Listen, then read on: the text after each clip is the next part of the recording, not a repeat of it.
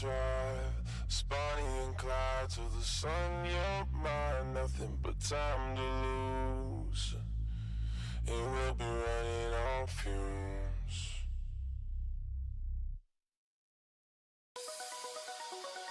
Hi, Timber. Hi, thank you for the early raid. Still in the starting soon. But because food is almost done, and probably gonna get some food really quick. But I just wanted to pop in real quick.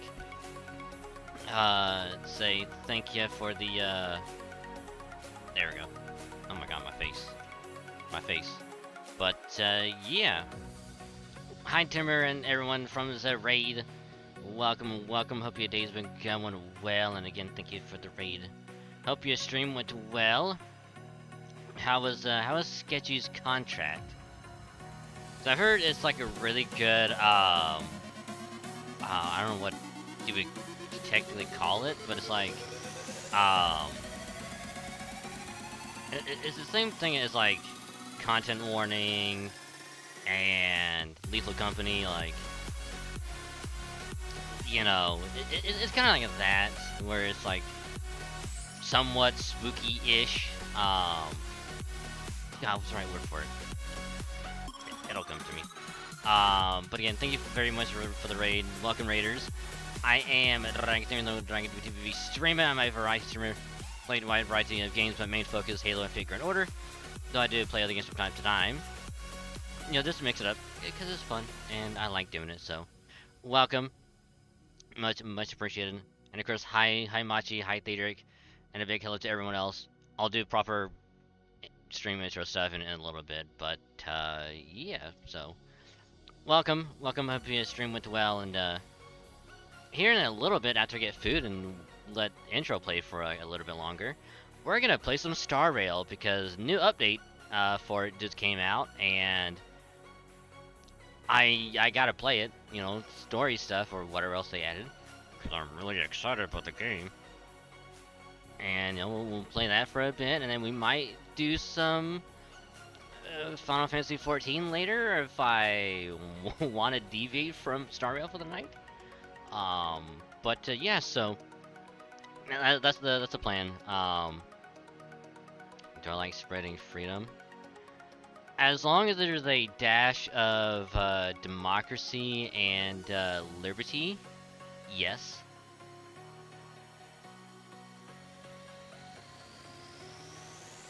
The answer is always yes. But yeah, so again, thank you very much. Follow Timba. He's an awesome dude. One of the nicest people you ever have the pleasure of meeting.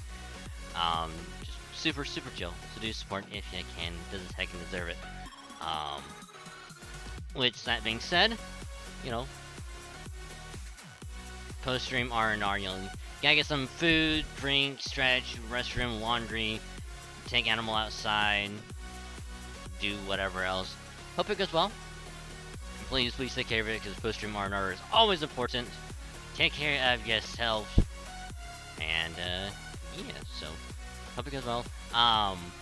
Which, if you're gonna be sticking around, lurking in the stream and all that, thank you. I hope you enjoy the lurk. Just remember, you can either mute the tab or you can turn the volume down on the stream. Just don't mute the stream itself. That way, views still count. Helps a lot more than you think. And enjoy the stream and the lurk. Much appreciated. But if you're gonna be heading out for the night, thank you for sticking through the raid and joining for a little bit. Much appreciated. Hope to catch you later. And yeah. Thanks for change friend code sometime. If you're talking about Steam, I thought we were already. Added.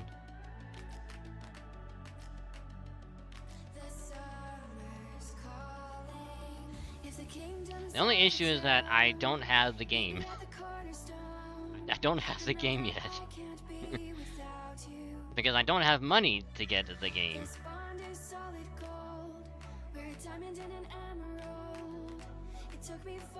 Don't know how that everything works that way. Well, even then, like, I don't have the game either way, so. I won't be getting the game for a while. But yeah, I'll let the intro rock for a little bit more, and yeah, and then we'll do a whole proper intro and all that stuff. So I'm gonna get food real quick, let the rest of the intro play out, and we'll actually start. So yeah.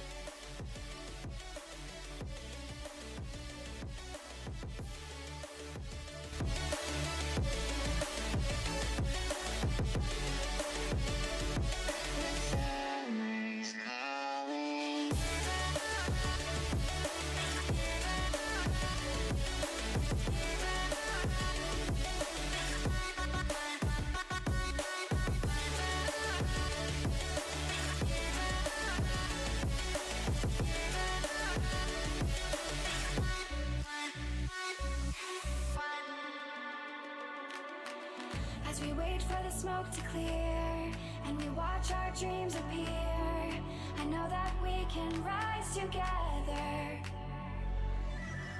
This vision that we share is ours. Together we can touch the stars. I know that we will see December. 'Cause when it's all over, the love that you give will be there to guide you in every way. Now we've been through the cold and darkest days. The summer's calling.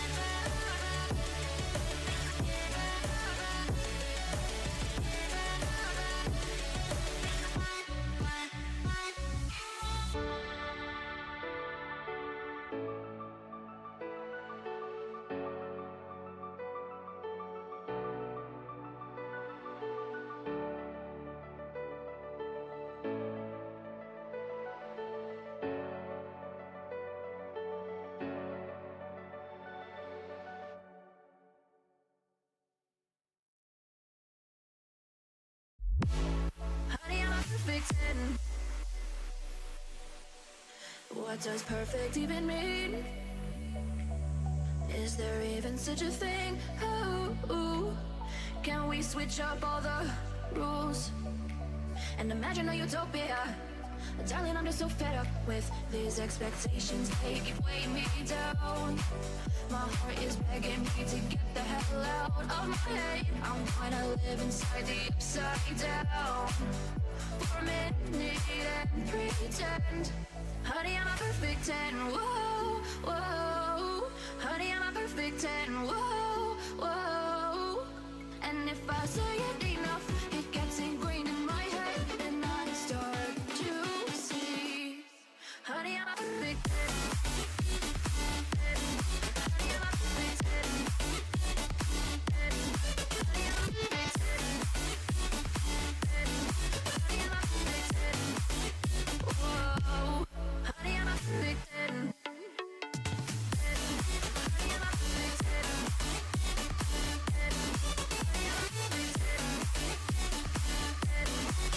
a perfect 10.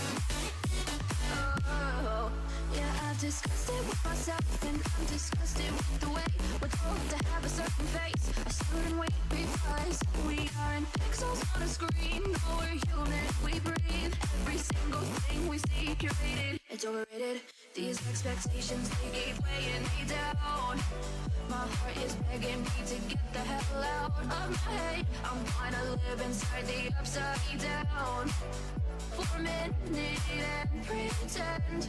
Honey, I'm a perfect 10. Whoa. Honey, I'm a perfect 10. Whoa. And if I say it enough, it gets ingrained in my head, and I start to think. Honey, I'm a perfect 10. All right. It's proper start time. So, hi everyone. It is I mean, you already know who I am. Because of intro and all that. But it is just a wagon. Friend logo dragon to VStreamer. And, yeah. Like I said a little while ago, it's Star Rail time because it's been updated. And, you know, loaded it in real quick just to make sure it's actually working. And it immediately went into a cutscene. Because I was expecting it to be like, hey, you know, you'll be on the train or wherever you last saved at. You can move from there, and then it's like, you know, then a cutscene's gonna start. Nope, it just immediately went to a cutscene, and I just Alt F4 and went right out of it. So I'm hoping that when we go to load back in, it'll do the cutscene again. So we can actually watch it. Which, looking back on it, I probably could have just paused it. You know? I probably could have easily just paused it and then we just resume watching it. But now I panicked and went Alt F4 and just exited right out. So hopefully it's gonna play. If not, oops. I'm gonna have to try and find it on YouTube so we can watch it. But yeah. So, like I said a little while ago, we're gonna do that, check out the new stuff, maybe do Final Fantasy later, work on, like, you know, the book, might do some mount farming or whatever. You know, just because, if I feel up to it, because I might still want to be playing more Star Rail at that point. But we'll see how it goes. We'll see how it goes. No guarantees, because the game's gonna be good. So yeah, we're gonna be doing that tonight. Mostly Star Rail. Continue story stuff, if there's anything new, and just have fun, good time, chilling, vibing, lurking, all that good stuff. Which again, you know, big hello to everyone that's joined in now. You know, pleasure to have you. You know, chilling, vibing, all that good stuff. So much appreciated. Thank you. And as always, like I said earlier, I'm gonna be lurking. I appreciate the lurk. Just remember, beat the tab, not stream, VStreamer account, and much appreciated. So thank you. And then of course, thank you for the cute name as well, Tadric. I am indeed cute as well. Everyone else so cute, so thank you for the cuteness. Much appreciated. Thank you.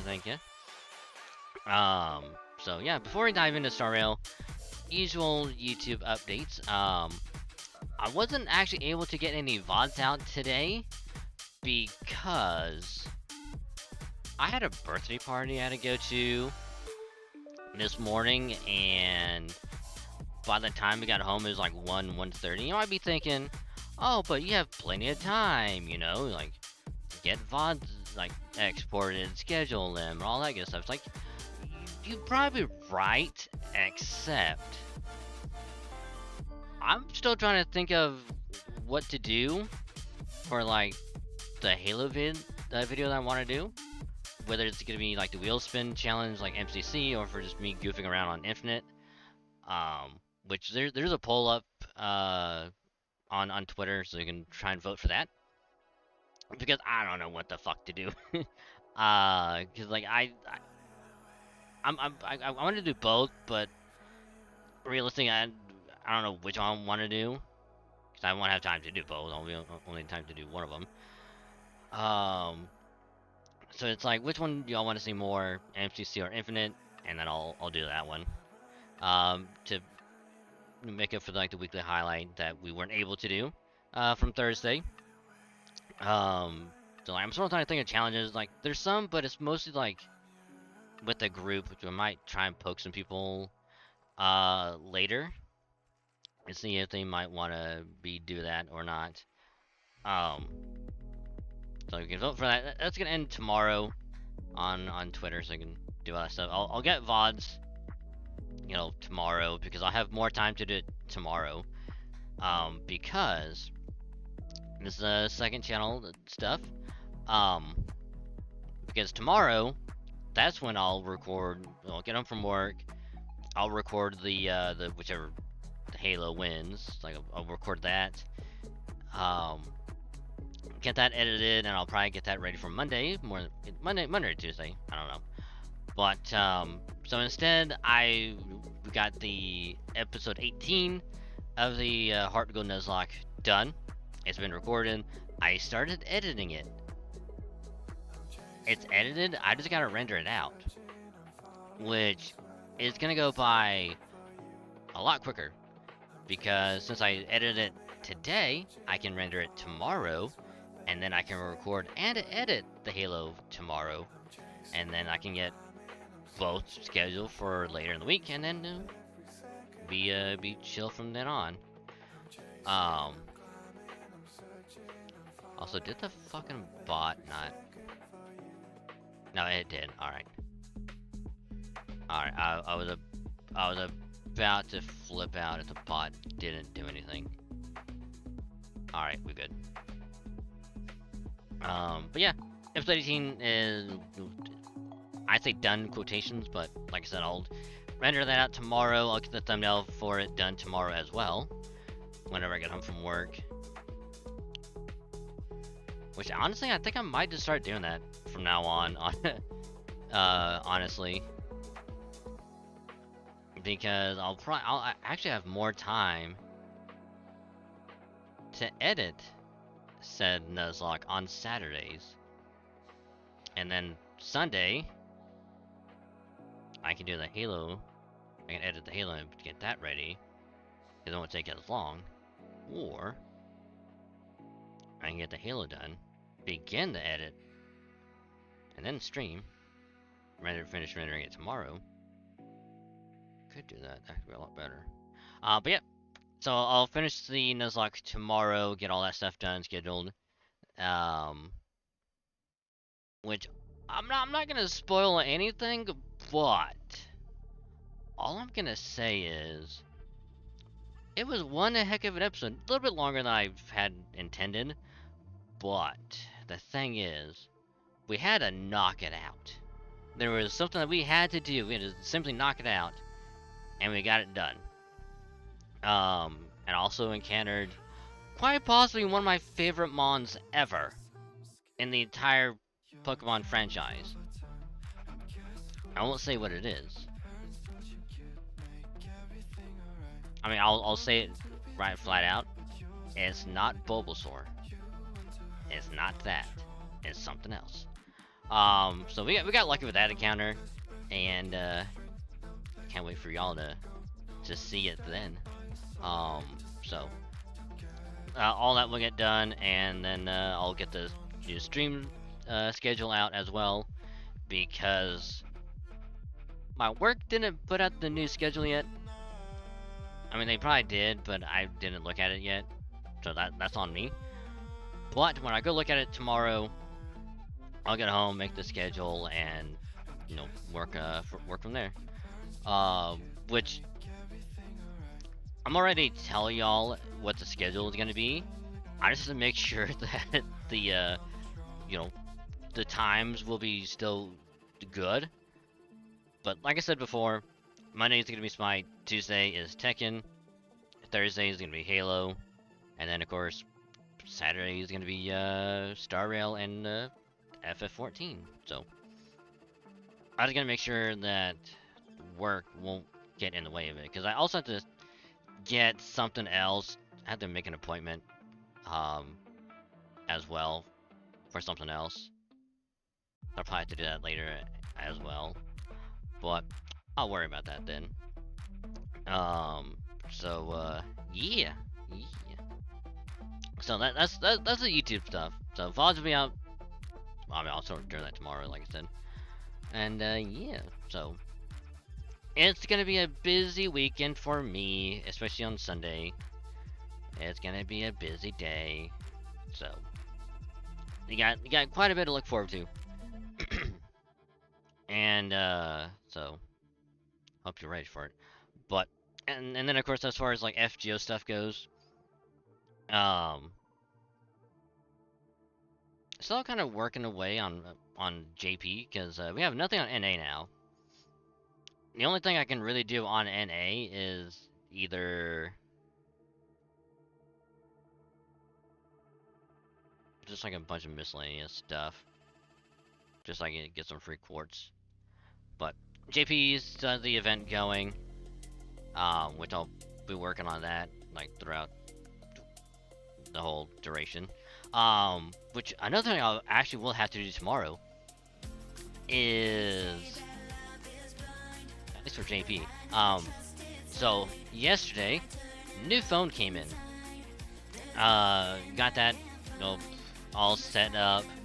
All I gotta do is, you know, actually swap everything over to that phone. Because now I don't have to rely on the previous method that I'm currently using for it, and instead I can go back to using a phone again. So yeah, I think I gotta actually swap. I gotta transfer things over again, and then I'll try, keyword try, and do one more little summon attempt for the new servant that I really want to get on JP. And do a little summoning session for that as well.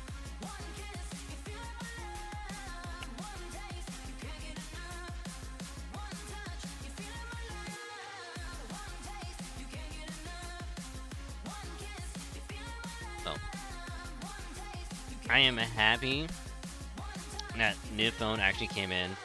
The battery is already lasting a lot longer than my other one, than my old phone.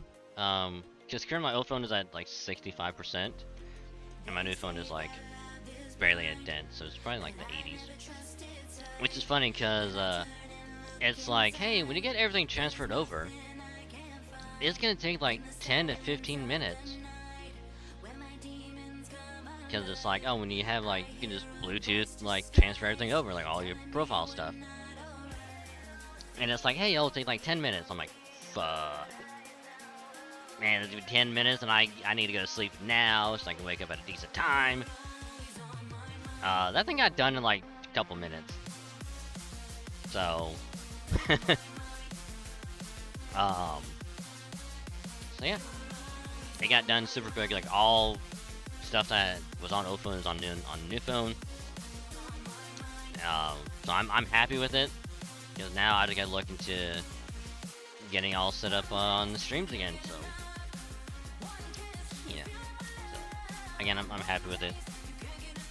Now the next thing I think I worry about is getting a possible new CPU. Because my current one is, I'm not sure that's the right way to say it, but it is easily getting maxed out when it shouldn't even be maxed out. Which is weird. But yeah. So there's that little update stuff on the YouTube and FGO stuff. And other things as well. So yeah. Which also, we'll go ahead and do the random topic right now. Because now that Machi was like, oh yeah, just go to your money tree and just get that. It's like, man, I wish it was that simple. You know, just go to like go to your money tree, get money from that. But here's the thing. It wouldn't really work. Alright, having a money tree wouldn't exactly be the best idea. Because here's why. I don't really use cash to pay for a lot of stuff, and like most of the stuff that I want, I buy it online anyway. And so it wouldn't really be beneficial to have a money tree if I'm buying stuff online. Which might be thinking, oh, we'll just go to the bank and deposit that way. It might seem sketchy if I keep going in with a bunch of money over like a certain period of time. You know? And when I go in with like $100 a week, just like, hey, put this in, put this in, put this in. They're gonna be like, where the hell are you getting like $100 like every week? I mean, not really gonna be like that, but over a while, like they're gonna be like, something's up. Something's up. If I'm going like end every week, just deposit 100.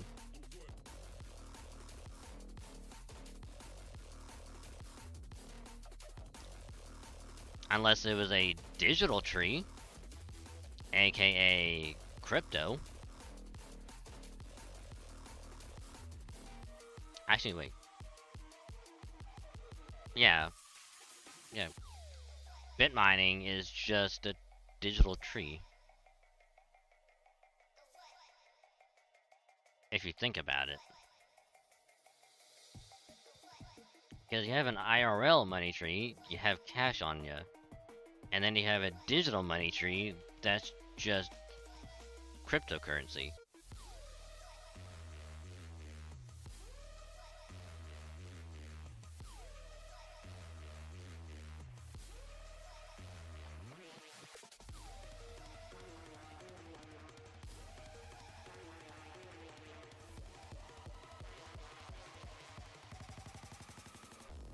Damn. I was today years old when I came upon the revelation that a digital money tree is just bit mining. Huh.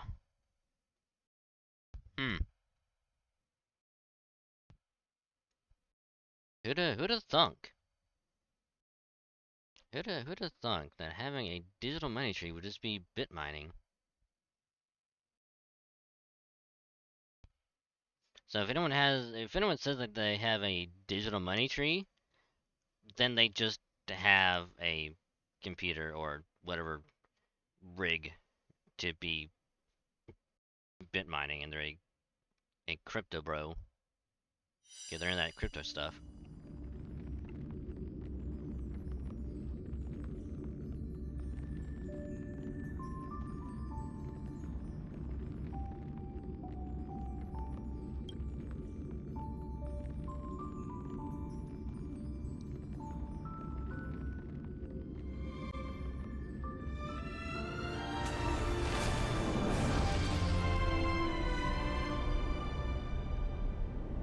Okay, so we're gonna hope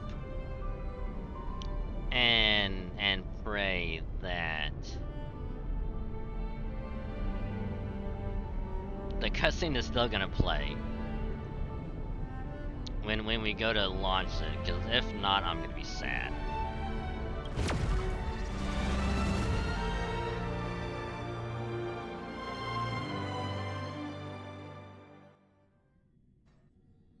Yay!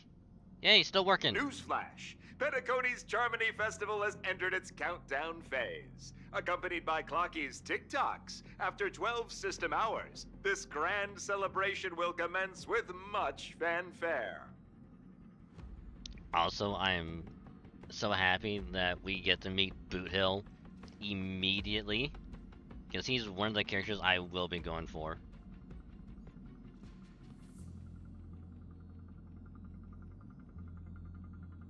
Him and Firefly are like the two characters I really want to go for.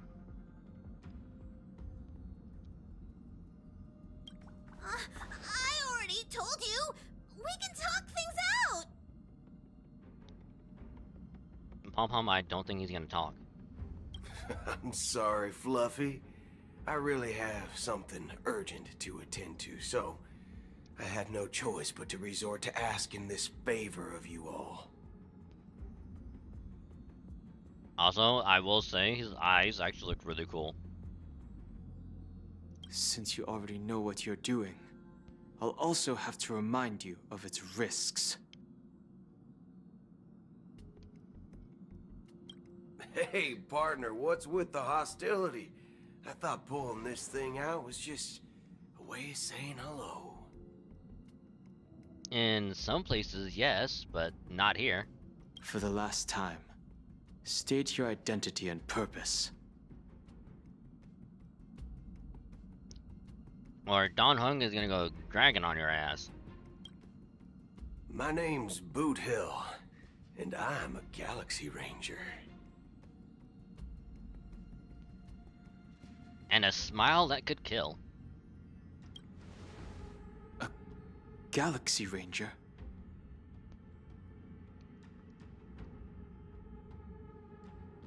You look like you seen a ghost. Did you think we all went extinct? Well, that's the price you pay for being off-grid for too long. The righteous heroes of the hunt would never hijack the Astral Express. I ain't hijacked anything. What, chatting with someone while holding the gun is considered a hijacking? In some places, yes. It probably is. Pardon my frankness, but there are plenty of rumors in the cosmos regarding the Galaxy Ranger's current status, and none of them are pretty stories. I have a hard time believing you. Oh, this is hilarious. The tale that this bunch of fools spin is getting out of hand. There's even a bit about the Galaxy Rangers being turned into gibbons by Dr. Primitive, and they're in some valley screwing around on swings.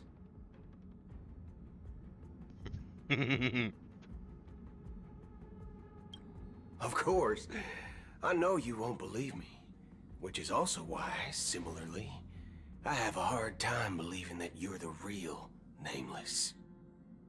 But we are.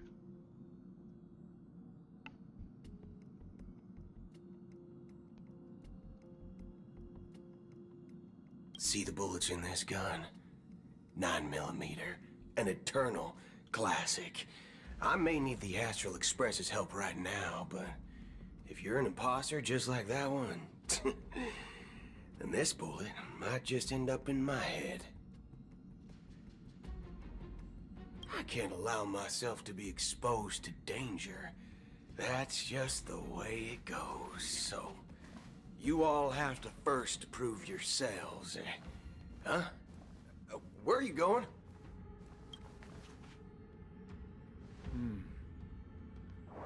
Recognize this? Oh, it's a Jade Abacus. It's a model fudger. The Jade Abacus of Ally and Oath. The CN Joe really gave this to you guys? Also, I love how he said muddle fudger. I'm gonna use that from now on. Instead of screaming motherfucker, I was like muddle fudger. Model fudger? Pom-pom language. This is the Jade Abacus gifted to the Express by the Shenzhou Luofu's general, Jing Yuan. Its presence on board serves as the Shenzhou Alliance's official recognition of the Express. Is that enough? Maybe. Not bad, kiddo. And across these sprawling stars, a gentle squeeze is all it takes to rustle up a whole legion of Cloud Knights. Now, I reckon that'd be one fudging sight to behold.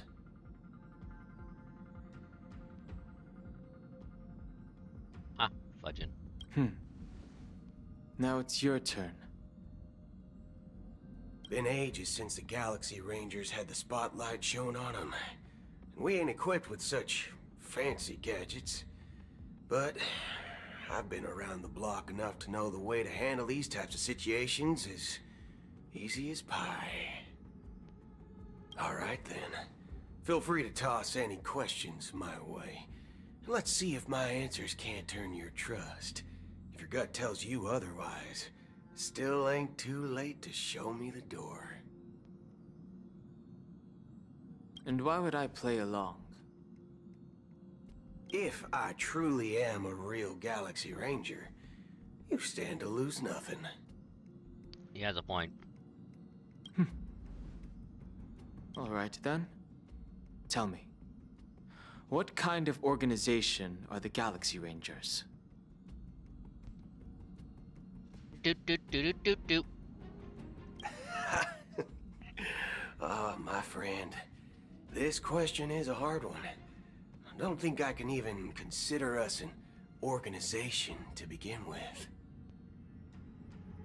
Everyone's on their own fated path along the hunt, with their own resolute sense of righteousness and not so welcome among such so-called universal values. This reply does not instill trust, and only makes your predicament more precarious. I'm guessing you're gonna ask about some form of shared faith, right? But us Galaxy Rangers don't need that sort of thing. What brings us together is a shared bottom line. Ooh. Never bully the weak. Never kill the innocent. These oaths aren't some lofty beliefs, but the fundamental bottom line that one must never cross as a person. Okay. As Galaxy Rangers, we strictly adhere to the bottom line. When someone crosses them, the hunt's vengeance will surely come knocking. And is Blade one of those people? And in this moment, the other crucial meaning of bottom line comes into play. As long as you don't cross it, you're free to do whatever you please. You catch my drift?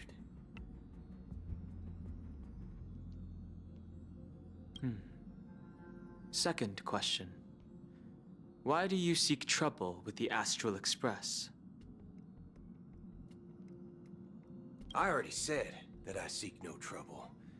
I must go to Penacony for a matter. But I don't have an invite. And I can't even enter the family's hotel doors. If only I could borrow the Nameless's identity. The entire cosmos knows you're guest of the family. I don't know, it seems sketchy.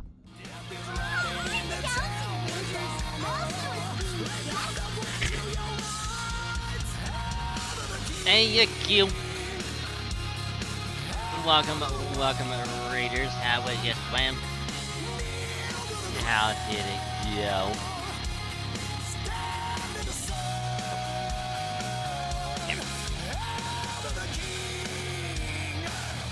I fucked up. I fucked up big time on that. But yeah, how was Phasmo? How did it go? Did you bust a lot of ghosts?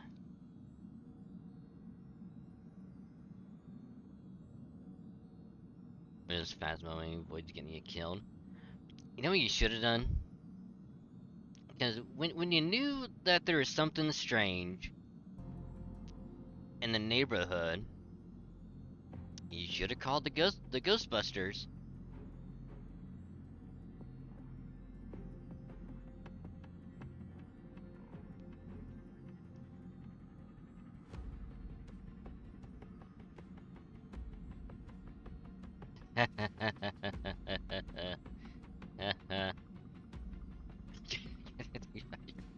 No, I will not.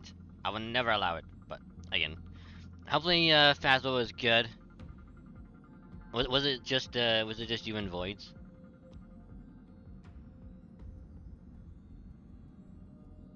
It was actually, which funny enough, when was the last time I even remotely played Phasmo? I don't even have it installed anymore. It was a while since I had it. Back in December.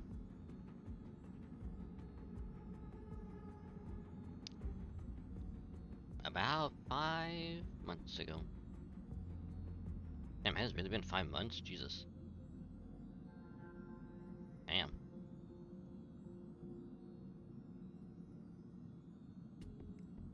Yeah, last thing I think it's gonna have a lot of people time. I feel you on that. I gotcha. I gotcha. But hey, at least you had fun with it. You know, getting each other killed and man, I haven't played Phasmo in a while. Kinda gonna dive back in just for a little bit at some point. But again, thank you very much for the right queue. If you haven't followed the queue yet, you totally should. It's awesome. awesome friendo.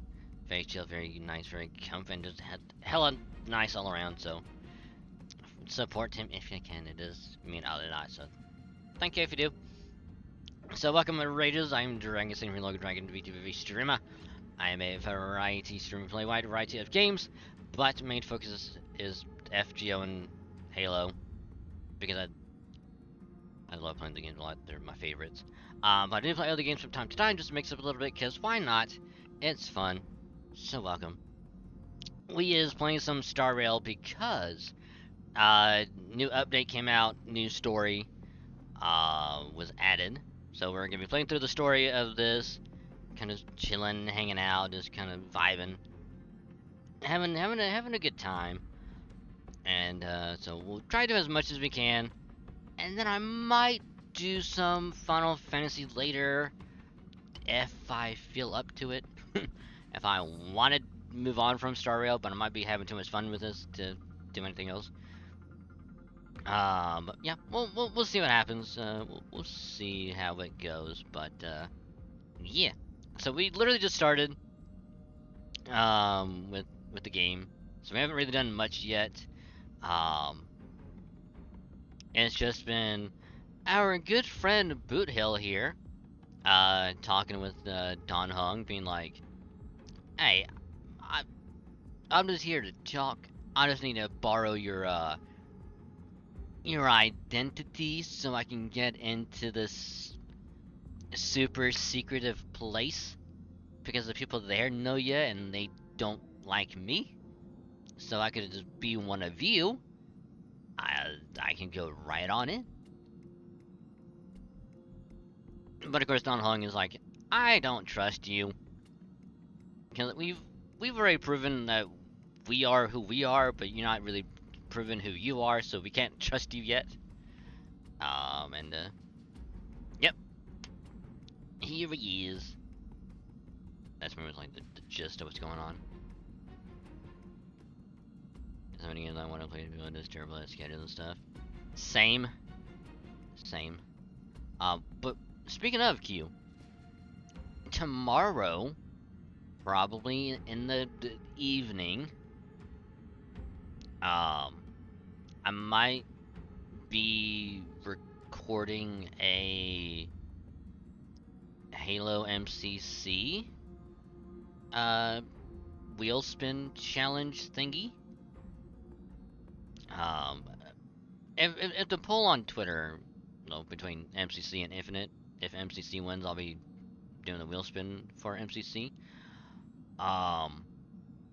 And some of the challenges on there are kind of like more co-op based, with a focus on this stuff.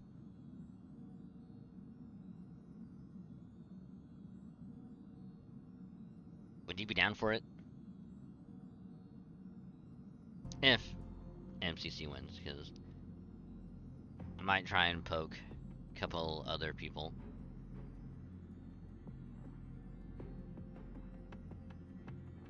And I really want to try and get at least 4 to do it.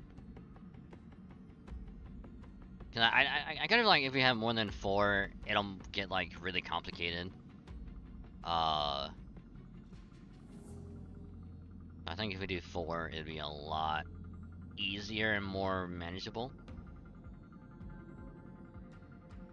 Granted, we'd just be goofing around for like an hour or so. You know, just like spinning a wheel, and then whatever challenge it lands on, like, we'll all be doing it. So like, haven't shown it off yet, but one of the wheel challenges is called follow the leader. So one of us would be, the so-called leader, and wherever they go, everyone else has to follow. Whether single file or not, like, it's up to them. But we just follow that one person all the way around. And then another, I like to call lights off, where the person will have to turn off their monitor, or whatever, like, they're playing on. Like if on PC, they turn the monitor off, and everyone else has to direct them around the map. So like, let's say for example, I have to turn my monitor off, so I can't see anything. It would require you and whoever else to be like, alright, just keep going straight, turn left, turn right, there's a person in front of you. I can only go off of audios, like sound cues and all that, like, so like I won't be able to see nothing that entire match. Or if it lands on like whoever else, we have to direct them. Which granted, the way to get around that is that one person could just be AFK and they just stand there and we have to.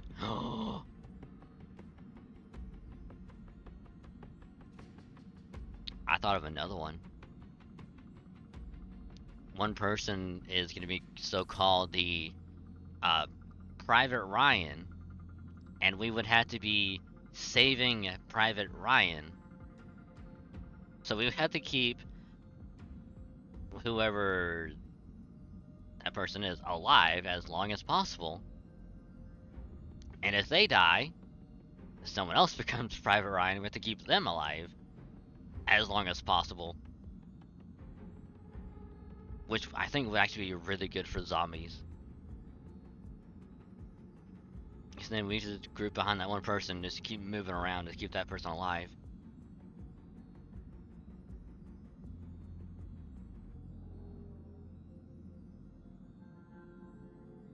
Actually, I'm also thinking of possibly doing that on stream. Assuming the wheel spin wants to work on stream, because any other time I tried to do wheel spin, it didn't want to work.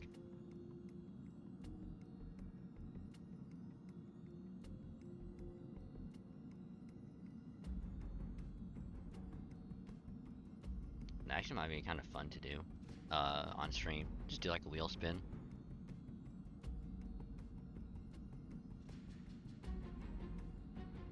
Yeah, if you're down, I won't be home until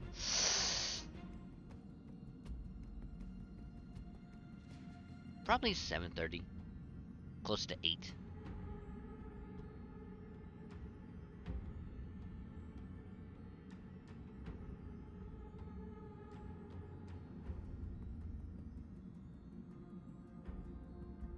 Can't change, that sounds fun. Noise. Noise. I think I'm trying to think of whoever else we can try and get in. I know I got a lot of people will be busy on the Sunday. I've been trying to figure out who else would want to join in.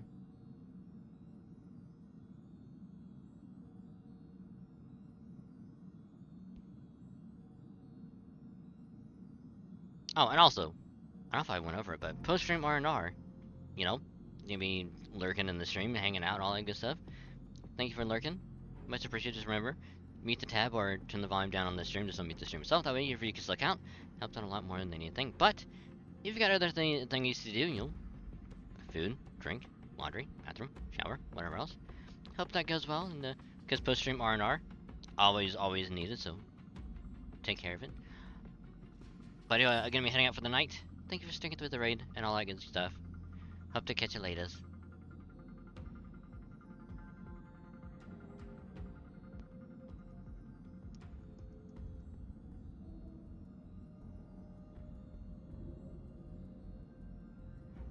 So I might poke a couple people to see if they might want to join in.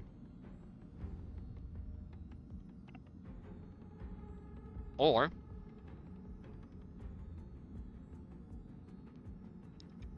if you know a couple of people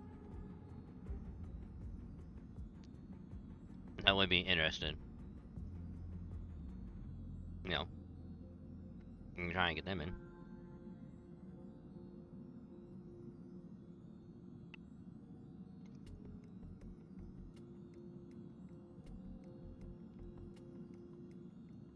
Well, you've hit the nail on the head. This is why I'm here. It's fine if I tell you. The Rangers are pursuing an imposter. A son of a nice lady posing as one of us. She's on Penacony right now. My informant is a memo keeper. She's the same as all mimetic organisms, appearing one moment and gone the next. Ugh. She scares the fudge out of me. Still, she gave me some vital info.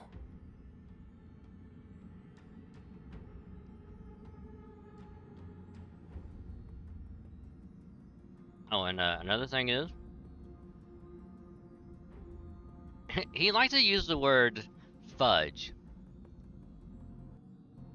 I would have to assume because this has to be like a game for everyone, so they can't be dropping swears left and right. So he'll say fudge instead of fuck, and he'll be like innocent, like mother, whatever. And he goes muddle fudger, which is funny, and I love it. So if you go to play Halo tomorrow, and instead of me swearing, I'll be like muddle fudger.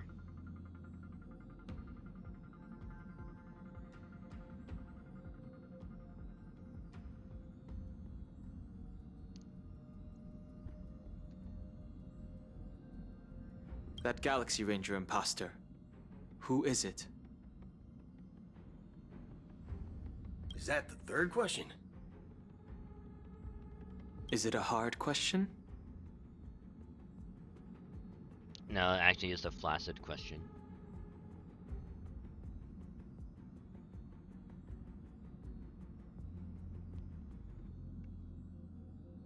It isn't.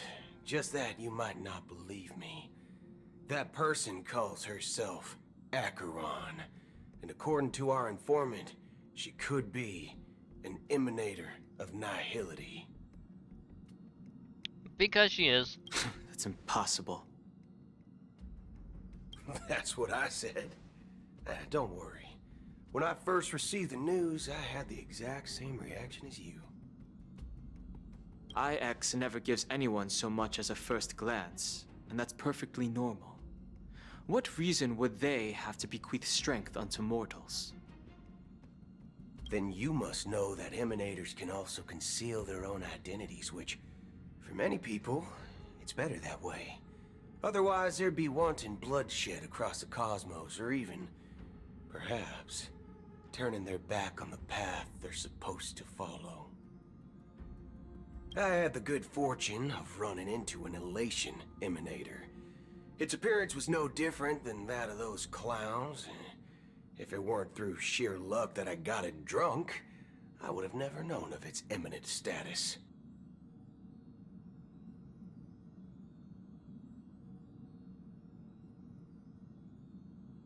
Even in the purest hunt, you'll find the Xianzhou Alliance under the spotlight and Galaxy Rangers lurking in the shadows.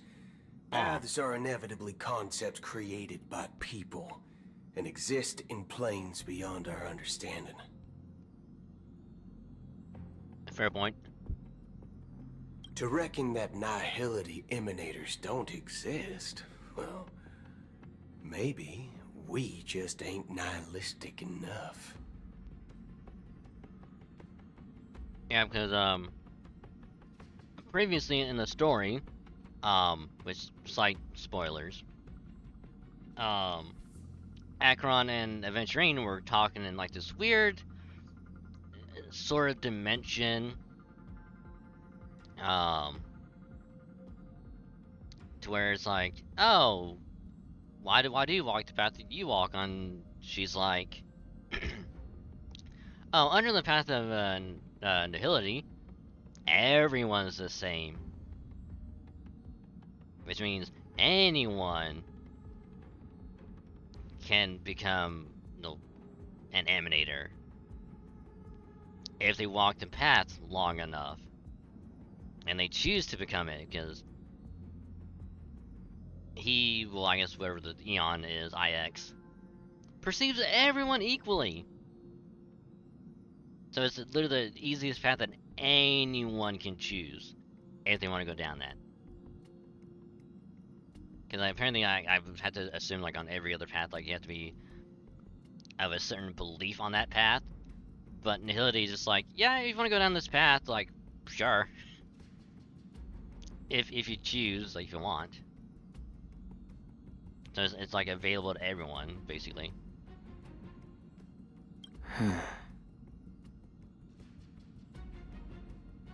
So, do you understand now? Your companions are in danger, and it's pretty harrowing.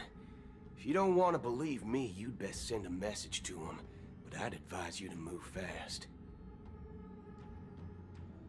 We don't know what's happening in the dreamscape or how much of what the memo keeper said is true. And that Acheron, who knows what she intends to do. Well, here's the weird thing, Boot Hill. Our good friend Welt. Well, the thing is, he thinks she's not a threat to the Express. So, yeah. Yeah.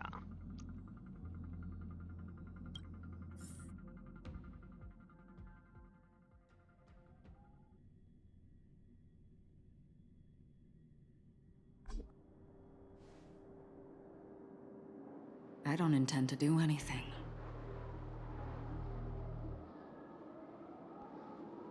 Oh,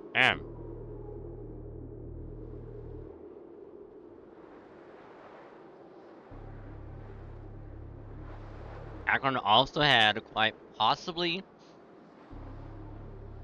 like the most badass like moment since possibly like since like the main character at the beginning of the game when you go against oh god, what's her name?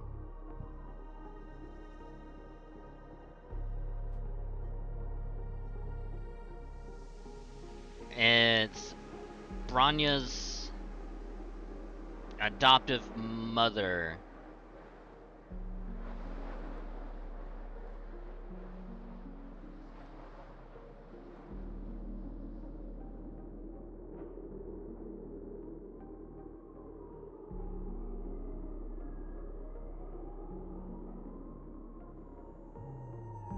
Oh god, why am I blanking on it?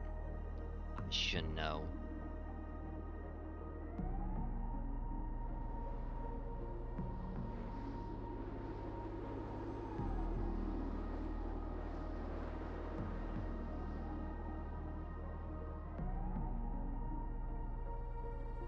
Not that.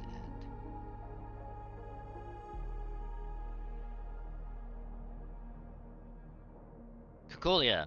That's what it was. I knew it started with a C, but I was like, I don't remember what it is.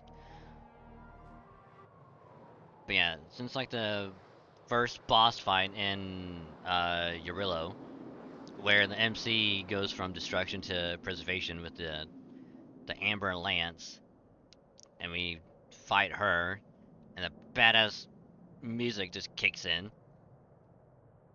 I was hoping for like another badass one like that, and Akron delivered by basically turning on her like emanator mode, or I don't know what it's called actually. I'd like to call it emanator mode, where she like anytime she draws her sword, she goes from this to like black and red, and it fucking badass as hell. And she literally just does a fucking slash, and it's like a big like little crescent like little like blade like attack, and it goes a big ass like arc and just goes right through Aventurine, which again, spoiler. And it's so cool. That's not up to you. Did you know? People who come to the land of dreams for the first time, they'll subconsciously stop to reaffirm that they're still walking on solid ground. And then they will unanimously raise their heads to gaze at the sky.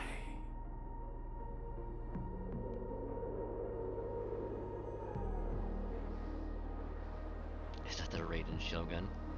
Here's the funny thing. Everyone says that. They're like they go, oh look, it's Bronya from Third Impact. When they first meet Bronya in, Belobog. And then when they see Himiko, they go, oh my god, is that Himiko from Third Impact? Or I forget who else it is, but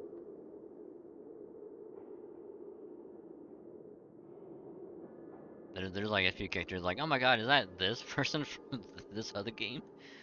Which is funny because I remember seeing on Twitter someone was like, they did like a Genshin Star Rail like weird mashup, and it was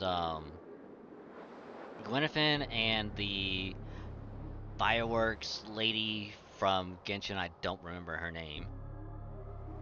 They were together adventuring, and I don't remember the ice guy that you get early in the game. The guy with the eye patch, because they both flip a coin, and they had those two together. They had Raid Shogun and Akron together, and then they had Kaya. Yeah, thank you. Then they had Hua and I think it's Hu Tao, the fire ghost lady.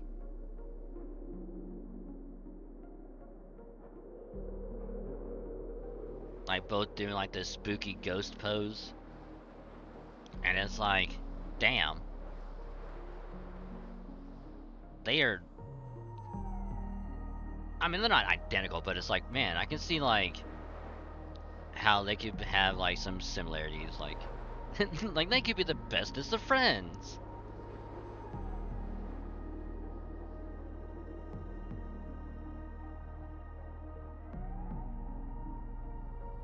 Also, another thing is, here in Penacony, apparently there's a thing called death, and the family is, trying to keep it covered up because they don't want anyone to know about it. Because apparently, it must have some ulterior motive to keep it under wraps until this festival thing is over. And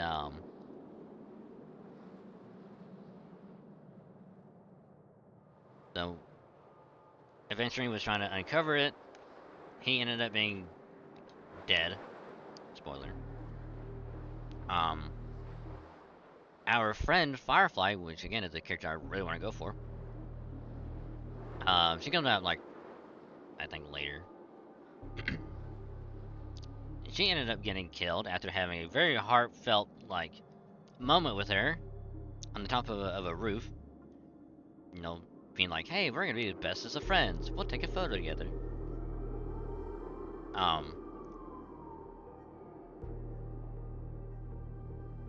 So we witnessed,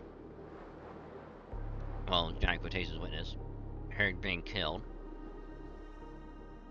And then we had to fight this weird creature thing. Which, if you saw that bird that was on the little rafter or the little thing just a little while ago, because the same bird when Adventuring was talking to Sunday, same bird was there. So we had to assume that this weird death creature thingy and that bird are somehow linked, because they both are very similar in appearance. Excuse me. So now I'm kind of wondering why this weird voice thing and this little child are talking together. Oh no, we don't need another hotel. Well, you have nothing to fear. Because, while Hu Tao is more like, I want to play jokes and they'll be funny, haha, money.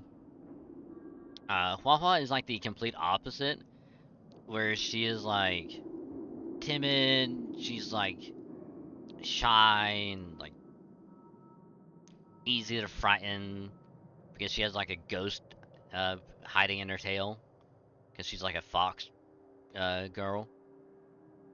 So she has like this ghost hiding in her tail.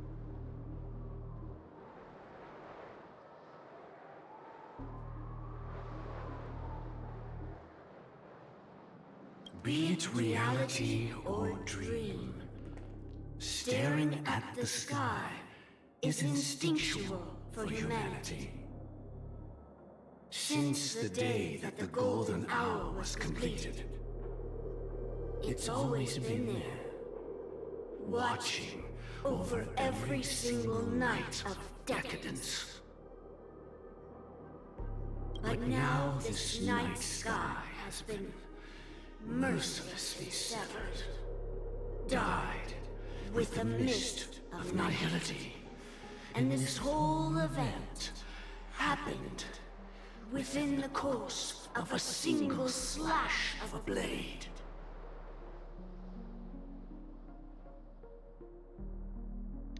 Shane, remember when I said that she had like a really badass moment? Yep, there's proof. A single slash of a blade isn't really accurate. It was actually 2 blades, just that the second one was faster.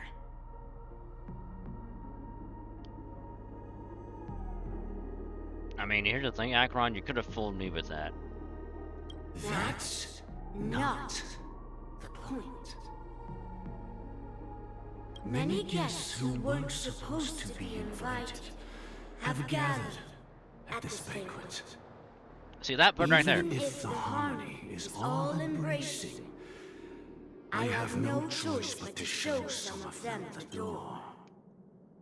For the sake of Penacony and the peace.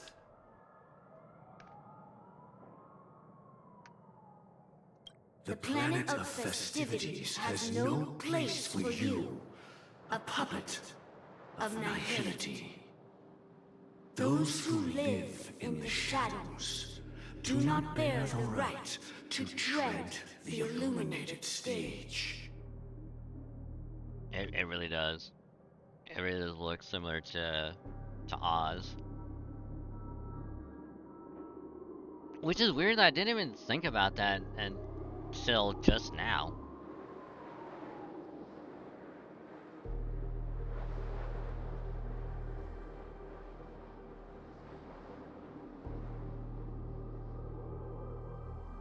Now I'm just waiting for like the official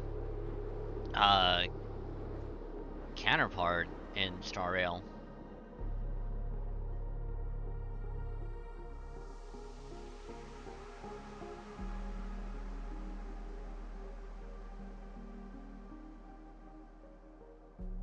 Speaking of living in the shadows, there's probably not much difference between us. It's only polite to reveal your true self, at least when speaking to others. I guess you can say it can be officially revealed. Mods, rage art that guy.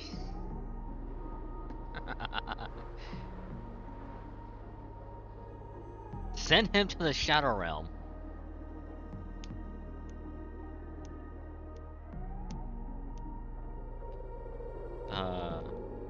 Nice. Nice. I approve.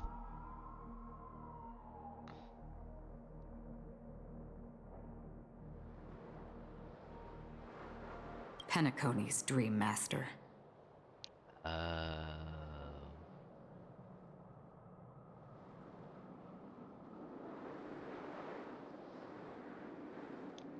So is this gonna be like the head of the family of Penacony being able to not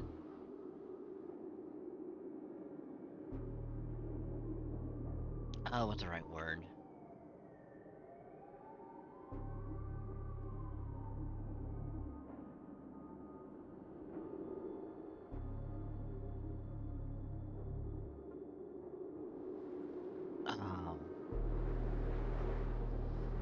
Like basically having like a fake body that they can control so they can stay in one spot but still have like this other body to move around and interact with.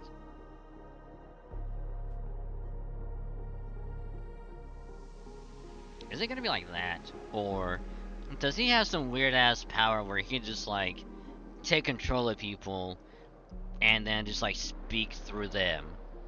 Because I like the bird that's right there, just like bird has to be nearby so they can take control of whoever. I'm like, I now control you. You shall speak for me.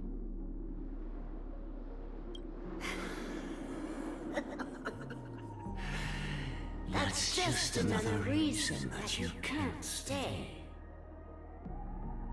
Whether you believe it or not, this is the real me. Oh. I think my theory is actually correct. He has to... That bird will be like the... Oh god, what's the... I'm having so many brain farts tonight, Jesus.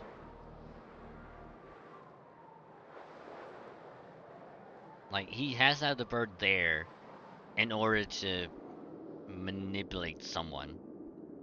Or like a group of people. We are one. We are Legion. Is this the unity that the family espouses? My mortal shell has long since dissipated. The Oak family's 107,336 offspring are now my eyes, ears, and mouths, spreading joy across dreams when required, and in times of essential need, exiling evil from this haven in my stead. Interesting.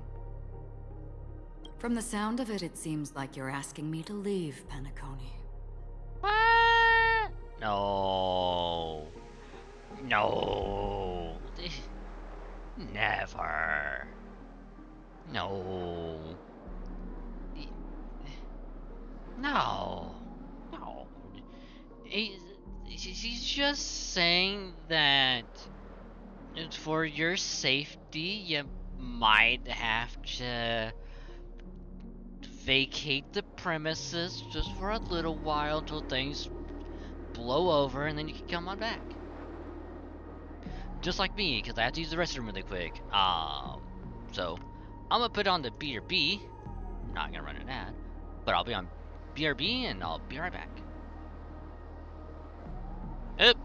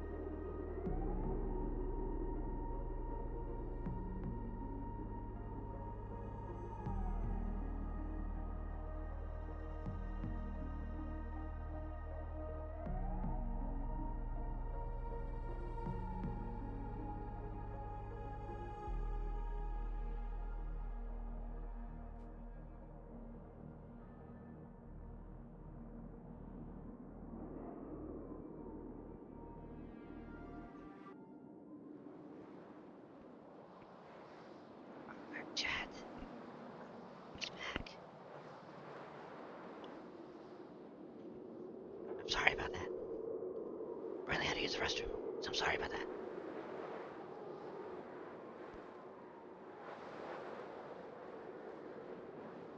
Also, I love how I can look over for a while and I can just see the pun. I can just look over and look at Q's pun like whenever I want, and it's amazing.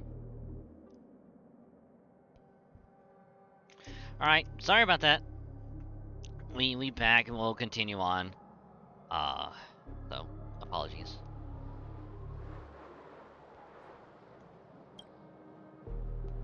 I am glad that you're an understanding one. Alas, I'm not asking. Really? Because it sounds like you are. If you think you can. Ooh. Ooh. Ooh. I love her. Are you threatening me?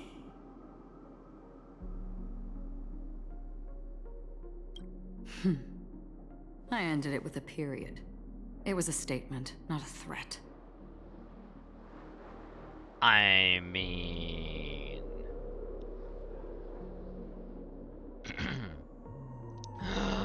Arrar. Arrar. Because let's be real though. If she wanted it to be a threat, I mean, it'd be kinda hot. Cause, you know, arrar.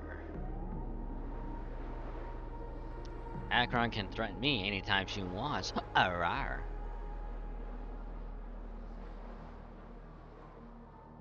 Rar XD.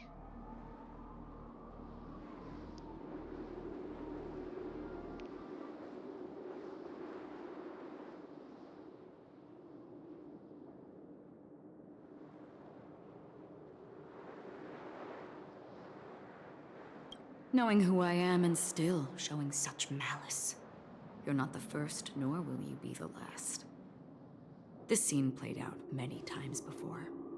And usually, when faced with my questions, most people retort, "Why can't I?"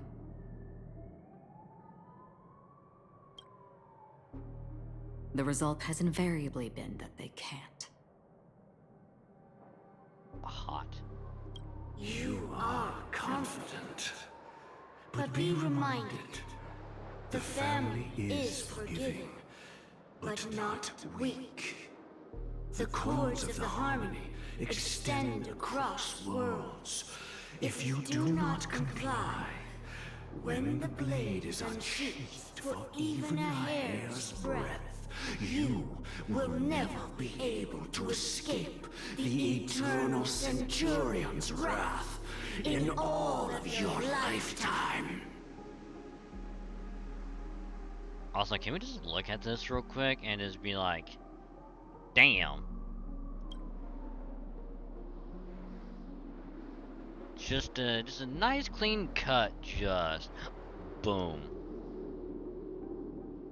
This is where Adventuring was like standing at when he got attacked.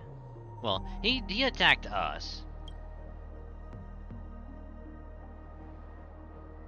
137 individuals. That is how many heathens I have exiled since I became Dream Master.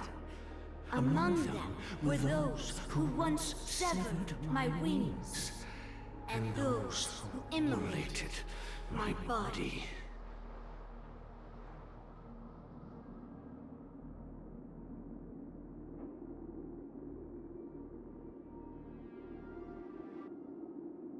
And here I stand again, about to add another mark to the tally.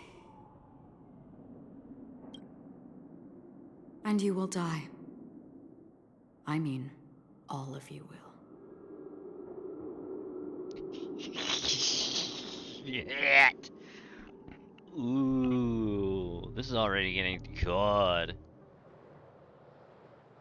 It just sucks that they had to break all of this into 3 separate parts, but at the same time, like, damn.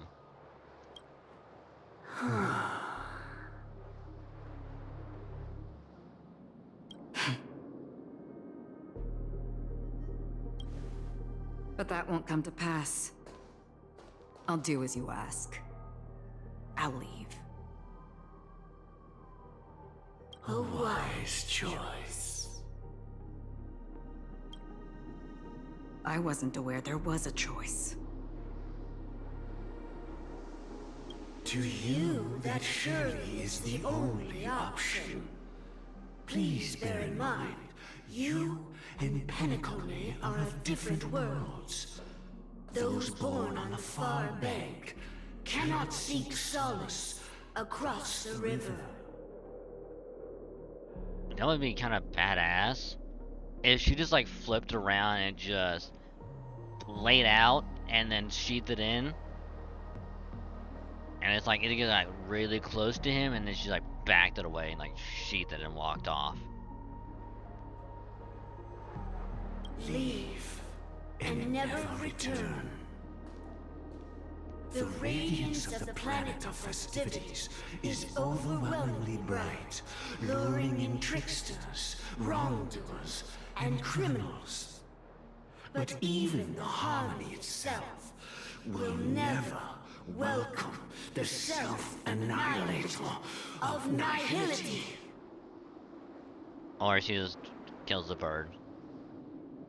And even more so, when this self-annihilator heralds the destruction of everything. Your strength is obviously a gift of the sleeping and shapeless, immeasurable and fathomless, like a tributary spawned from the abyss that brings death and sin to all.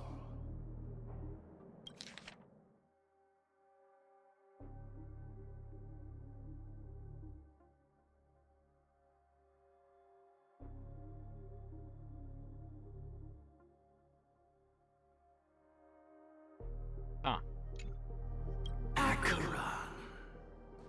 A befitting name. Take it from someone on the other side of your so-called river. You know better than I do that Penacony has already deviated from the harmony. Whatever your intentions may be, I foresee only one outcome. Oh, hey Elf. Welcome to the stream. Hope your day's been going well.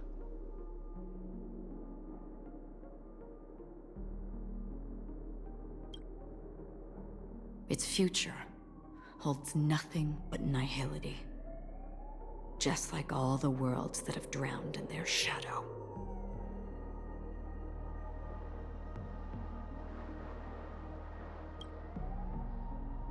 Ooh. Robins? Oh. Attention, please. The unusual event that occurred moments ago was due to a technical malfunction at Clock Studios theme park. The family has promptly responded to secure the area, and we're happy to report that there have been no injuries. Lies?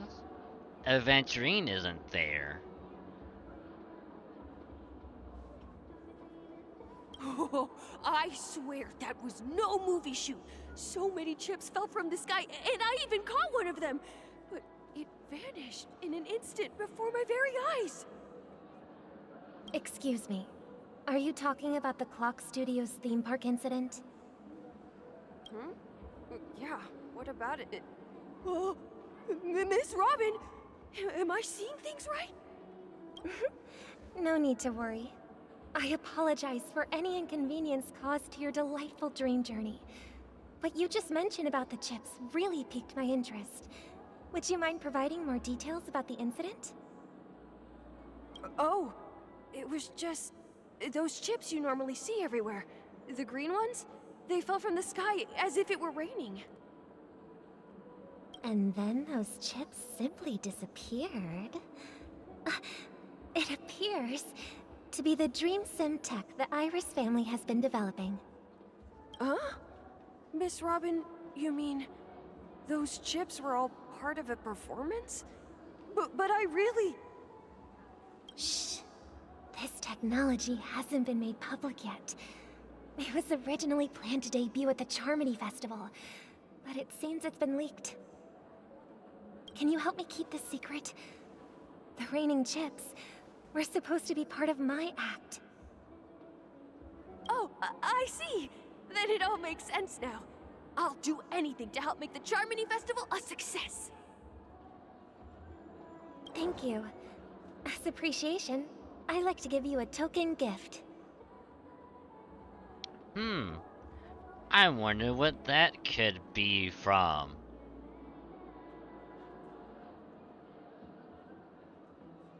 Oh, this button is...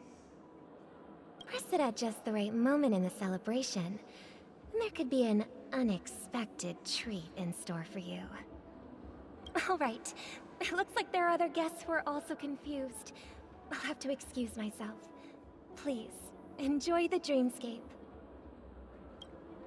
So many people talking about it. This commotion at the theme park definitely made waves. The fool always rings twice. So yeah, this has to be, this has to be Sparkle.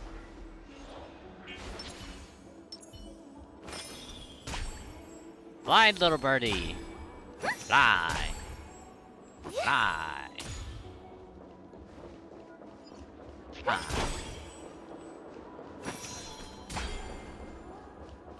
Fly! Alright, so let's look at... oh god.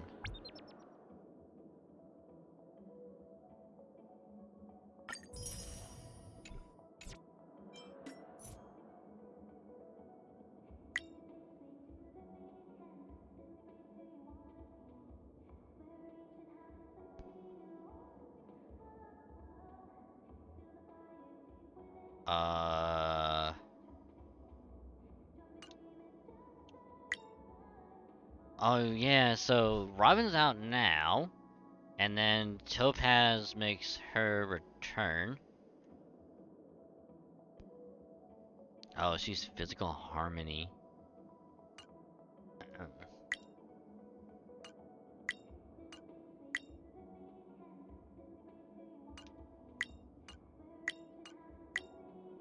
I know, so many notices.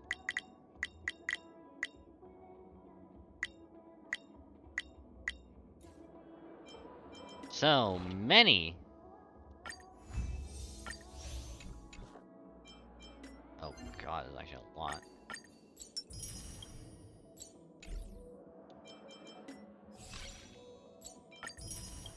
Okay, so we got 10 tickets. 2, 4, 5, 6, 7, 10. Yeah, this one. And on the 8th day. Huh.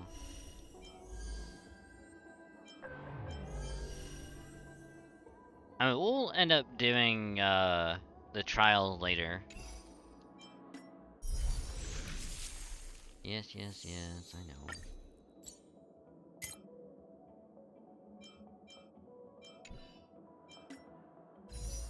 Of course, the warps. Which, that's as much as I would love to go for Robin.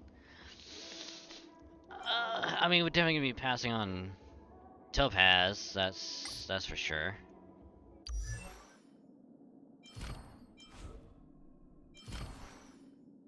Yeah, I gotta be passed on her. But yeah, as much as I would love to try and go for her, like, I need to keep saving for when Boot Hill comes out. I think he's physical hunt. And then I think Robin is fire destruction, I think.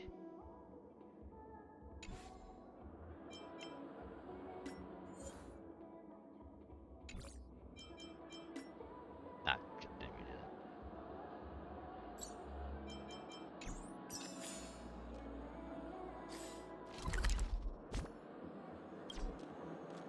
Saving for Sam. Yeah, I mean, here's the thing. I probably should be saving for one or the other. But here's the thing. All right. Here's the thing.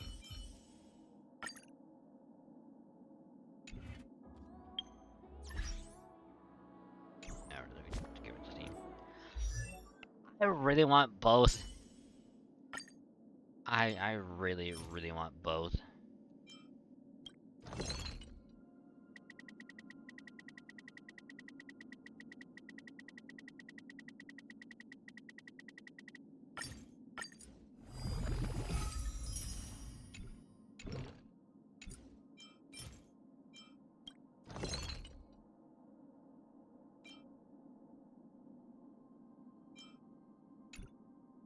I mean, Stainless Shadow Backwater Pass. How many do I need for him? 3.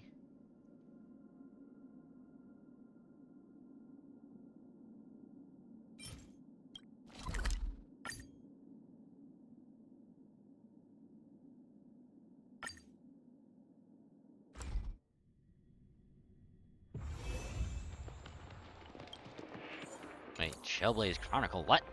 Oh.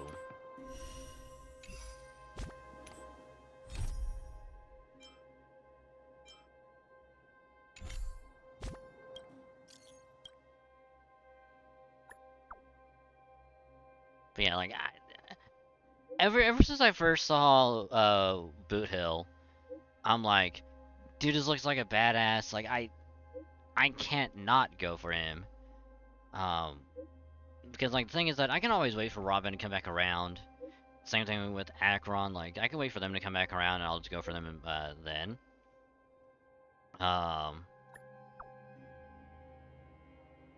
Which also allows me to kind of save up for them. Okay. So I'll just do that then. But I guess it also depends on who's gonna be alongside.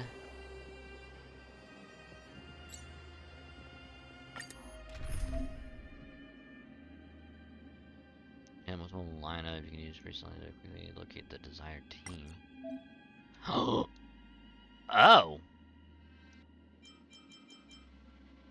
So instead of having to be like, oh, let me tab over.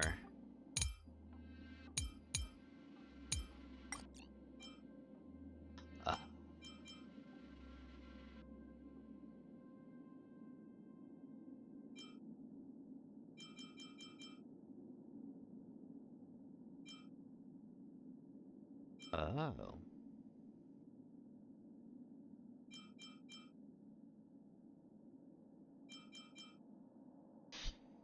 Interesting.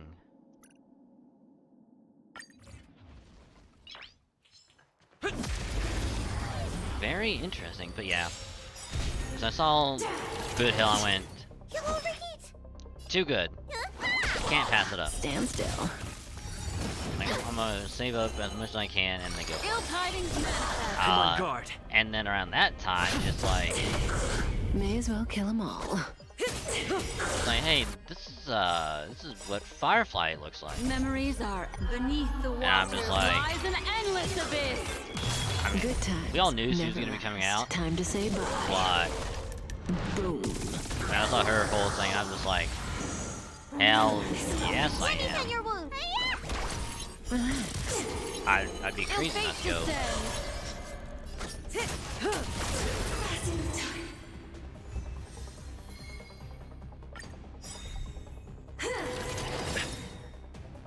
Lance ablaze. Lance! Forward! Stand still. Not a scratch. What do you want to know? Ill tidings manifest. Lance at the ready. Say bye to breathing. Cause like, let's be real though. Good times never last. Firefly, like, good character, you know. Really curious as to what's gonna happen Time in to say the bye. story. Boom.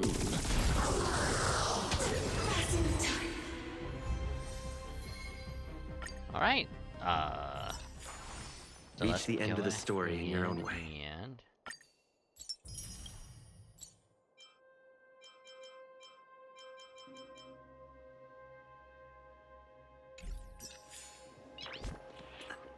Go ahead and ascend.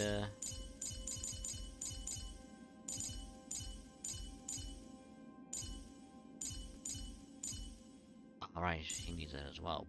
But we're gonna ascend you. It takes time and patience for a seed to grow.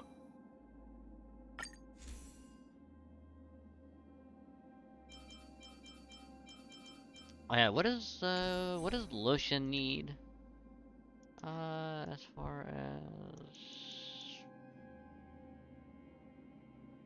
relics.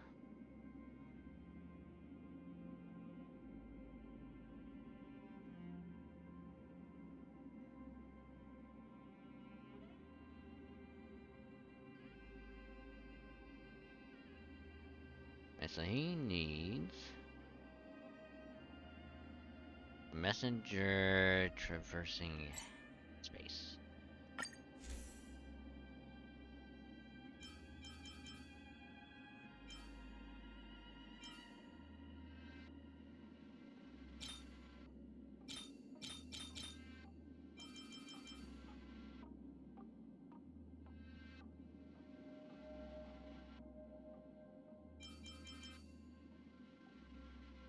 Which, I mean, we're not gonna be using Branya for a while. We can put that on. Oh yeah, we need, what is it? Fleet of the Ageless.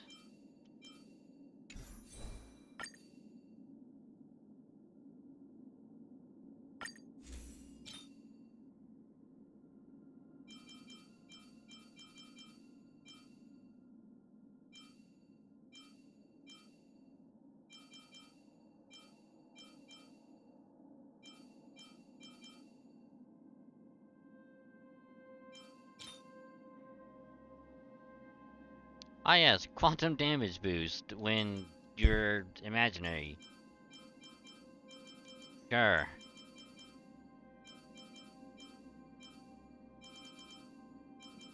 That makes sense.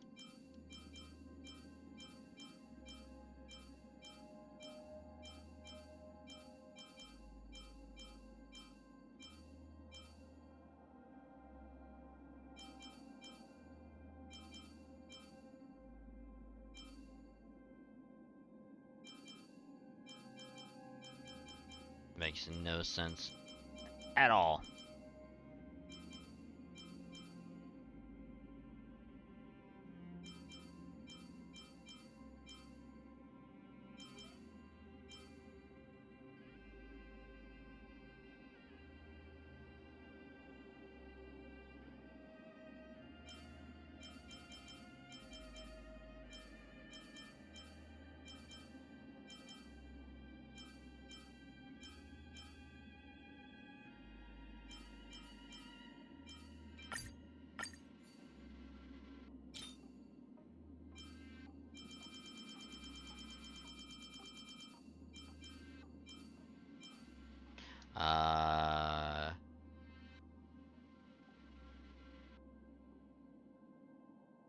Energy regenerate.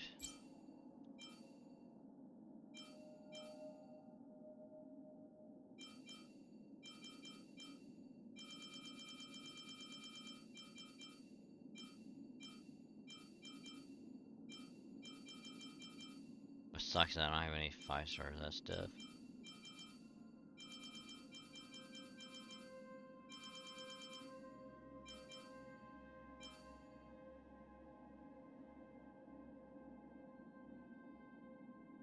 Also, it sucks that it's on links. It's actually kind of unfortunate.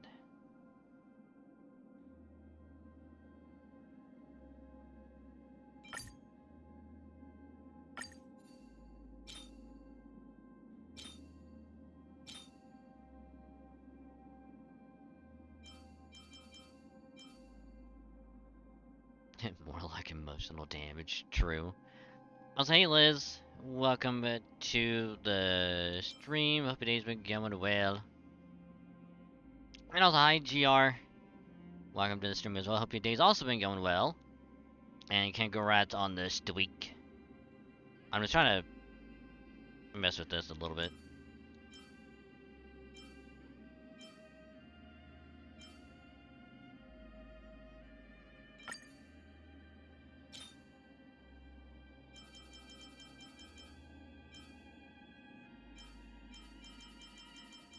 Because we are resuming the story.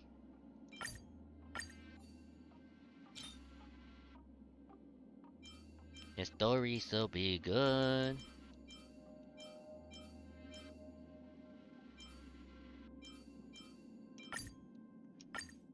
I want to read the Branya for a little while. I mean, not the best relics, but you know, not too good. Stay home and every start of year and evident daily is about the 85.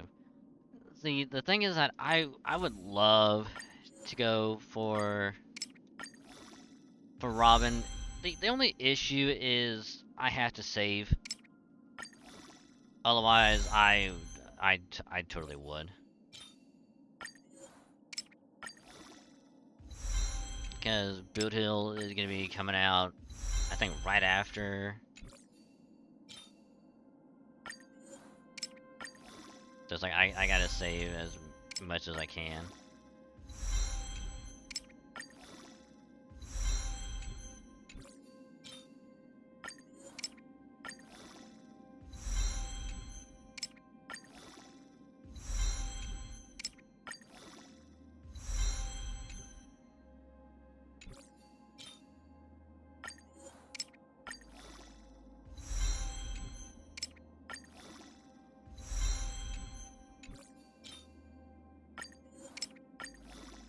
Because, like, I kind of already know what's going to happen. And it's going to be... Alright, the full length fragment, so no Robin. Yeah, same. Well, kind of same.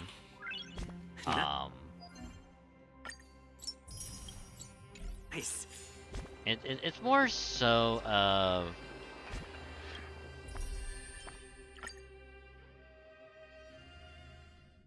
I tried pulling for Akron. I didn't get her. This commotion I at the did theme park everything. It's like definitely no made to waves. Akron. And with like Boot Hill, like right after Robin, I'm saving everything for Boot Hill. All the stuff that I built up for him is gonna make it so much easier to get him. And then once Firefly comes out after him, I'll be some. Okay. Here's the thing. Assuming in 17 days is when Robin's banner is gonna away in 17 days. At that point, it's gonna be my birthday whenever the next banner comes out. So if it's Boot Hill, doing some birthday pulls for him on stream. If it's Firefly, I might drop a little bit. You mean Silver Ranger? You know the worst thing is, GR, is that I can't now unsee it.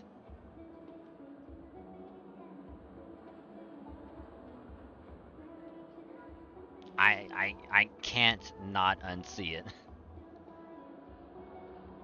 So like from now on, if I couldn't see Firefly, I'm gonna be like, oh my god, it's the Silver Ranger! Da da da da da da.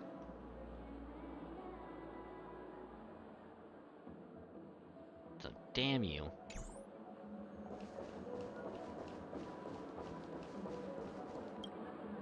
The family promised they would protect the guests within the dreamscape, but I witnessed a group of organic life forms making their way to the theme park.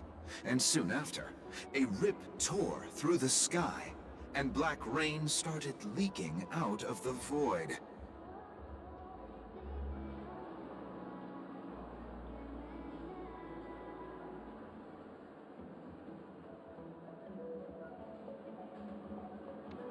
If a coworker makes you see it, so do you. I mean, I'm all for it. Like I like it.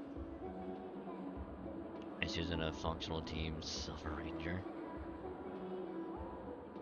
Sound Hunter really get along. They're two of Kamen Riders. I mean, but isn't there a group of Kamen Riders that get along?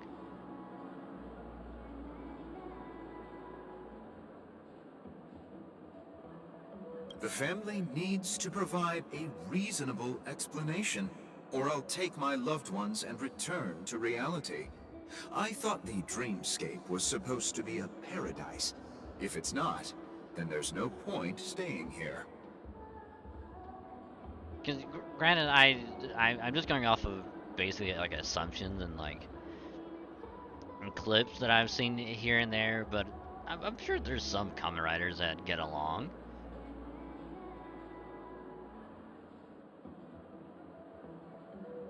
It appears the good sir has seen many great events.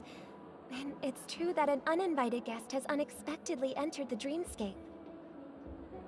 However, their target is not the ordinary guests, but the ambassadors of the IPC. The family will certainly ensure that the safety of the guests is of the highest importance. Miss Robin, I know the Bloodhound family has already sealed off the theme park and has control over the situation, but it won't resolve the problem.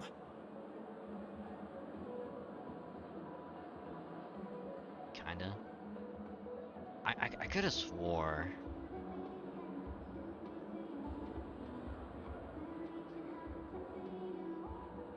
Yeah, cause like, I guess it's like the more recent ones, I guess, where it's like they always have like 2 or 3 where it's just like, yeah, these are gonna be teaming up because like they're friends, and so like they're both became Kamen Riders, and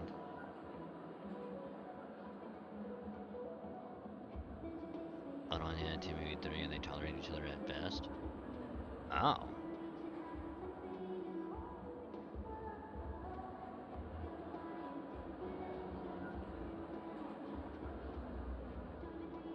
The family can try their best to protect their reputation, but as a guest, I don't wish to gamble with my life.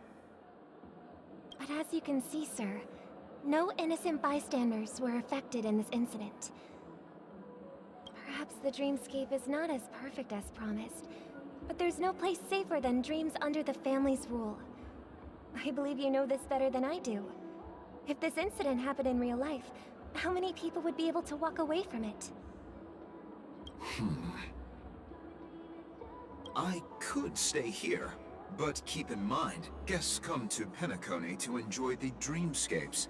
They do not wish to be entangled in a conflict between the family and the IPC, so let's not have any more unnecessary incidents. Of course. With the Charmony Festival about to commence, we will spare no effort in our preparations. Rest assured. To express our apologies, the family has arranged this gift for the guests. Thank you for understanding.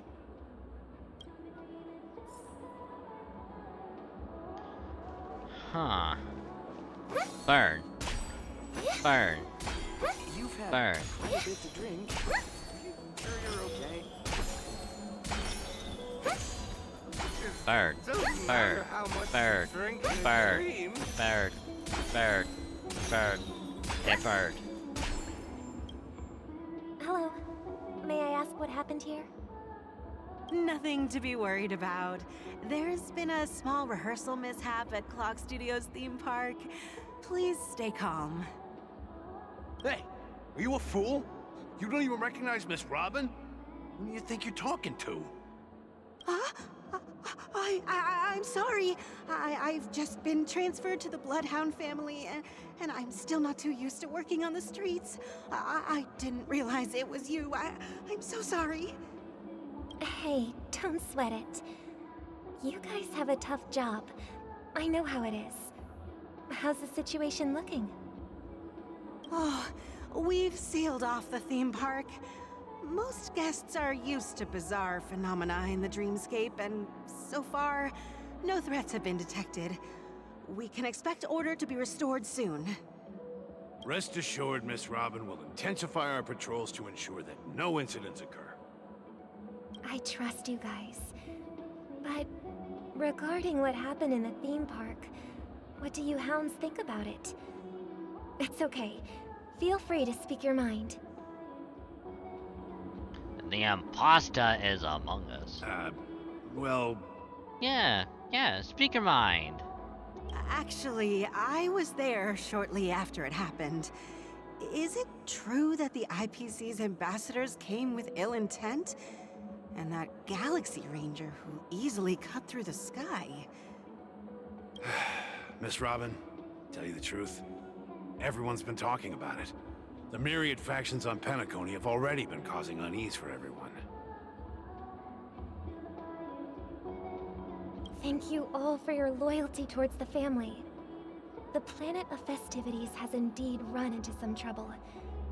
The representative from the IPC... he's trying to regain ownership of Penacony and is prepared for a hostile takeover. Of course, the family did not agree. The result of the failed negotiations is as you see it now. No wonder. So this is the main reason why the IPC staff were banned from entering the Dreamscape. Did they apprehend the troublemaker in the end? Don't worry. Mr. Sunday is currently tracking his whereabouts, and he'll have something to show for it soon. However, given the situation, the IPC surely won't let this go easily. Therefore, we are relying on you hounds to maintain the order and stability of the Dreamscape. Please be assured, Miss Robin, we take our orders yeah, seriously. that's right. We won't let those IPC cronies get away with this. Her saying, oh yeah, Sunday is on it. He'll have something soon. Slight spoiler. Without going into much detail.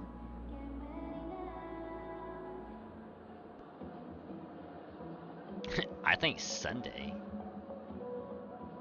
We might be going down to 6 days of the week. Instead of 7.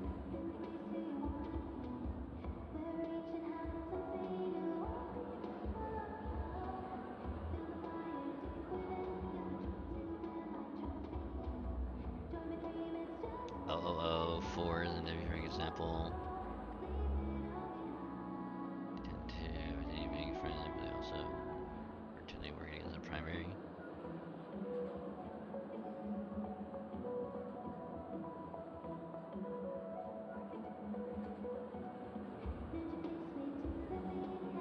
Still on the Donhong boat. Yeah, that's why, because like this is recently fresh, within like last like couple months. So that's why I'm saying like I won't spoil anything.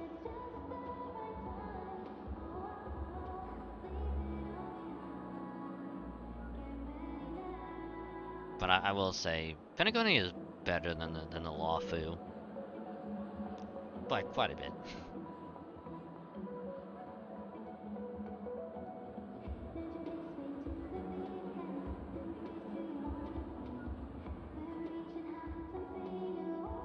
PLN uses art as nice. Wait, did you already get spoiled on it, Elf?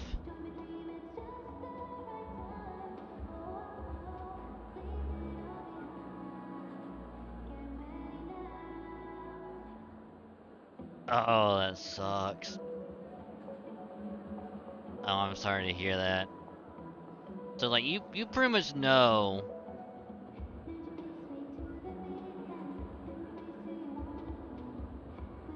like you know who the big bad you end up fighting is on the Lawfu or Pentagoni.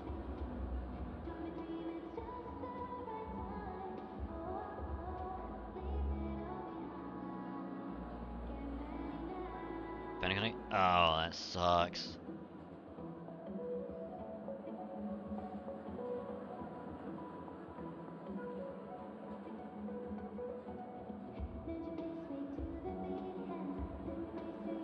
But yeah, that's like I won't say some like the more significant story stuff is, because obviously you want to experience that stuff for yourself, and I will say it's really good. Someone to throw that through while complaining how hard farming relics is.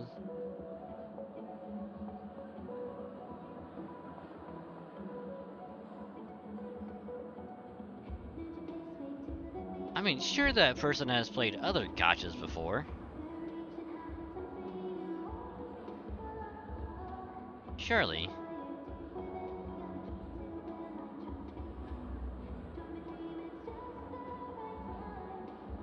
I mean, even I know how, like, not good trying to farm in Genshin was. Because you had to do that shit manually. And you had to wait for your stamina to get back up before you could go back in, do a few runs, hope you get a good relic, and then you gotta wait.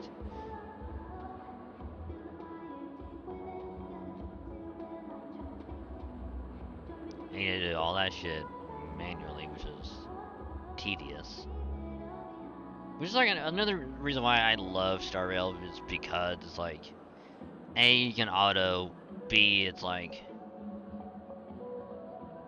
you don't have to keep on mashing buttons and all that stuff. It's like, you just press one thing and then the game does the rest of it.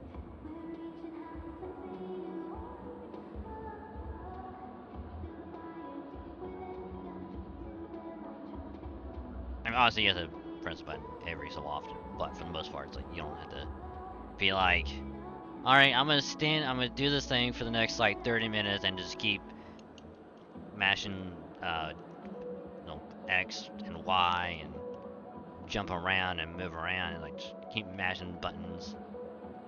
Wait until like the ultimate comes up, do that for a bit.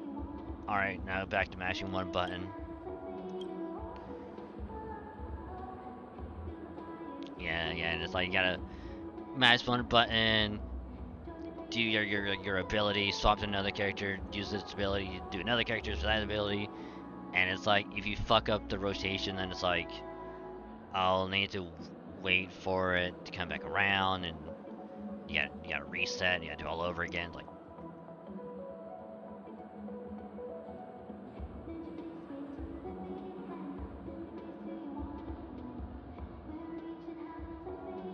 which is like another reason why I love Star Rail so much, is it's very much you know, turn-based. Is that what you're supposed to do? To click on things, yeah. Cause like I love like the Persona, fucking, I guess what is it, like Tokyo Mirage, like just the more strategic you get, the more fun I'll have. Not like, oh, you gotta mash this thing 50 times. Thank you for your hard work. If there are any other members who still feel uneasy, please tell them on my behalf that protecting the dreamscape requires everyone's help. This is a small gift prepared by the Iris family for the guests. There's one for you too. Please, open it at the Charmony Festival for an unexpected surprise.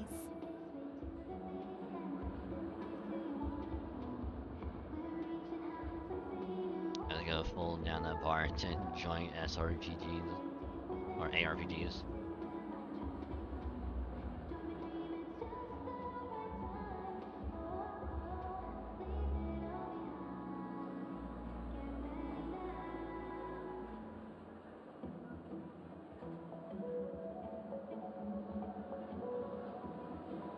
Yeah, cause like one of the things that I didn't really like about Genshin was the fact that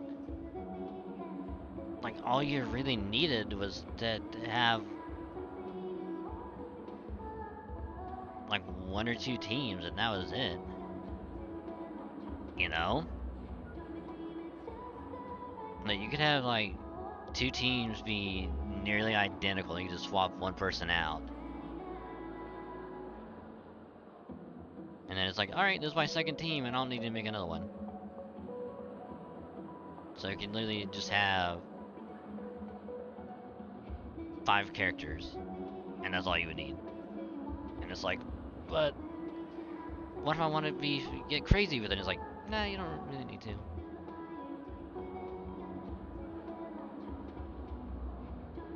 But with Star Rail, it's like, oh yeah, you can get fucking nutty with everything.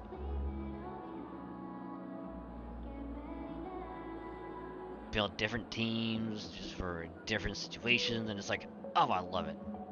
It was also one of the things that I liked about Persona is that it's like, you get to have your team be whatever the hell you wanted it to be. You know? Which I honestly think I can't believe I received a gift from if Miss I Robin. ever It decide... feels like I'm dreaming. Wait, I am in a dream. I honestly think that if I ever go to play any Fire Emblem at some point,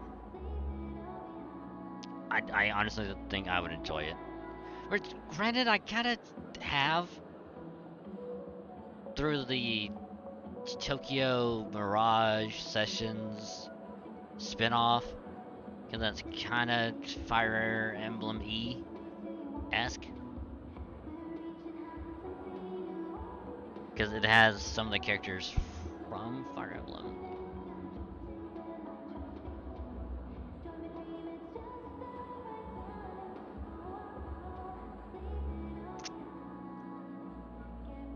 Yeah, Three Houses bracelet. Three Houses, it wasn't the most recent one, it was the one before, right?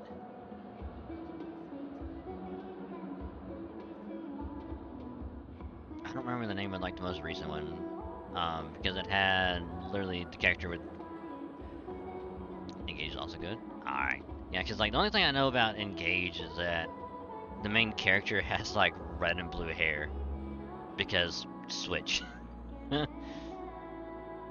Like it's literally like the Switch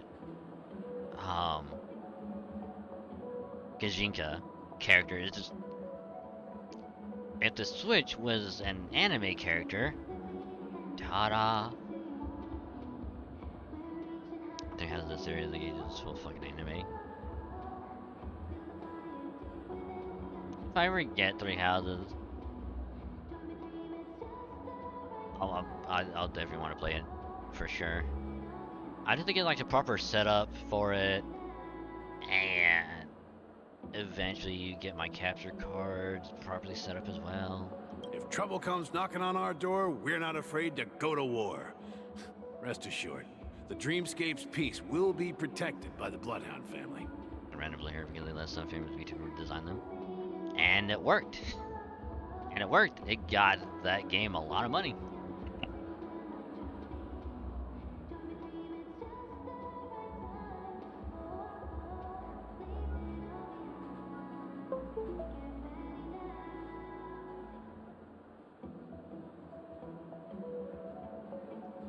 Sorry, I had to plug the headset in.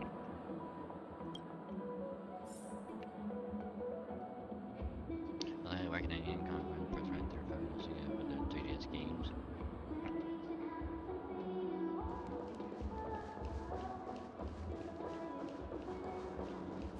Bird. Bird.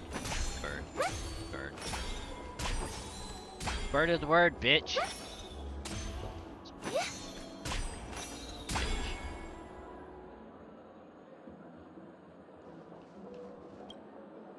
Miss Robin? That's the renowned cosmic superstar, Miss Robin! Yeah, I don't know if I would ever want to go and play it on 3DS now that the Switch has some on it. I didn't expect to meet a fan here. I'm honored. Welcome to Penacony, a world filled with wonderful dreams. I can't believe I'm actually meeting the real Robin! Shouldn't you be preparing for the Charmony Festival? Preparation is important, but the ceremony is fundamentally about sharing the Great One's harmony with everyone. If there's a chance to sing with everyone, I will not refuse. Rated on, but the rating is also solid. I hope they do remix them. Did they? I'm actually genuinely curious. Did they ever mention like the idea of possibly not doing like remakes, but doing like a remaster of older Fire Emblem for like the Switch, or have them be like on the Switch Online? What are they called? The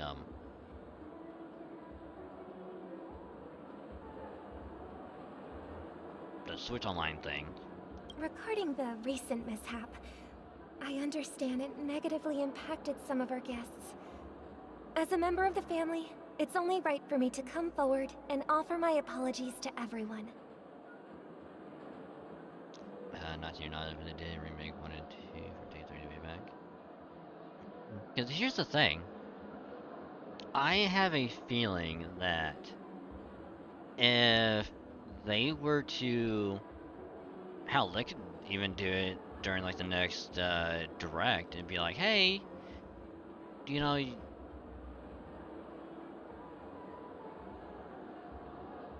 all like the Fire Emblem up until like the 3DS is now available on the Switch Online thing.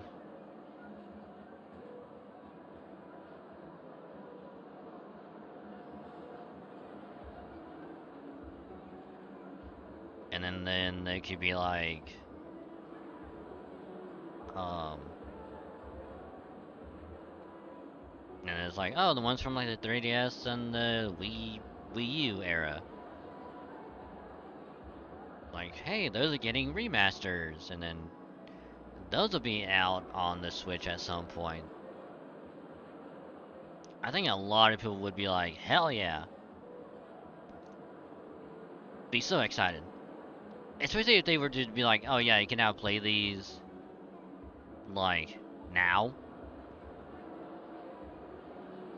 The one that would be put on like their online shop or whatever. Kinda like what they did with, what is it? Like, Stadium and Stadium 2. You'd be like, hey, you can play these games here. Today. You get so many people who go in there just play those games all over again. And then like they could be like, oh yeah, then on the other one, like they're getting remastered. First one will be in like around this time frame, and this other one is gonna be around this time frame, so you have something to look forward to.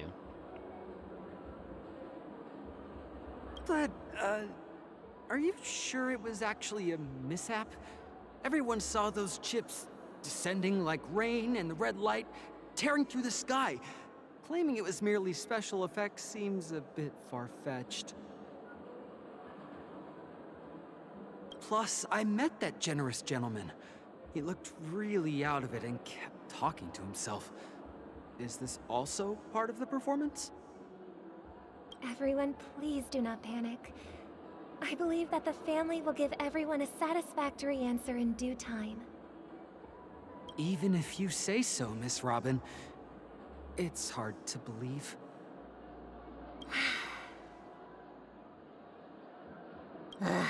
Some people just never listen, do they? It's never ending. It just goes on and on. I'm getting really tired of this. Miss Robin? Still, I suppose I should keep on helping everyone. I am the epitome of joy, kindness, and goodness, after all.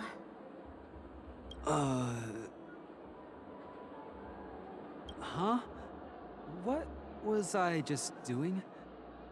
And, who might you be, miss? Here, take this, little guest. This gift has been specially prepared for you by the family. Man, surprise! Who knew it was Sparkle all along? Make sure to take good care of it until the opening of the Charmony Festival. Then, when the show reaches its climax, press the button together with the others around you. You never know. Something very exciting might happen. Sparkle? In the meantime. We're back to where it all began. You entered the golden hour from this place. And it is also from here where you will enter the true Penacony. Hello, Firefly. Probably one of the most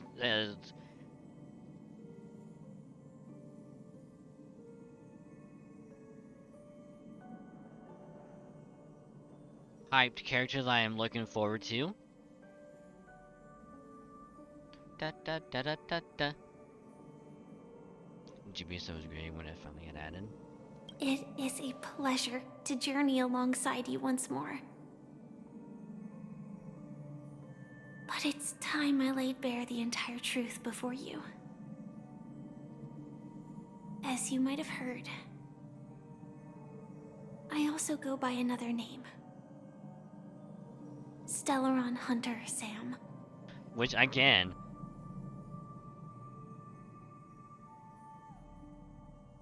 This is also the reason why I am looking forward to her when she gets added.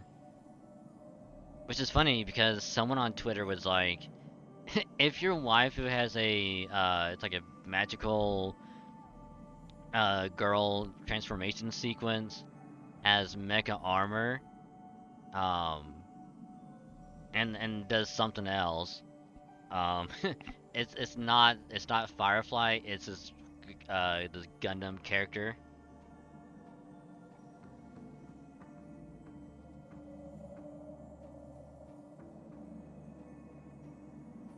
And I'm like, oh, that's funny.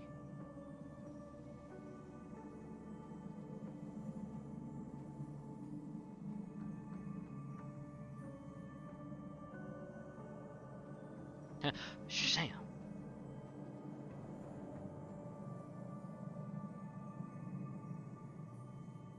Which I was not expecting her to be here anymore because of a very specific moment that involved her, and all of a sudden she just popped here again. It's like, what the hell?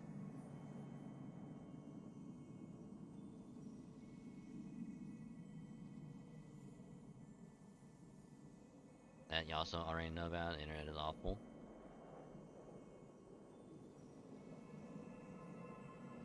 See, the thing is that I want to try and keep things like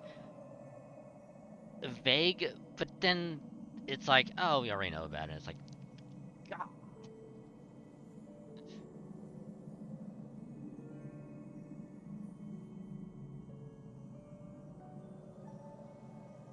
So yeah, for anyone that doesn't know, I'm gonna just say it outright.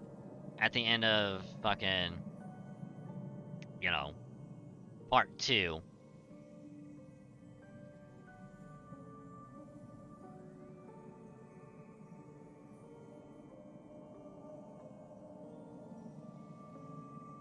So yeah.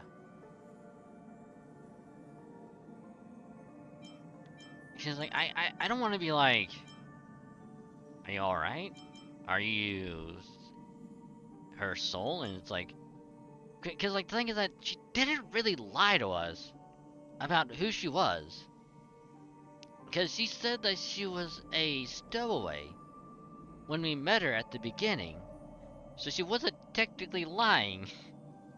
She was a stowaway, but at the same time, unless it's like,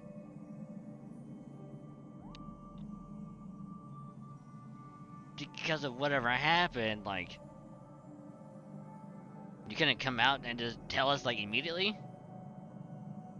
Yeah, she omitted some parts, like, she was still telling the truth, she just wasn't telling the whole truth.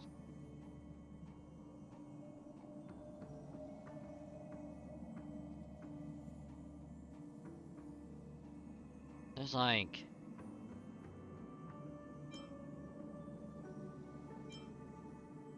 Because I can not her soul, because that's who she is. It's a real one in front of us. I don't want to go with the second option, because it might seem like we're being a dick. But at the same time, it's like, I don't know if I want to go with the first one, because at the same time, it's like, we were being friends. We were having a moment, we were bonding, we were getting to know each other. You know? Hell, we took a fucking selfie together.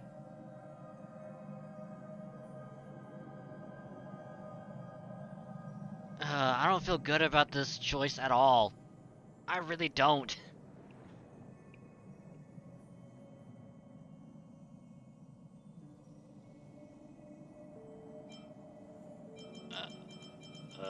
Oh god. Cause like if this was me, I'd kind of go between like the middle. You gonna lurk around somebody no one has full stories and get around tomorrow. Sounds good. Sounds good. But yeah, it's like I might do FF14 later. It's just mood dependent.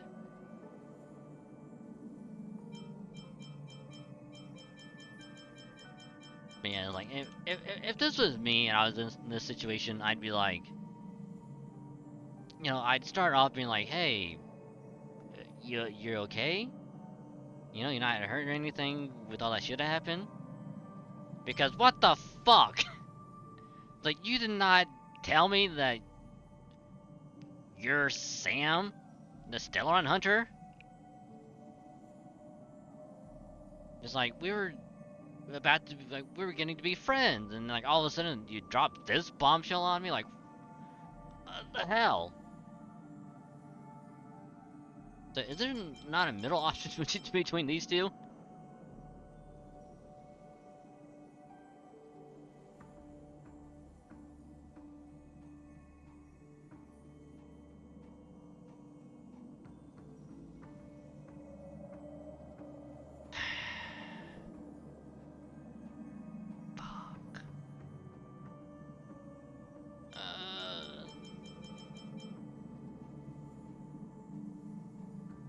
Fuck, I'll take a second option. I'm sorry. I had no other choice.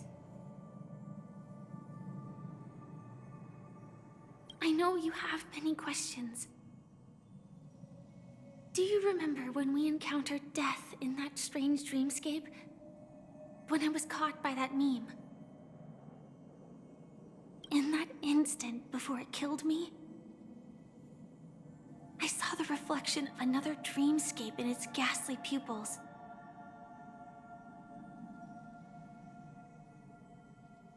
So, following the clues in the script, I came up with some theories about the meme. That's why I instructed Silverwolf to issue invitations, drawing everyone to the Dreams Hotel.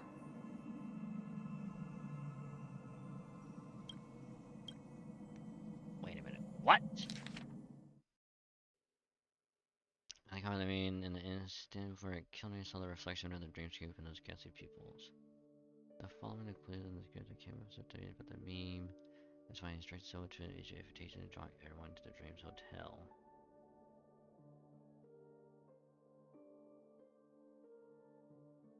So, wait a minute. We weren't really invited. It's just Silverwolf hacked into the system and got us in.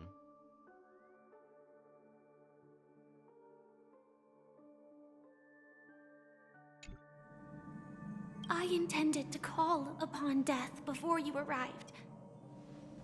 To solve the riddle using more direct means. And then invite you to join. However, contrary to my wishes, I couldn't defy the script. And I didn't get a chance to explain it to you.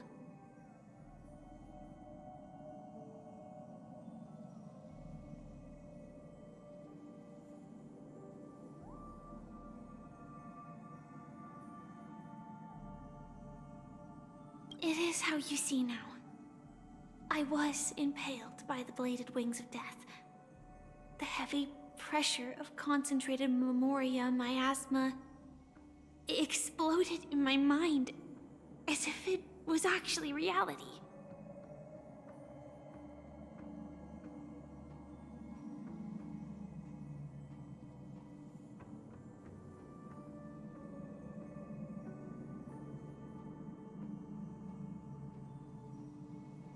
But after the momentary numbness subsided, I found that my body was absolutely unscathed. But that doesn't make any sense. Because you disappeared on us.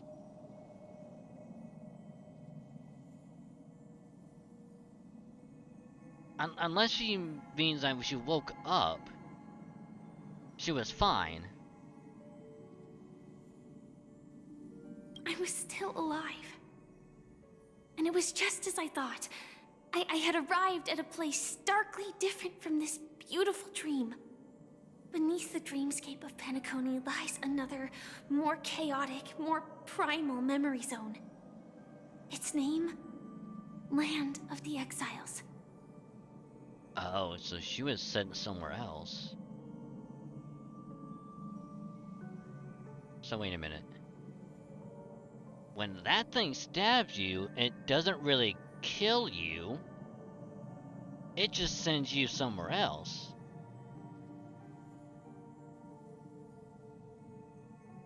So how was she able to go from there to here? And so, then I returned to the hotel in the dreamscape, hoping to tell you of its existence. Yet I could not reveal my own identity. So, I could only divert your party's attention and lure you away from the battlefield. And after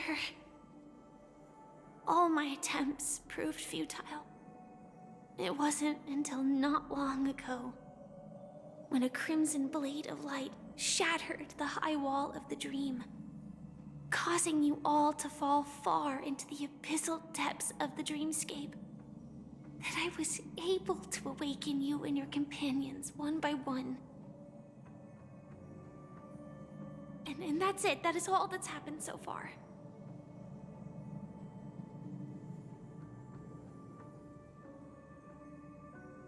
I'm fucking confused. What?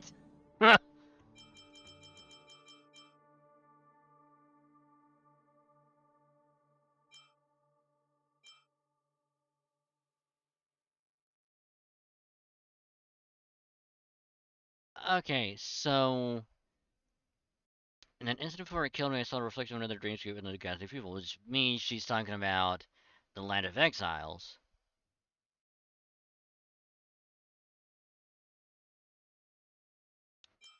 I finally included in the script that came with something about the meme. I instructed someone to issue invitations, invite everyone to the Dreams Hotel.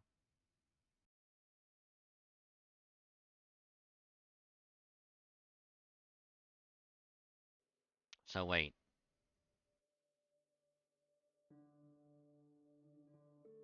Are they talking about...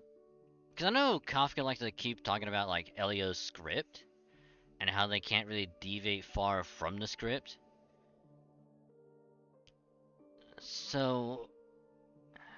This is me just trying to theorize and make sense of it, but... So prior to them, or at least her, coming to Penacony, Elio was like, hey, this is gonna happen here. You know, you be where you're going, Firefly, like, this was gonna happen. And then she's like, alright, like, if this is gonna happen, I'm gonna do this in case so I can make sure this happens. Then it didn't go quite the way she wanted, so she had to follow the script, quotes. And then everything after that, pull the razor pity up, we got the...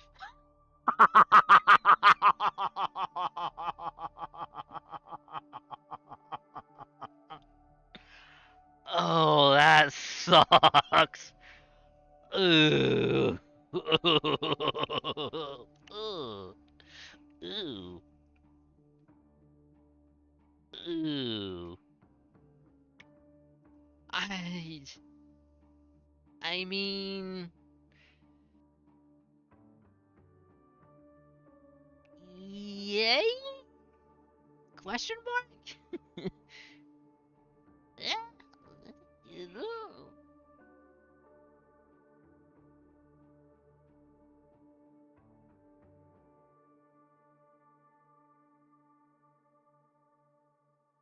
So I don't build pity. You see, here's the thing, Elf. I raise pity a little bit. Alright, I just raised it a little bit because as per my track record on Star Rail with pulling 5 stars, I never pull them early. Never have, and I never will. And almost always, always gets to pity. Every time. That's what happened with Losha when I was trying to build for Acheron. You know, trying to build pity for Acheron, did it get her, pulled literally the next one, got Losha. Don Hung, went to pity twice to get him. And then it happened, I think with Kafka, where it's like, it didn't get her until like way later. Like almost pity.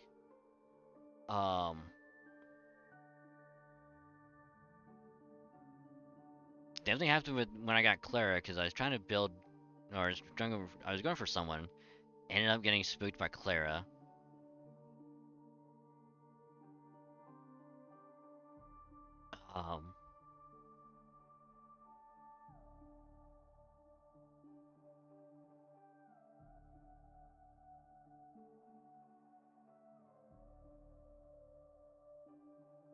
Trying to think of who else.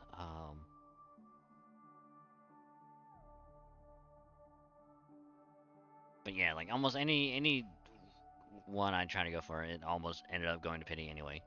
So that's why I had to build pity for on one banner, because then it's like if I get them early, cool. I have some saved up to build pity for the next character. Never happens.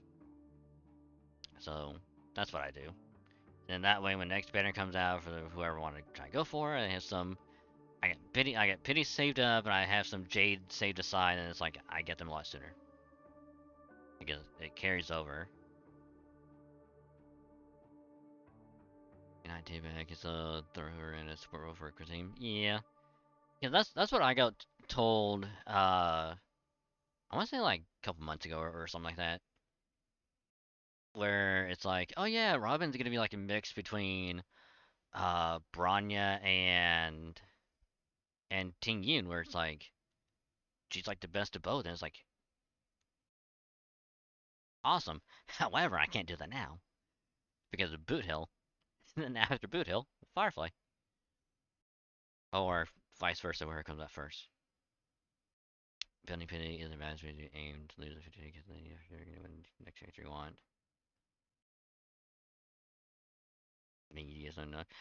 And that's exactly why, Elf. That's exactly why I build pity.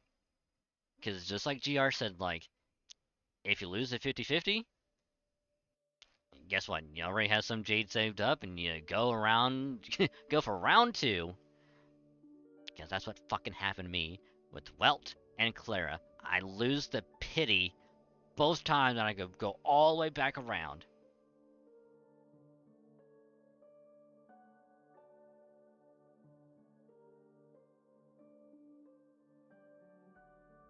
Because, like, here's the thing. I thought for sure, when I go on the story banner, that I would get one of them there. Because that's what happened with, you know, the Himiko. And, I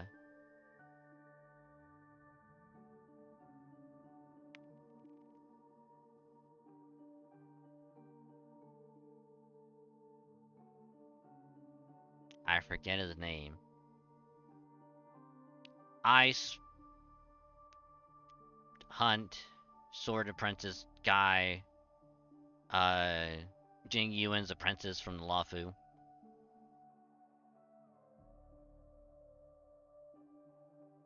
I'm just like Yang something. Oh no, Yangxing. That's who it is. Cause that's where I got him at, was on the story banner.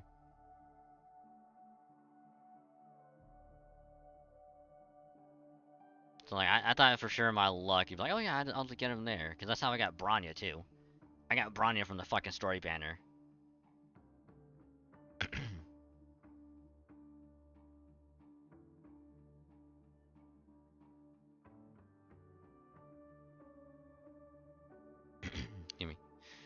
try for Boot Hill. If I don't get in, I know I'll get Fireplace and not too worried, honestly. Yeah.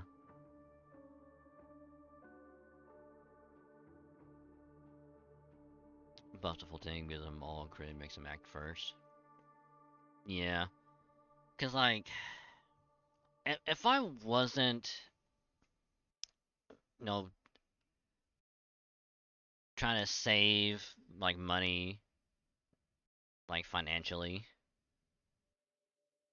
I'd be like, oh yeah, you know, I have a little bit of pities, you know, I got some built up after I pulled Losha.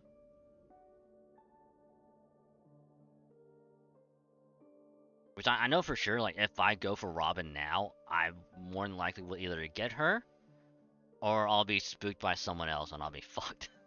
When Boot Hill comes around. But yeah, that would have been like a better setup for Boot Hill, because then it's like you could get him immediately or possibly get him E1 if you wanted.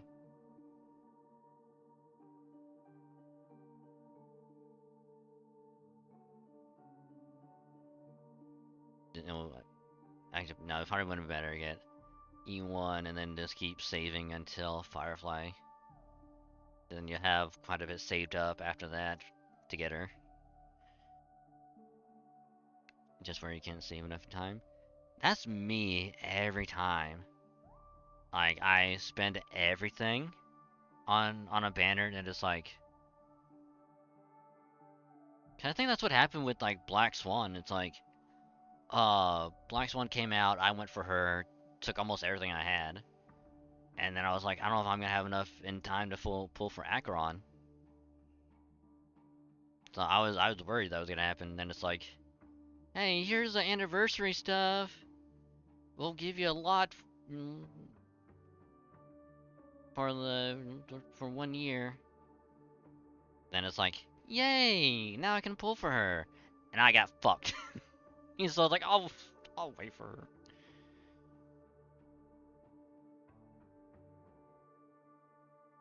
But yeah, so she saw the Land of Exiles and Death. So she had to follow the script, got Silver's help to get us to come here. Because she was going to try and solve everything on her own. And then be like, hey, you want to join me for Pentaconi? But things didn't go out the way that it wanted, and then it was how he saw afterwards. That's according to the script. She got impaled. It seemed like she died, but it turns out she was sent somewhere else. Which I guess what happened with anyone that gets impaled by death here, like don't really die, just get sent to Land of Exile, so everyone thinks they're dead. But then she tried to get back to save us, but unfortunately didn't get back in time. Got us to go away from here.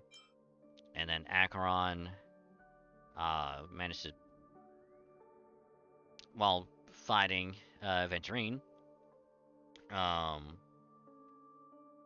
pretty much broke, well, I guess, like a better word, shattered, literally everything, the dreamscape, and then caused us to fall all the way down, and then that's what she saved us.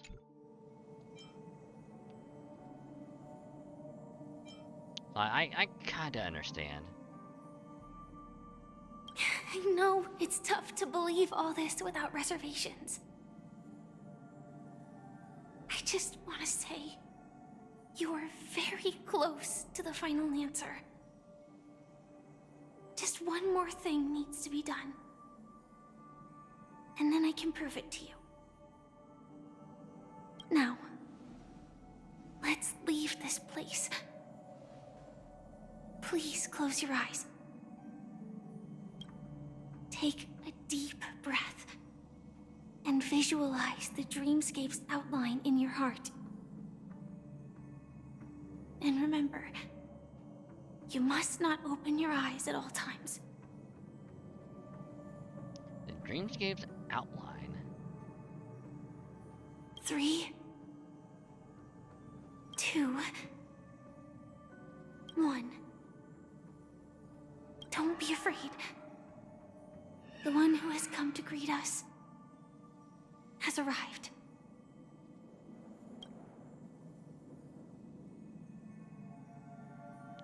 Oh, wait a minute. After a piercing screech of thick and ferocious surge of Memoria crashes into your chest, churning and ravaging, your consciousness becomes like scraps of paper caught in a whirlpool, breaking apart, dissolving, and dispersing within the turbulent, muddy current.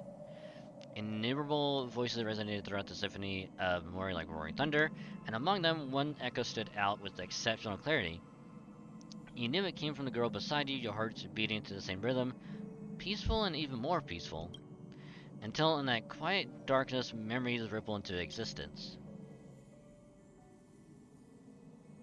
I never knew you could do this. Oh look, it's our other friend, Blade!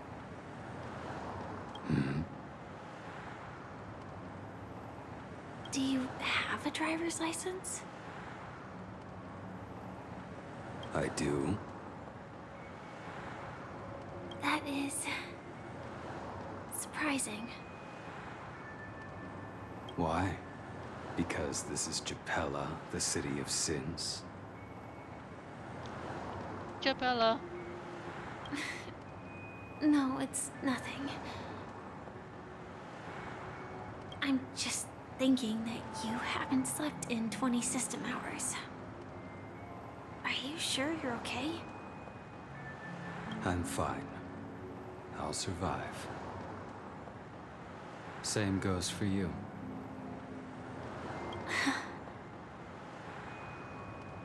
I'm not so sure about that. Slow down a bit. Infiltration is over. Feel free to activate Sam anytime you like. There's still some time before the next part of the script unfolds. Let me stay a little longer in this body.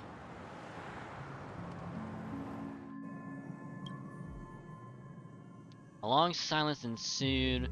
Neither of them brought up any topic, seemingly accustomed to the silence. It wasn't until much later that a soft sigh once again broke the quiet in the car. Such a long tunnel. Didn't feel this long when I set off. In half a system hour, it will lead us to Kafka. And then comes the downfall of the Japella Brotherhood. Is that also part of the script? It's in your script too. Sorry. I didn't notice.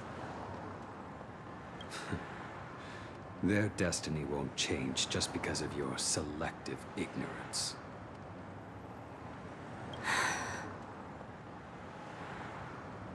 I told you before, it's a bad habit. What about you then? Is this the moment you finally find the death you've been looking for? As always, it's a blank slate. It's not on this planet.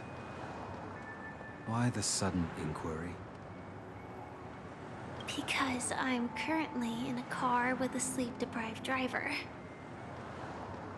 I just want to get there in one piece.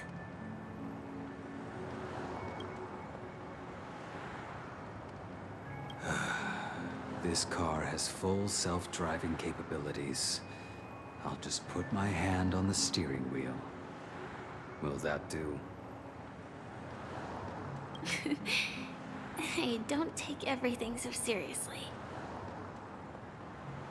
Elio would always say there's only one type of destiny. The inescapable type. He can see the future, and we, likewise, are aware of our predetermined end. But before that moment arrives, we can still choose what we do. We all have this right, don't we? After today, Japella's name will disappear from cosmic history, and the Everflame Mansion will take its place. In the not-too-distant future, you'll receive an invitation. That's your next stop. Land of the Dreams. Penacony. Oh, so yeah, she knew that we were gonna be there because of Elio. And she knew what was gonna happen, but she wanted to try and solve it on her own before we got involved, and then she was gonna be like, hey, what's up? I'm Firefly. I hope you find whatever you seek there. Be it answers or salvation.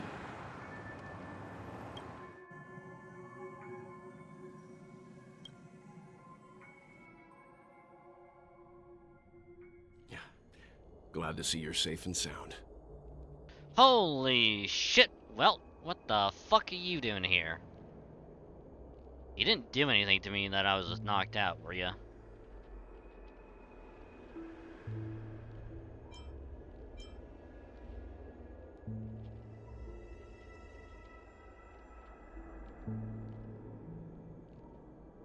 Cause I don't like that weird grin that's on your face. It's kinda creeping me out.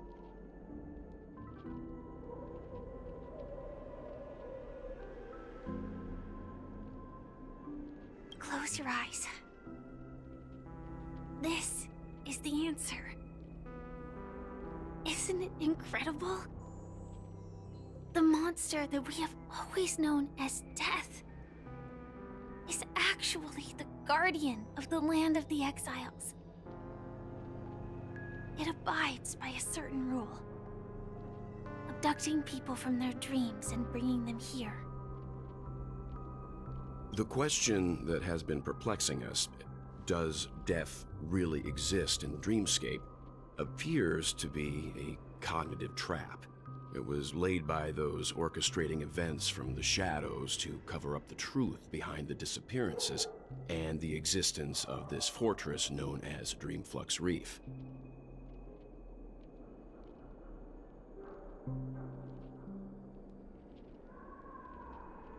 Every emergence of that meme is related to the Watchmaker.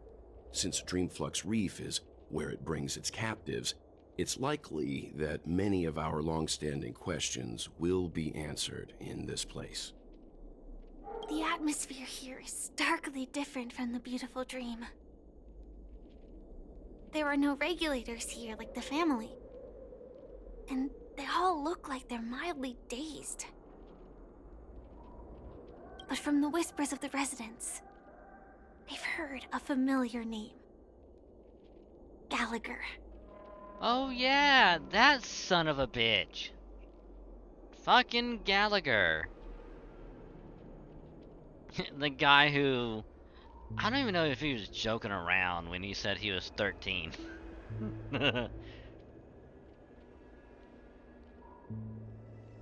It's like, hey, dude, how old are you? I'm 13.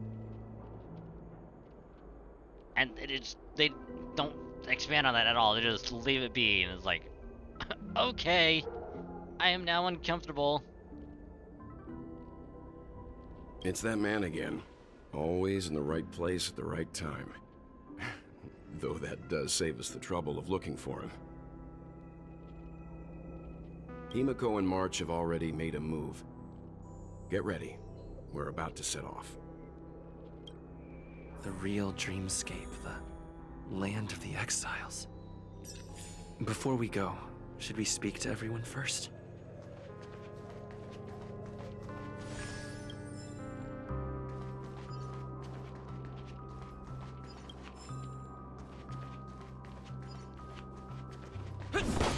I was about to be like worried. I was gonna be like, well shit, my controller isn't working. And this is why, people, you always go exploring. Because you get a motherfucking chest.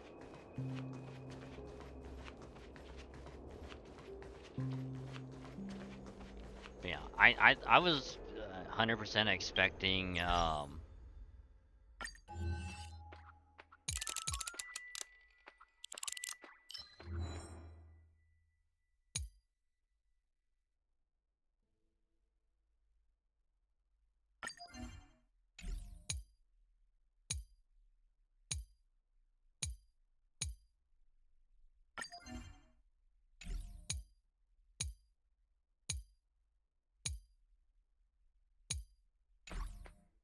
Oh, and the collection.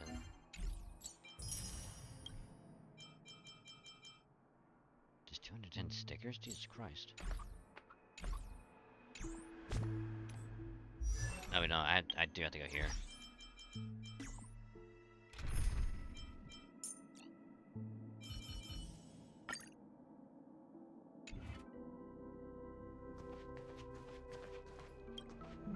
I'm really sorry for waiting until now to tell you everything. And why couldn't you reveal your true identity? 2 reasons. Firstly, the script. In the future that Elio saw, Sam and the Astral Express's confrontation was inevitable.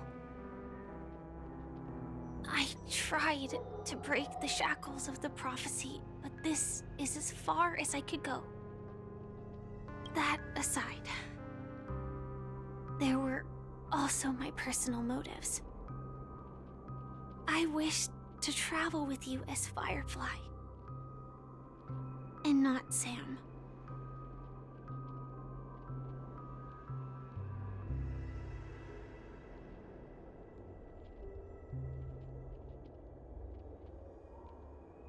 Yeah, it's like, I can understand, because it's like, she didn't want to, you know, cause like, you know, not like a rift, but create that like scenario of, you know, drifting apart, not being able to trust each other. So I can understand that, because you just want to be friends and like not go with the script per se. I would try to have things happen as naturally as possible, but since they were kind of, you know, caught in the flow, so to speak, with the whole Elio script, she couldn't do much, so she kind of had to abide by it. Thank you. The Stone Hunters also want a piece of the legacy. Elio only gave me one instruction. Allow the Astral Express to pursue the Grand Legacy. It means that the Watchmaker's legacy holds great significance to trailblazing. And to you. Elio's scripts used to revolve and expand around certain specific Stellarons. But with your appearance, this condition has apparently ceased to be appropriate. Perhaps he also saw the impossible in the future. So, who exactly is Sam? Do you still remember that medical cabin I told you about? Well, that's Sam. It belongs to the Iron Cavalry of Glamoth's Firmament Frontline. A Firefly Type 4 tactical heavy assault mech. It is the cradle of my vitality. And the meaning of my birth. And for the longest time it was how I should have looked to the rest of the world. The timescale of Dreamflux Reef differs from reality, so we mustn't lower our guard. You're sensitive to Memoria. A slight misstep, and you could get lost in this memory zone. So, wait a minute.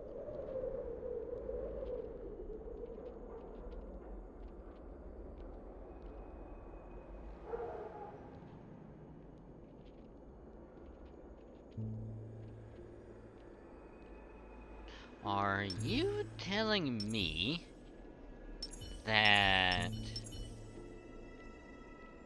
she needs that suit to basically survive?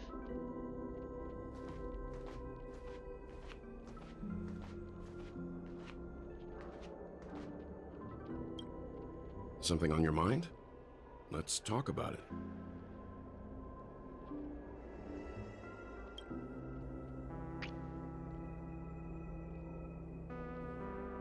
Because now I'm wondering, like, if she said it was also related to her birth, does that mean her real appearance is Sam? And that the body that she has now is just a way to alter her appearance, but at the same time it's like she can't stay like that forever, so she has to go back to the other form so she can actually survive. Because if so, that's fucked. It makes sense though, because she has to be in her actual appearance. But then that raises another question: is that is she a cyborg?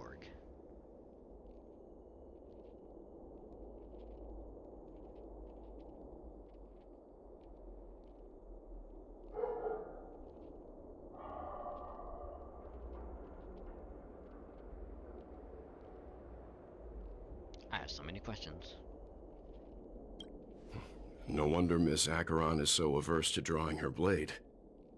It's hard to imagine such terrifying power could reside in an ordinary sheath.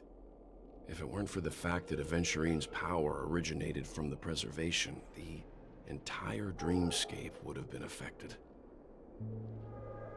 Don't feel burdened by this. Even without that Stellaron inside you, Aventurine would still have found other methods to accomplish his goal. Let's just believe in Miss Acheron. And given her prowess, I don't think we've got anything to worry about. Alright, and your thoughts on Gallagher? During your investigation, he shared a vital piece of information. Mikhail, the former watchmaker who collaborated with the family to construct the Penacony we're familiar with today, had a falling out with the family for specific reasons. But this is precisely where the problem lies. You were clearly investigating a murder, so then why, as a security officer, is he changing the subject to talk about his past with the watchmaker? And now, with Firefly mentioning his name again, it's hard not to be suspicious. I know. Alright, and Firefly the crew. Before we found you, she'd already revealed her Stellaron Hunter identity and shared a lot of information. Who would have thought that the Molten Knight's true identity was actually a young girl? For her, this is a secret that she cannot allow others to know. That being the case, I think we can believe she's willing to cooperate. Oh, wait a minute. What if... What if Firefly has to turn into Sam in order to stay alive? Because a suit protects her in some way.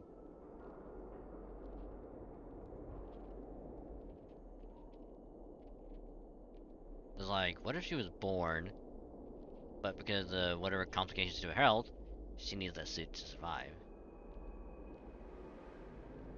But she didn't reveal all her secrets.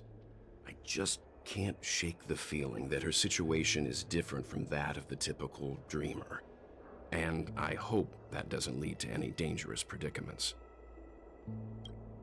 I hope you've regained a little composure. We'll move out when you're ready. I'm just so curious.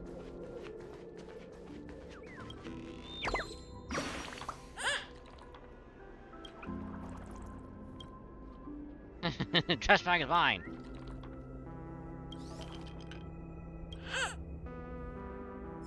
I feel kind of bad. I feel bad about that. Alright, he just wanted to live. In the trash. Keep going straight down this alley, and it'll lead to an elevator. It'll take us to the center of the land of the exiles. Hello, bird.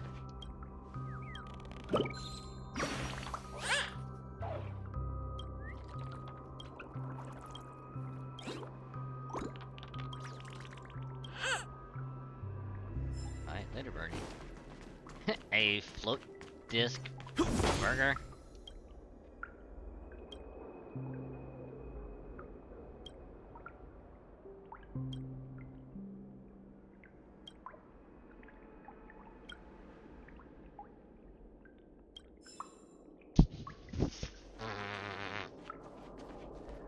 Alright.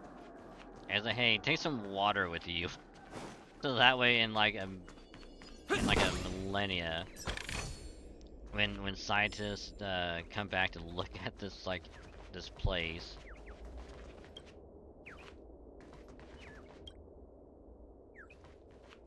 Cause maybe you'll get rich off the water you saved here.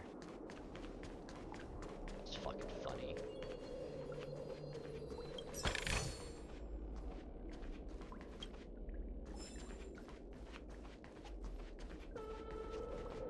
Can I just shove this kid into the dumpster and close the lid on him? I think that'd be funny as hell. Just shove the kid in and just shut it.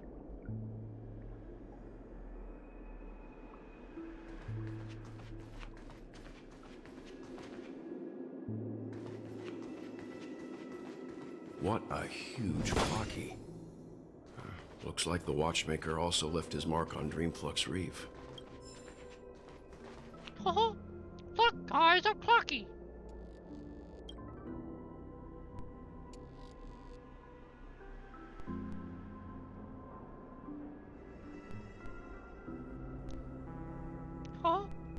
Look, guys, my name's Clocky.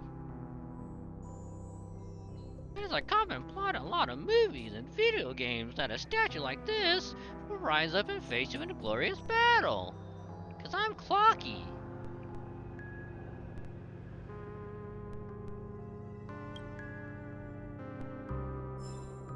My name's Clocky. And I'm gonna fuck you up.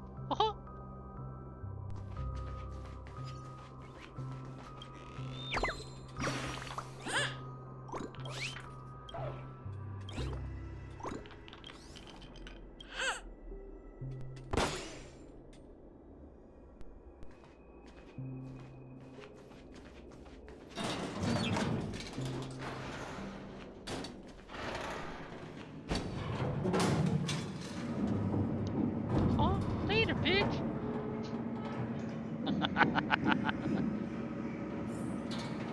I'm trying not to have Clocky sound like Mickey Mouse, but it's similar. God damn it. It's investigating. Can we go back down the elevator? Unbelievable. To think there's a settlement of this size within the Dreamscape.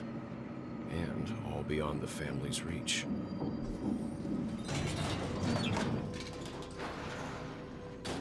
Can we go down? The atmosphere in this fortress is pretty different from that in the beautiful Dream. When I first saw it, I was in awe too. The sky here, it's like a reflection of the 12 dreamscapes. What's even more bizarre is that this place is also separated into trade and residential areas. The layout may be simple, but the facilities are very comprehensive.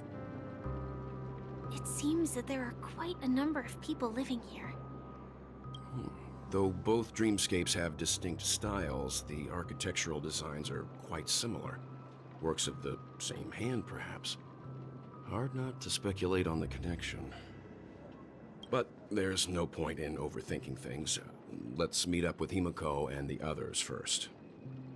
Take a right turn at the end of this road and you'll reach the trade district. There are more people there. And perhaps someone knows where she is. Not coming with us? The Astral Express likely needs room for some internal deliberation. In the meantime, I'll try and locate Gallagher. Sure. Let's reconnect later. Letting her go was the right decision. Further observations are needed before we decide whether to trust her. But first, there's someone I need to talk to. Boy, oh my goodness gracious, who's that in the background? I wonder who that could be. And oh look! Oh, it's Clocky! Oh, oh, look guys, it's me! It's your favorite mascot! Uh-huh. Let's go. I'm sure you've already noticed him. Yep, saw him right away. He's right over there. The Reverie Hotel's bellboy. How did he end up here? And right after Miss Acheron severed the beautiful dream. We'd better check, just to be sure. Perfect for me, and perfectly legal for me to stay in. Kid, out of the trash can. It's mine.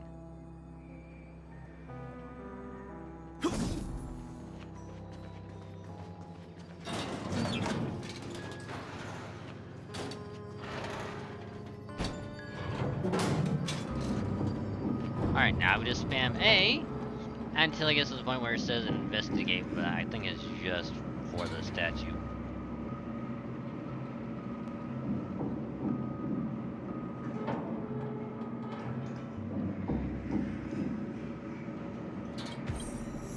Haha! The responsibility do not stop during your ascent for your personal safety. Haha! And now, haha!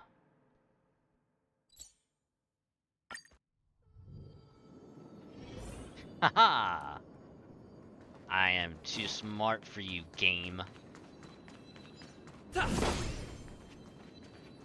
You thought you could.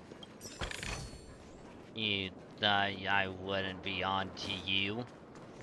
You thought I couldn't just teleport away after I got it. Haha! I am too smart. I am too smart for your good. I'm just a wallflower.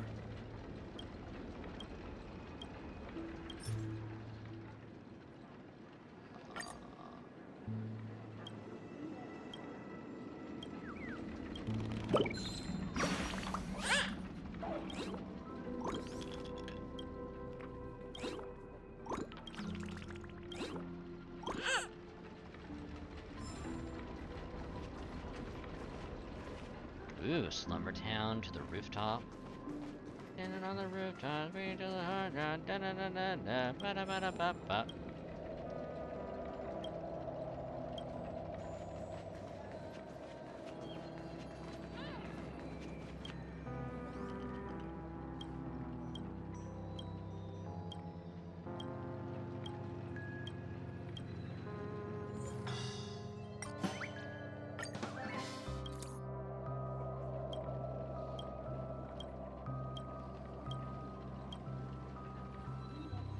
Oh, alright, that did nothing.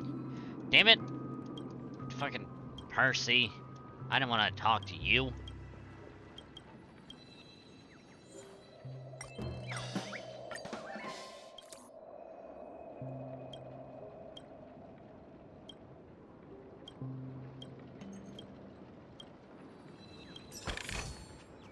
Also, I think we'll just keep playing,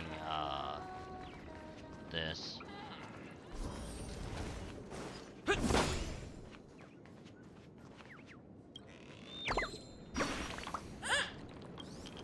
Yeah, I really don't want to keep playing, the story.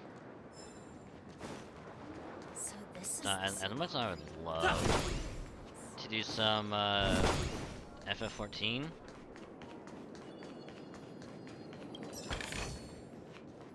I don't think we'll get to it tonight.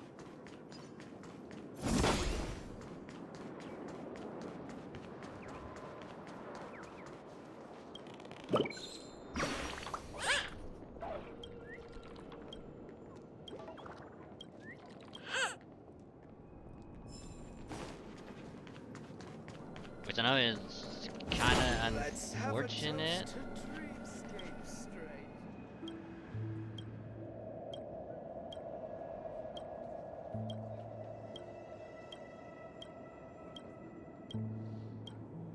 Kirk, I don't care.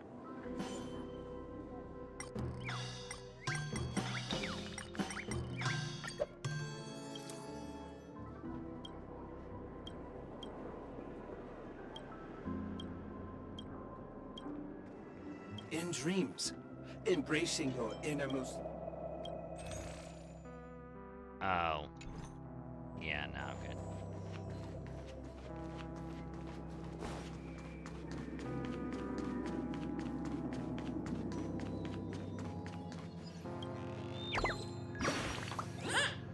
That'd be funny is we can find all the birds in this area without a guide.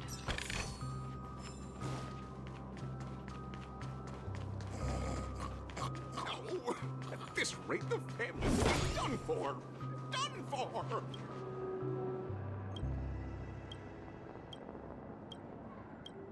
Alright, we're talking to a cello.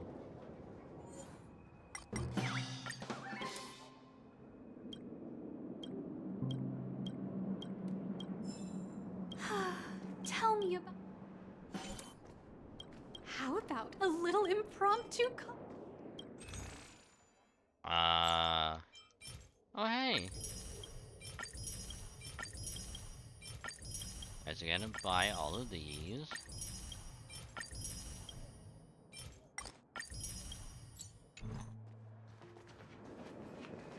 I knew you couldn't hold your liquor.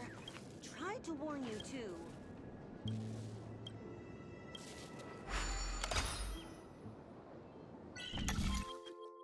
Oh, damn.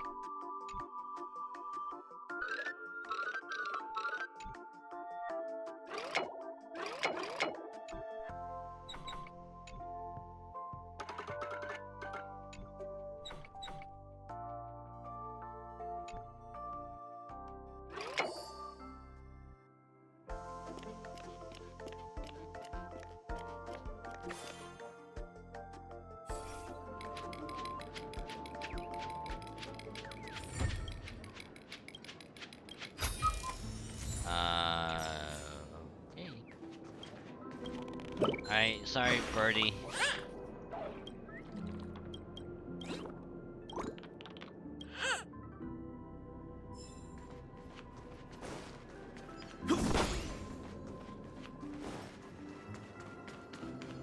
Let's see how you handle a stroke of genius like Alright, this. Jesse.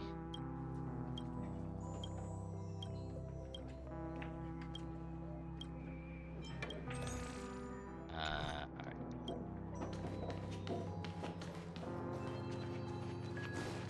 See, getting more chest helps us to get more jade, which allows us to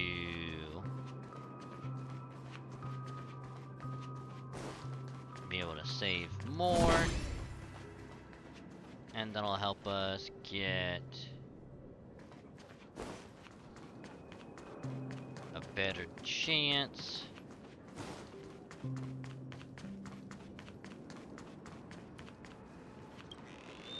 Sorry, bird, I gotta flee out of there.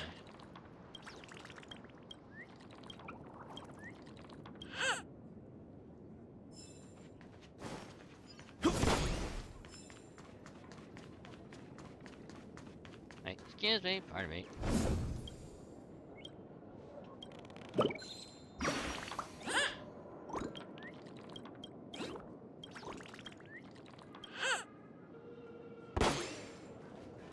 So about how many birds are there in each area? Because for whatever reason.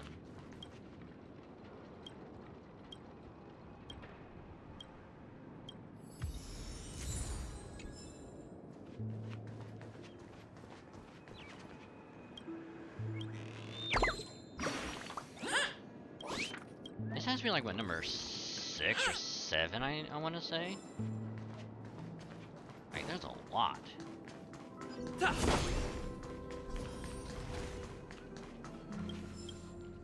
Like a significant amount.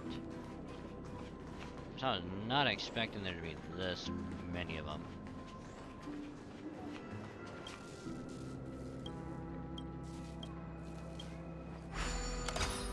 Cause if the average for each thing is like fucking 20, ew.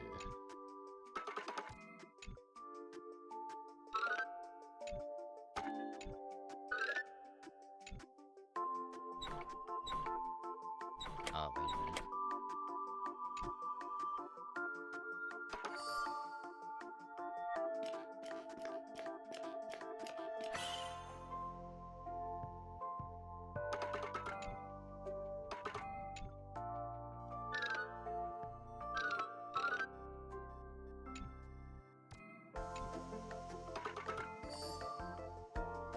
Alright, this one wasn't too bad.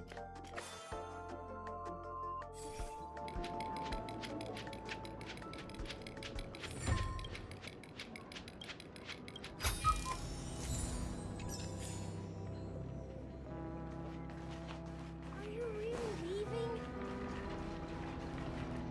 Wait, investigate. Oh.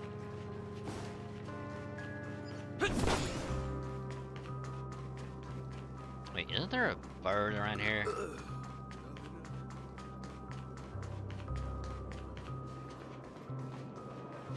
Are you really leaving? There has to be a bird. Hey, maybe there's not a bird. No, wait. Yes, there is.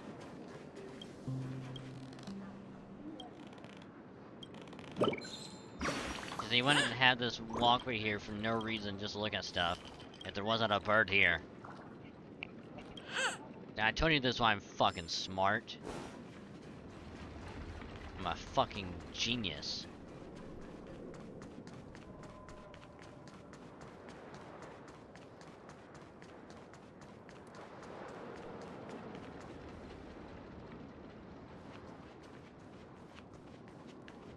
Oh yeah, the bird's over here.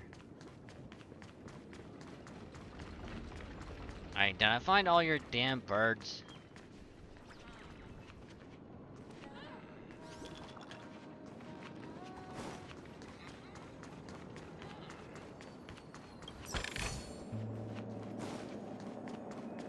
I'm actually curious if I know your birds.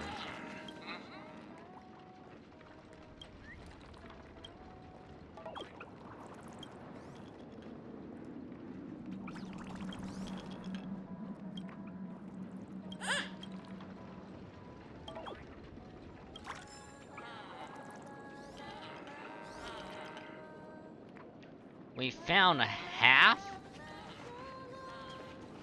There's what? 1, 2, 3, 4, 5, 6, 7, 8, 9, 10, 11?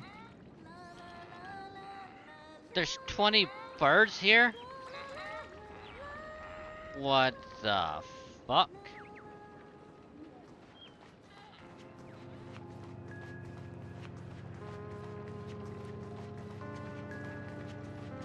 There ain't no goddamn way. I thought we found all of them. We only found half. the fuck? Huh? You're the guest from before. We meet again! And a new friend. Forgot to introduce myself. I'm the hotel's bellboy, Misha. Hello, Misha. I'm Welt. We met in a dream. Oh. And who might this be? Oh my god, they can all see Clocky now. Tick-tock! Old friend and new friend! Let's high-five! Mr. Yang, you're still young at heart. Your, memory zone meme? No, Clocky is a good friend of mine. We all live here. How did you two get here? This dreamscape isn't supposed to be open to the public. I wonder if it has something to do with Sleepy. What the hell is Sleepy? So, this is your home? Yep.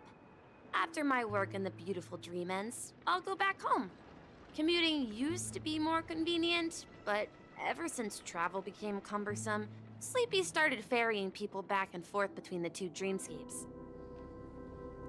This Sleepy. Can you describe what it looks like? Sleepy is a memory zone meme. Looks fierce and has many eyes.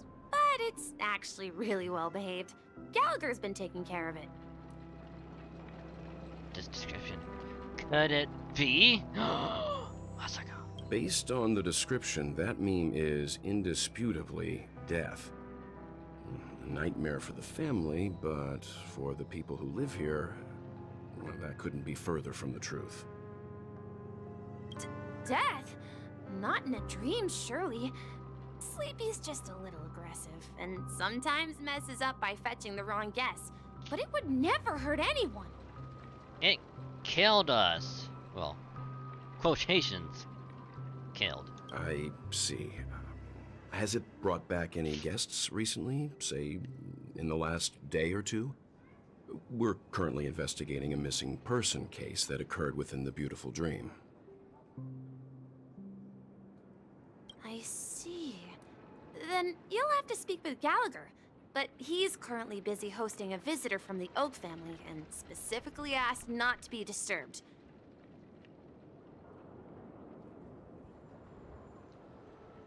Oh, I'm sorry. Who's he talking to? Mr. Yang? The person you're looking for. Is it Miss Robin?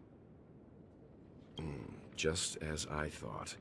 Considering what happened with Miss Firefly, this doesn't come as a surprise. If you're looking for Miss Robin, I can lead the way. She told me that she'd be willing to meet with outside guests. Yes, the real Robin. If it's not too much trouble. Also, we're looking for our missing companions. A woman with red hair accompanied by a girl with pink hair. Have you seen them? Oh, I haven't. But please, rest assured.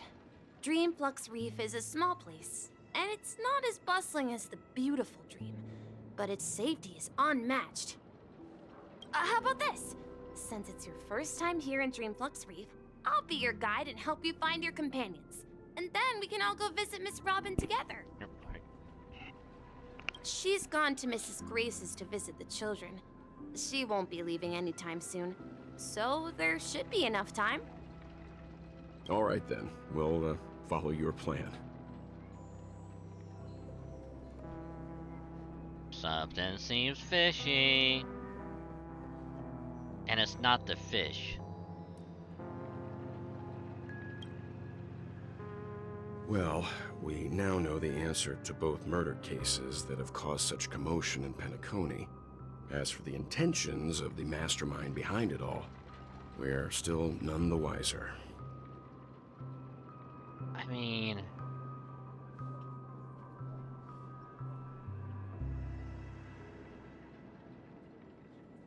I'm sure Gallagher has something to do with it. But yeah, whoever this visitor is, I mean, we can always go to Gallagher whenever we want, so we just need to figure out who this visitor is. Yes, and I believe their relationship with Gallagher may run deep. Why else would they be so clandestine about their discussion? Regardless, we have to find Gallagher. Say, you mentioned before that you saw a Clocky that only you could see, right? Yep. I can't shake off this strange feeling. Am I really still so young at heart? Forget it. It's not important.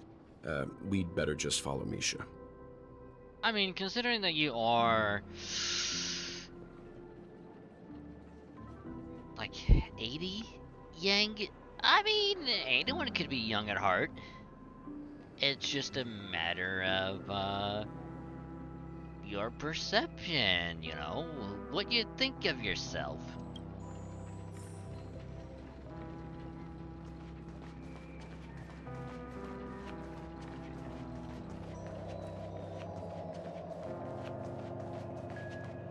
Everyone, look! From here, you can see the most spectacular view of Dreamflux Reef. A black hole? No. An accretion disk formed from consolidated memoria? Was Dreamflux Reef built on such unstable memoria? Oh, so Mr. Yang is also versed in Memoria dynamics. I was just trying to figure out how to explain this huge hole to everyone. I bet you guys have a lot in common with Miss Kami.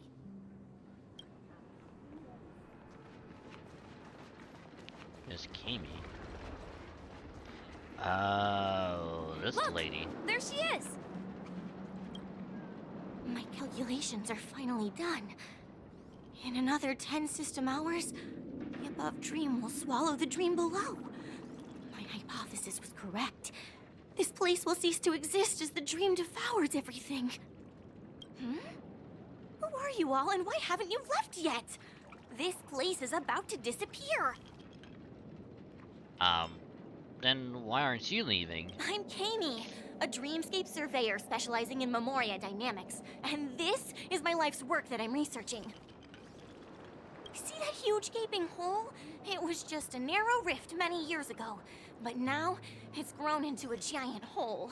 The surrounding Memoria has been flowing towards the other end of the hole at a constant velocity, slowly but surely. But the scary part is, according to my calculations, the flow rate of Memoria has recently changed, and it's faster than ever before. It's almost as if something is sucking it in from the other side. By constantly improving upon Madame Rosalina's Memoria measurement method, I've finally obtained accurate results.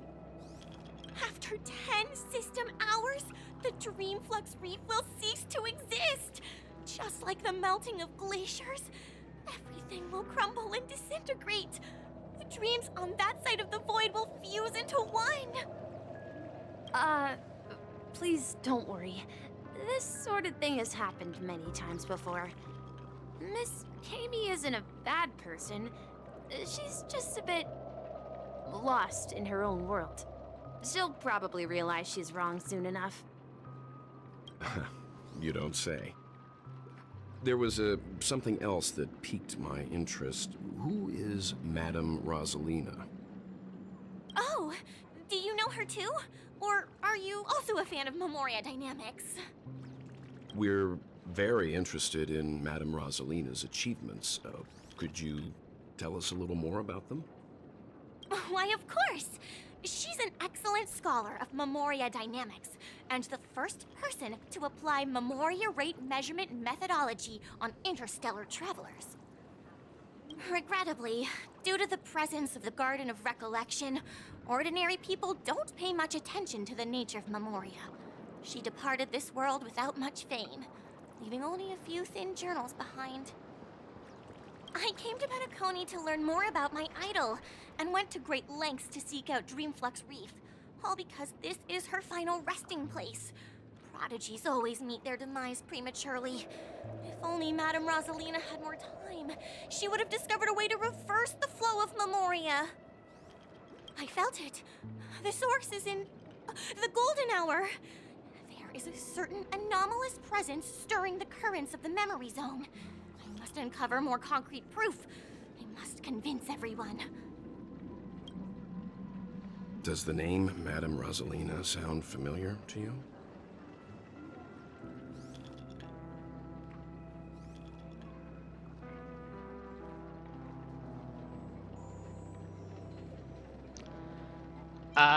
No. Before we came to Penacony, the conductor had given us a list of nameless to look into.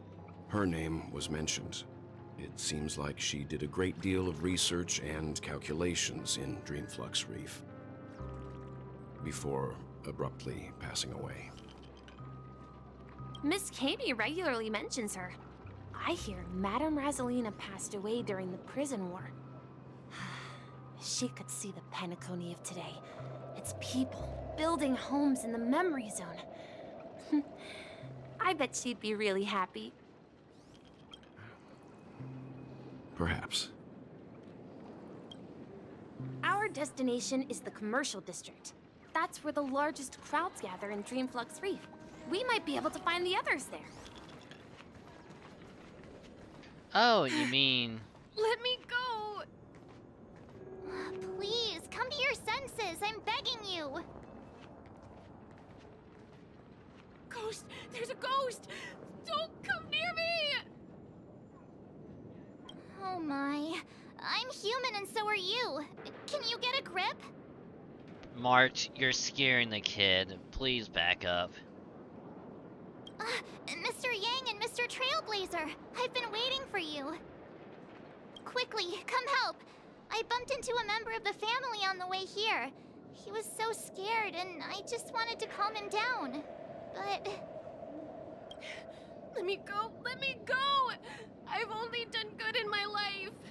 Why can't I rest in peace after death? Well, this is how it turned out. Now you shall pay respect to March 7th, Ghost of Dreamflux Reef. Me? A ghost? Don't make me hit you. He thinks he's dead. Although, when I first fell in, I also thought the same. Dear guest, this is not the afterlife. This is Dreamflux Reef. That's right. Did you hear that? Repeat after me. Dreamflux Reef. You're talking to someone invisible. If I'm not dead, what am I? I shouldn't have pushed my luck and tried sleeping in my dream. Curiosity kills the Papeshi. Invisible who? Stop asking! You'll alert the monsters! All the dead are right here. All of them!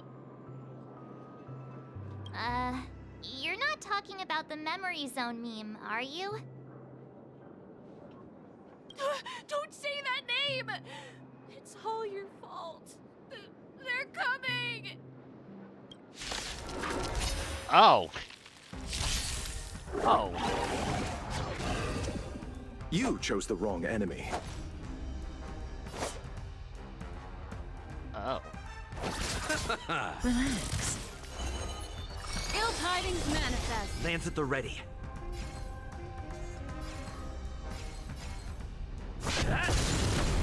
Cutting the net. Let's settle this. Stand still. What do you...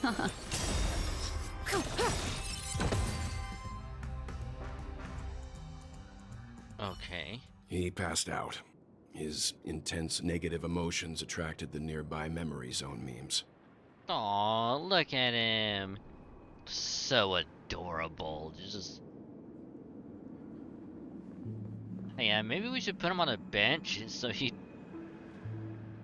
people don't walk over him. I see. But why aren't the other people around here scared? Unlike in the Sweet Dream, people here don't see memory zone memes as dangerous monsters. And even if they pose a threat, People can easily escape by forcing a wake-up call.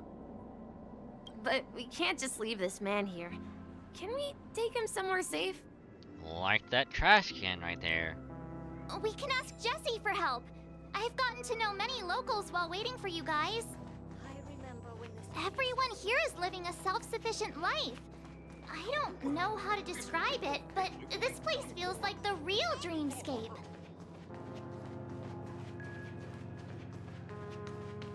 Hey Jesse, we meet again. Evening, Jessie. Is it evening? Welcome, Miss March. Who might these be? I mean, we literally met like 5 minutes ago. Like, you don't remember? These two are my friends. As for the man lying on the ground, he's a scaredy cat who fainted from fright. I see. Another poor guy who accidentally ended up here. I'll take care of him. There have been a lot of new faces lately. Things must be tough in the beautiful dream. The few remaining havens of freedom in Asdana will soon face trouble. Do such things often happen here? Not really, but they're becoming more frequent now. Guess it's one of the signs of the Sweet Dreams collapse. This man has had quite the shock. Could you help me find a Halovian lady, March? Her songs can heal mental wounds. A Halovian lady? That must be Robin. She's also here in Dreamflux Reef. Huh? Robin? But I thought she... Oh, right. If Firefly is here safe and sound, then it means Robin must be okay too. Okay, maybe it actually is the real Robin and not the imposter one. Misha is about to take us to her to find out what happened. But before that, let's meet up with Himiko. You were with her earlier, right? We met some stowaways in the residential area. Most of them came from neighboring star systems. I heard that places like Dreamflux Reef are scattered throughout the memory zone of Asdana, like islands in the ocean. They existed before the family arrived. I also heard that when Dreamflux Reef took shape, it was the center of all dreamscapes in Penacony. If that's true, it's no wonder there are so many similarities between this place and the Sweet Dream. Himiko must be gathering information. Let's hurry up and get going. So wait a minute. So what if this place is below the hotel?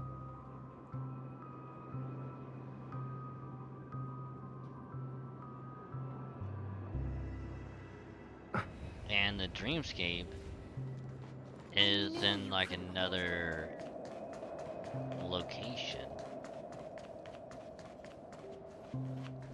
This is where we split up.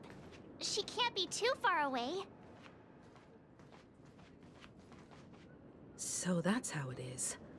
I never imagined we'd gather the remaining details here. To borrow Gallagher's catchphrase, what an unpredictable twist of fate. Himiko, here they are. Ah, perfect timing. Now that everyone's here, I'd like to introduce everyone to Micah, who's partly in charge of the Land of the Exiles. Micah, these are my companions. It's a pleasure to meet the Nameless. You know us? I've been keeping an eye on you since the day you arrived in Penacony. We would have met under more appropriate circumstances if Dreamflux Reef hadn't been isolated from the 12 dreamscapes. Please, allow me to formally introduce myself. I'm Micah, the Gravekeeper of Dreamflux Reef. Gravekeeper, you say? Gravekeeper? Life in Dreamflux Reef is pretty liberating. Everyone here mostly keeps to themselves, without meddling in others' affairs. My daily task involves cleaning a few tombstones. You're too modest, Micah. When lost dream chasers stumble upon this place, you're the one who takes care of them, guiding them back to the Sweet Dream, or showing them how to survive the wild dream chaos. So, guardian of sorts. Were you talking to me, Mr. Yang?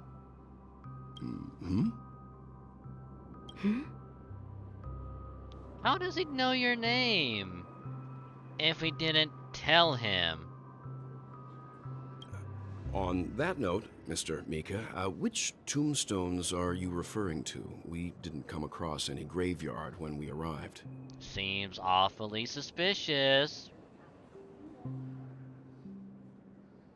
They're actually just symbolic stones.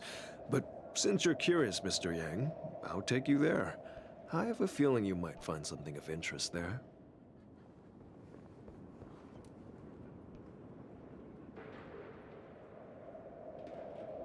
But before that, you have an important guest joining you.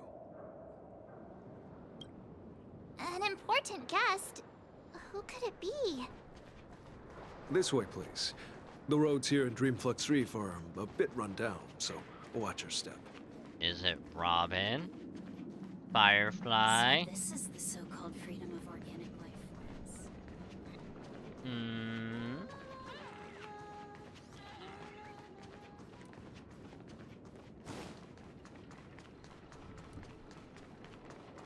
Oh my god, I wonder who that could be.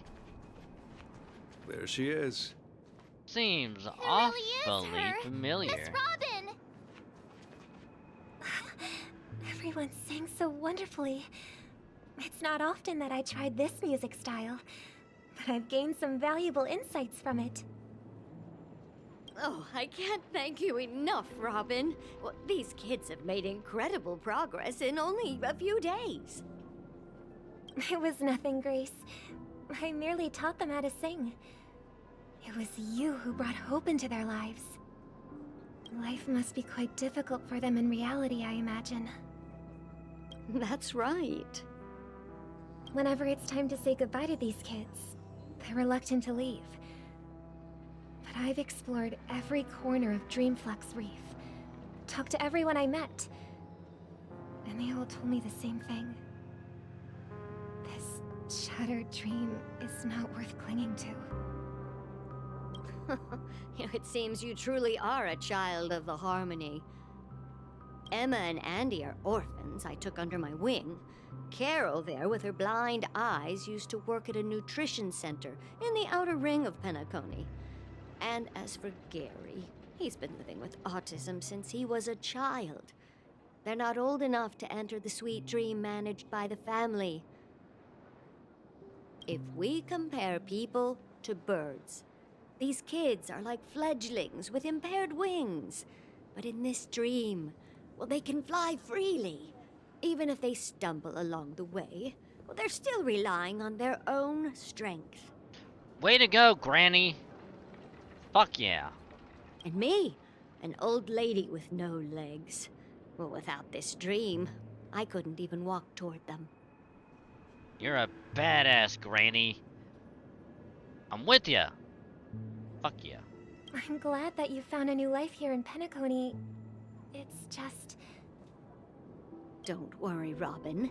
Dreams have their significance, but they aren't everything. Both the children and I understand this. No matter how long we fly through this dream, we will one day return to reality. But you know what? Emma and Gary aren't plagued by their insecurities anymore. No, and Carol is learning how to cope with her blindness. And Andy is livelier than ever. Well, even I've become more optimistic. You see, in dreams, we learn how to live. Once we return to reality, we learn how to survive. And should our feathers be damaged, then we share our wings with one another. There's no need to covet an illusory sky in dreams, because we have the right and the ability to fly towards a broader horizon. It's a relief to see you safe and sound, Miss Robin. It's nice to see you all again, Astral Express crew. I heard my disappearance caused quite the commotion out there. I'm really sorry about that.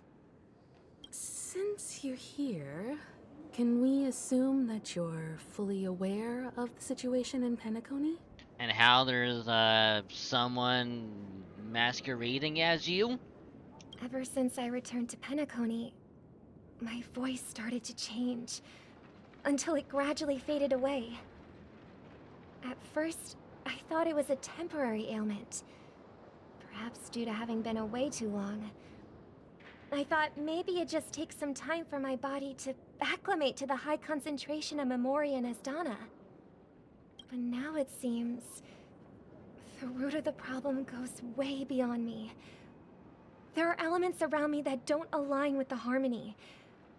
Losing my voice is just one of the signs of the Sweet Dreams collapse. The Sweet Dreams collapse. That memo keeper mentioned the same thing.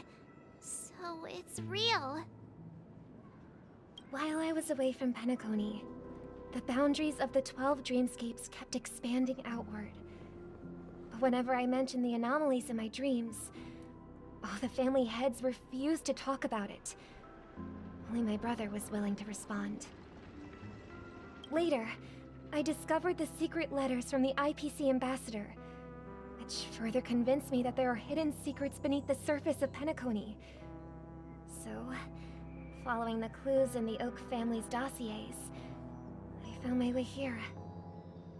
The land of the exiles, concealed by the family under the guise of death. A dream within a dream, where Penacony's past is buried. Hearing you speak, it sounds as if your voice has made somewhat of a recovery. I hate to admit it, but the harmony in this place resonates more broadly than within the Sweet Dream. It's regrettable, but the family has experienced betrayal. The traitor, or traitors, abandoned their original principles and, using the name of harmony, exploited people's weaknesses to turn Penacony into the planet of festivities, trapping everyone in the illusion of the Sweet Dream. This is not the strong defending the weak, but rather the strong exploiting the weak. A world without equality won't ever be favored by the harmony. And naturally, those voices blessed by them have lost the ability to sing. Could there be another force influencing the family's shift in philosophy, Miss Robin? Considering what happened with Acheron, it's difficult to conceive of another entity within the realm of the harmony capable of influencing everyone. Unless a power surpassing that of an emanator is involved. I'd heard about what happened to the Xianzhou Alliance, but as far as I'm aware, the family hasn't faced any such external interventions. Who knows? Perhaps I've just been away too long and missed something. I mean, there was that possibility, though, that whatever Gallagher said between him and the watchmaker is actually true. And the reason why Gallagher is doing all this is because of what happened to the previous watchmaker, and so he's like, I'm gonna take my revenge on the family because of what they did to me and the watchmaker and the legacy. So I'm gonna fuck this place up. Regardless, I cannot accept my home is moving towards the very opposite of what the harmony represents, while still claiming to uphold it. I must uncover the reason why Mikhail cut ties with the family, and who exactly it was who betrayed us all. Do you remember our arrangement, Mr. Micah? Well, here's my answer. I've decided to forgo my role, and never step foot on the Charmony Festival stage again.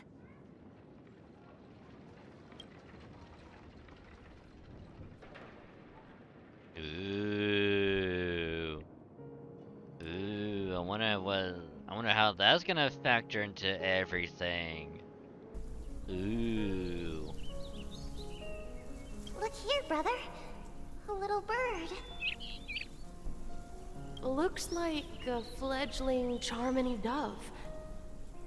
But Charmony doves don't live here. So, how did this little bird get here? Maybe its parents abandoned it? It looks weak and frail. Why don't we find something soft and make a nest for it? This place is too dangerous for a fledgling. Let's take it with us. We can put it on the wooden shelf in front of your window. Okay. A bird like that must have a beautiful singing voice. But where will it live? I'll ask the family head to build a cage for it. A cage? Then it won't have the freedom to fly, right? Let's see. What is it that has captured the attention of the two best interpreters of the Great One? To the point that they've forgotten how to enjoy their dessert. Oh, poor little thing. Doesn't look like it's doing well.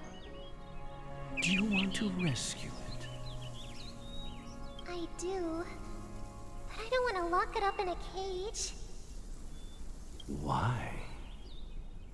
Even if it's small and not fully feathered and can't sing, it didn't come into this world just to be locked up in a cage. Birds, they should be flying free in the sky.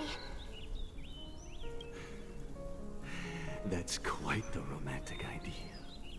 And what about you, a young scholar? Do you agree with your sister? I think she's right.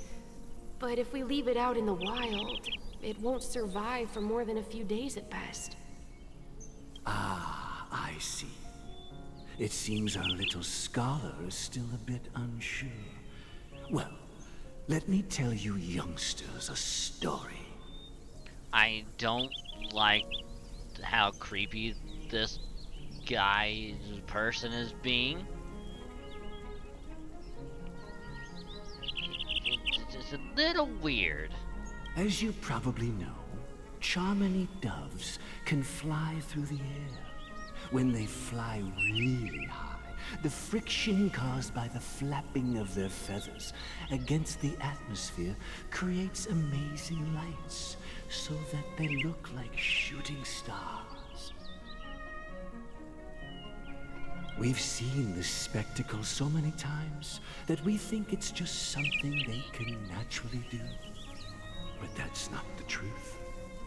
Their radiant display is the result of countless struggles against nature over generations. Their ancestors were too weak to survive on the ground, so to escape predators, they started seeking new opportunities in the air. After countless attempts by many generations, one of them finally figured out how to fly. It soared into the sky and never looked back at the ground again. So, you mean birds aren't born to fly, but they find a way to do it through their determination, right? Well, that's an idealistic way of putting it. So, what are your thoughts, Sunday? Voice reminds you of Monster from MGR for some reason. I can kinda, yeah. I was thinking of someone else.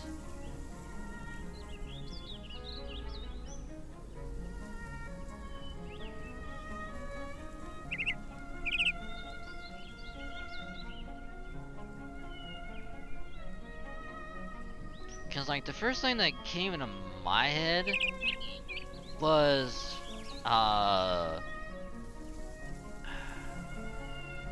fucking Master Splinter from the 90s live action of TMNT.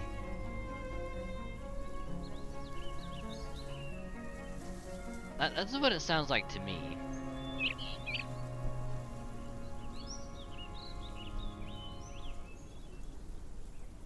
It might be a bit of a stretch, but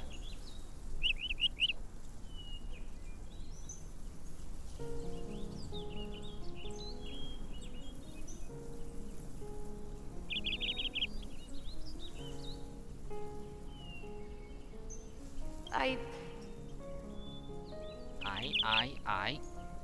Dun dun, na na, na na.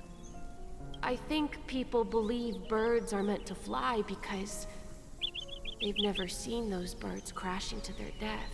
Jesus Christ, Sunday! You are fucking depressing! No wonder you turned out so fucked up as an adult. Damn!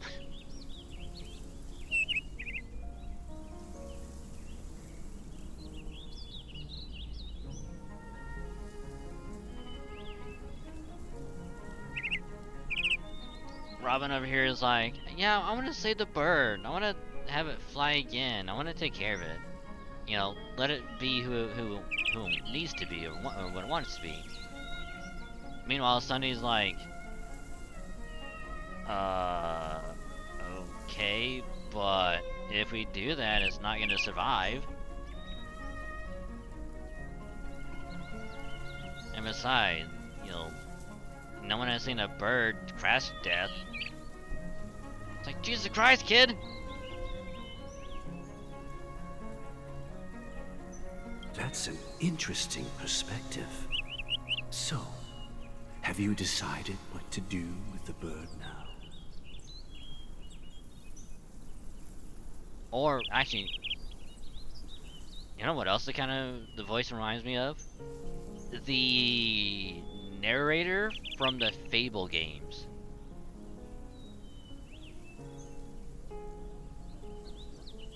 Or like the butler from, I think, 3?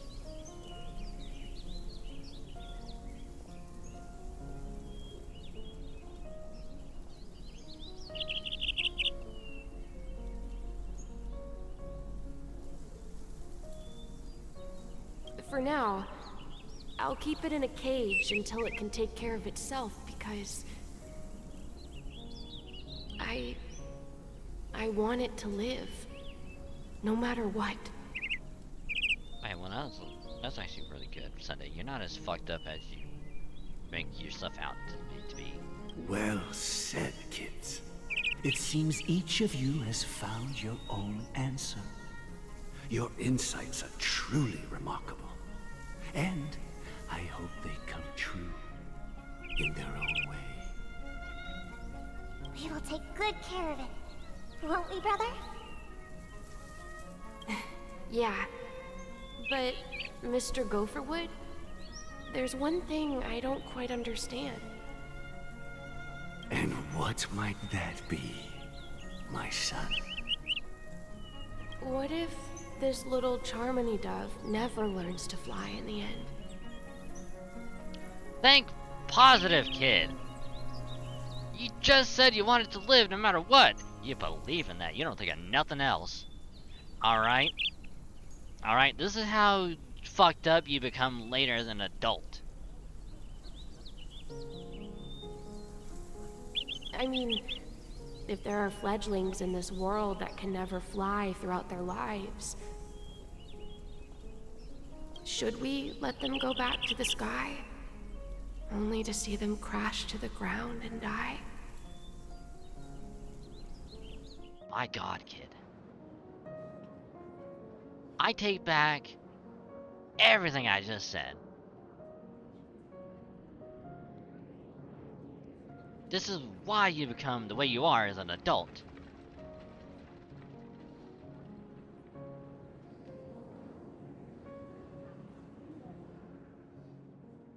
Because this is some messed up thinking you're doing.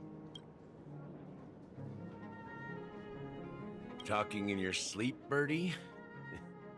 Time to wake up.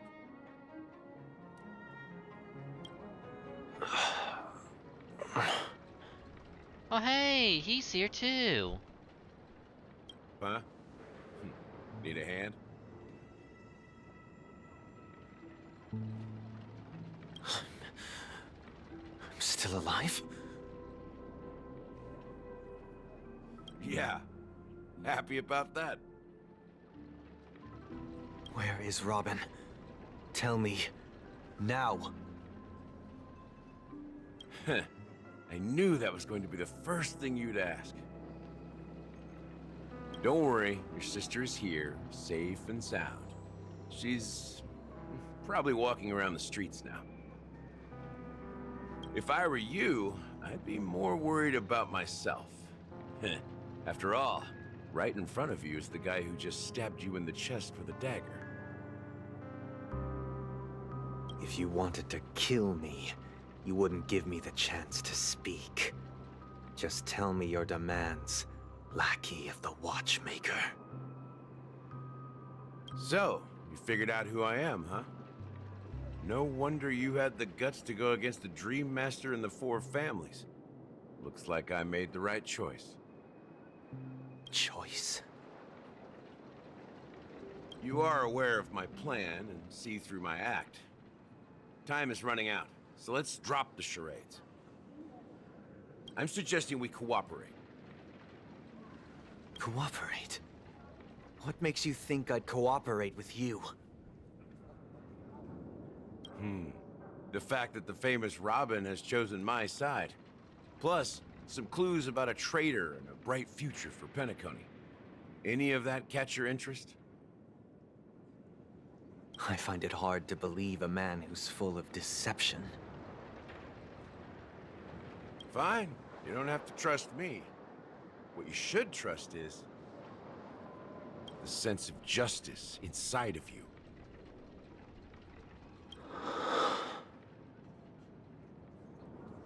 Show me Robin first. All right, as you wish. Here she is. Huh?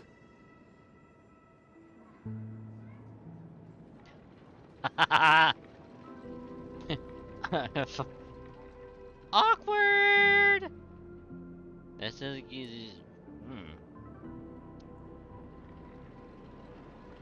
Well. What's your trick this time?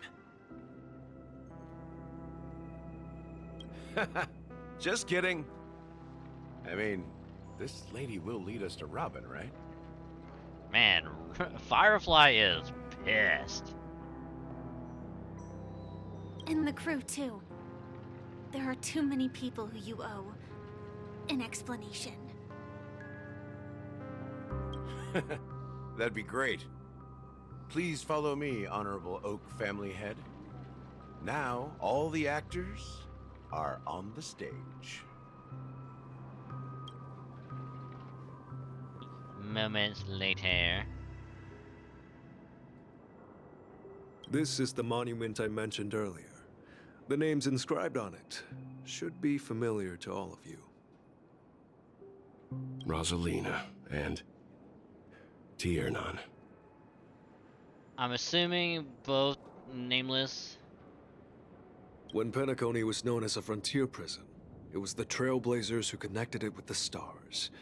They were the heroes who saved Astana, and their names deserve to be immortalized. Not just on this small stone tablet, but in the annals of history for all of time. However, today, the planet of festivities is nothing but sweet dreams. That heavy piece of history is all a distant memory. Just like that prison.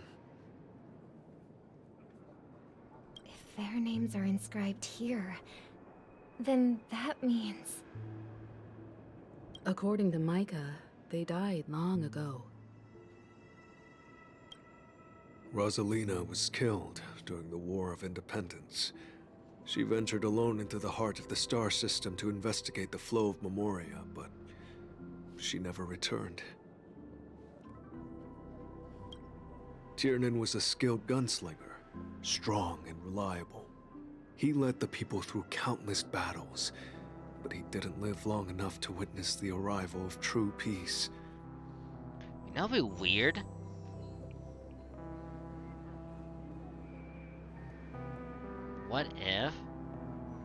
What if Tiernan actually survived?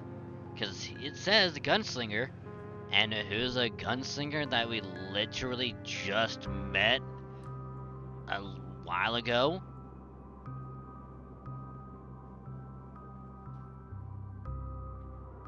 What if he just changed his name? you know, faked his death and moved on and became someone else.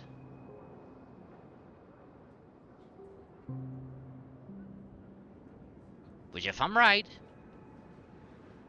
I'm a fucking genius. In the decade following the war, Penacony faced challenges internal and external. To protect Asdana, Tiernan took up the way of the Trailblaze and led the Lampmoth family to explore beyond the system, only to be surrounded and wiped out by the Swarm. But are we sure about that? Are we sure about that? Though I had expected as much, the tales of these heroes truly are sorrowful. True to the title of Trailblazer, they spent their lives venturing into the unknown. But what about this tablet? There are no names carved on it. When Dreamflux Reef was created, its owner was still alive. However, he insisted on erecting a monument for himself, saying that it will happen someday. Here we meet again. Everyone from the Astral Express. Alright, so Gallagher, you're gonna stand there and everyone here is gonna take turns just punching you in the dick. Granted, you probably don't have a dick down there. It's just a mangina. But we're gonna punch you down there anyway. Dick. Robin.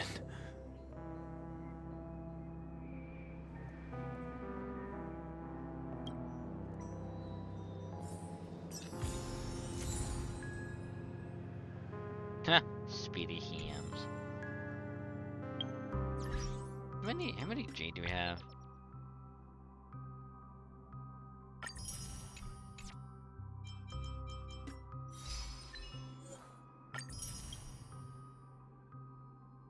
Witness Lucius hid inside.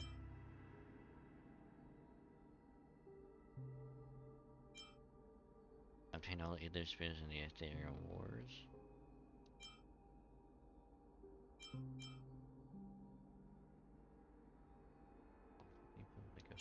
I thought I already did that.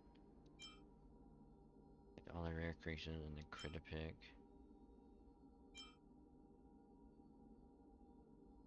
Witness story of a good person.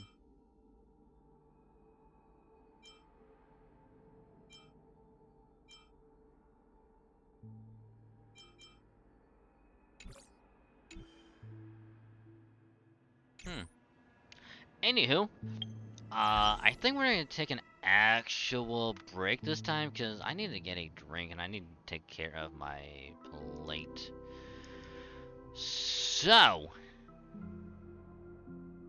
time for a little bit of a breaky break, and once we get back, we're going to keep on playing Star Rail because I'm too invested in the game right now.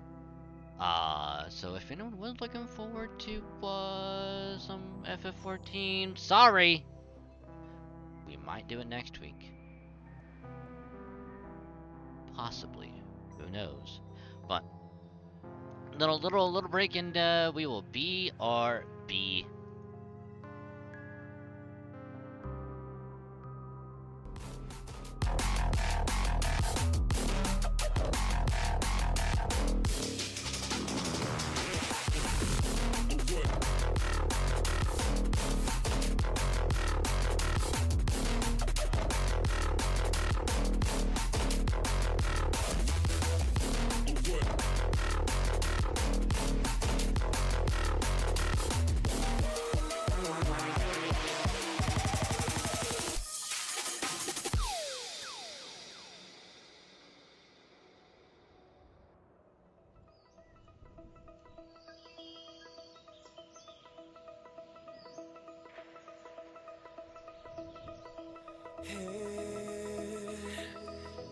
In the wake of dawn, I see you shine.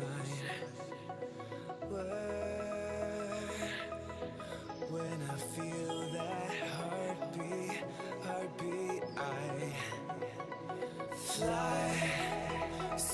much higher. Fly so much higher. Fly so much higher. Fly so much higher.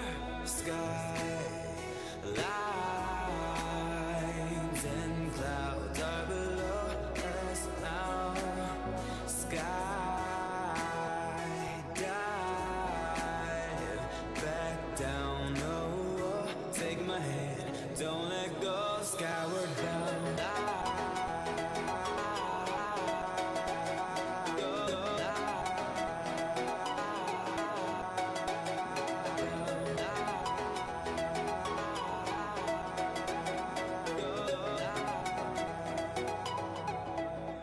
Skyward bound.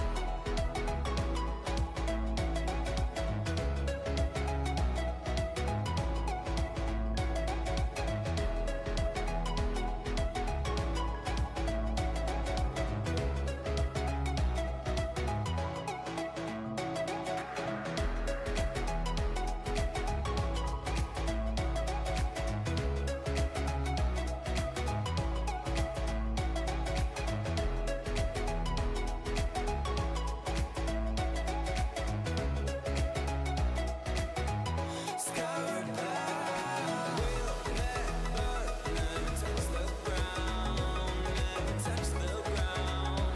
We are skyward bound. We'll never touch the ground. Never touch the ground. We are skyward bound.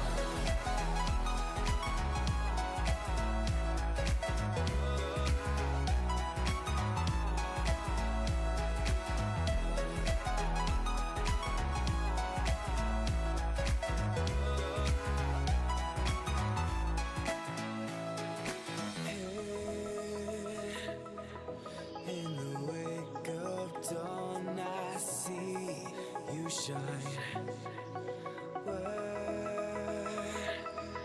When I feel that heartbeat, I fly so much higher. Fly so much higher. Fly so much higher. Fly so much higher. Sky lines and clouds are below us now. Sky dive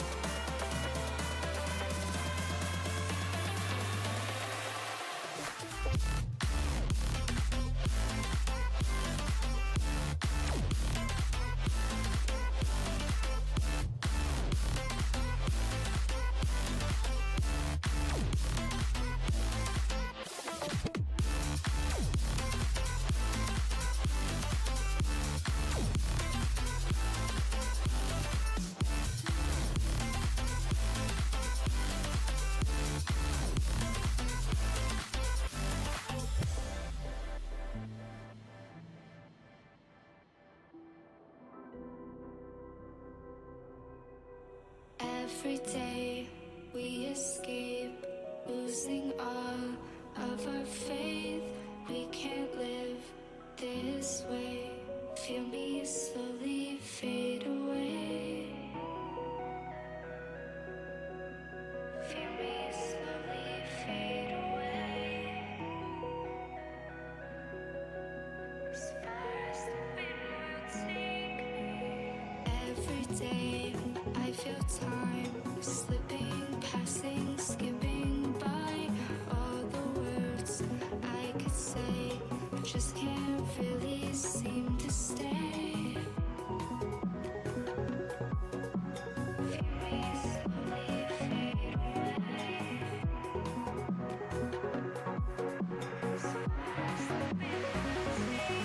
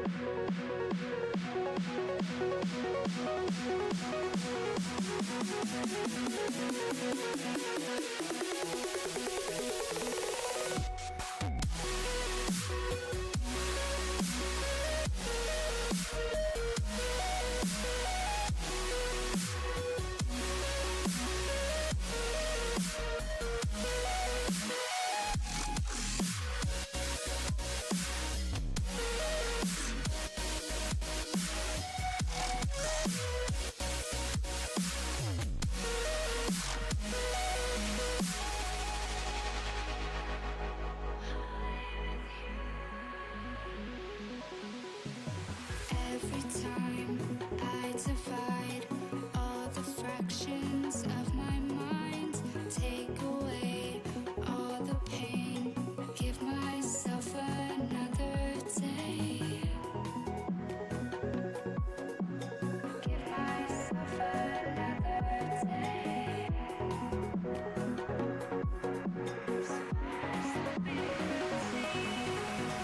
Every day I decide if we'll ever see the sign. I ignored all the lines showing me eternal light. Showing me eternal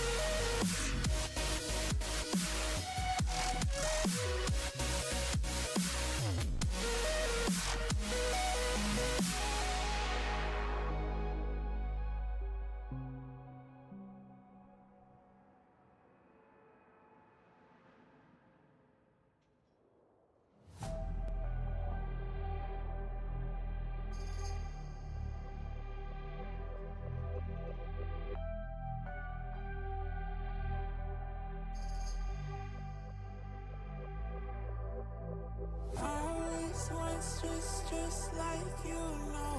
Always monstrous, like you. Always monstrous, like you.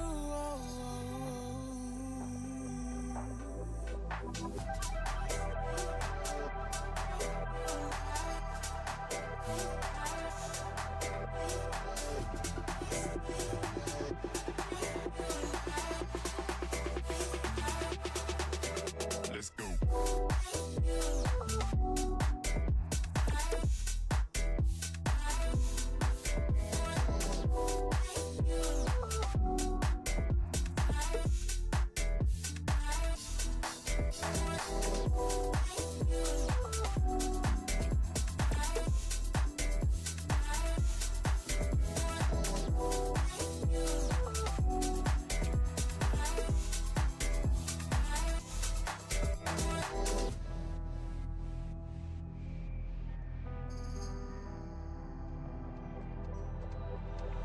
Always monstrous, just like you know. Always always want stress like you. I always want stress like you.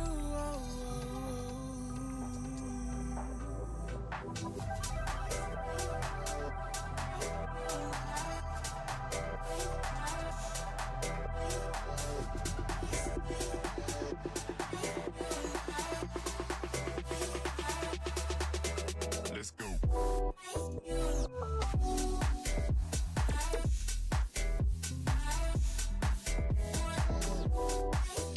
Alright, we is back.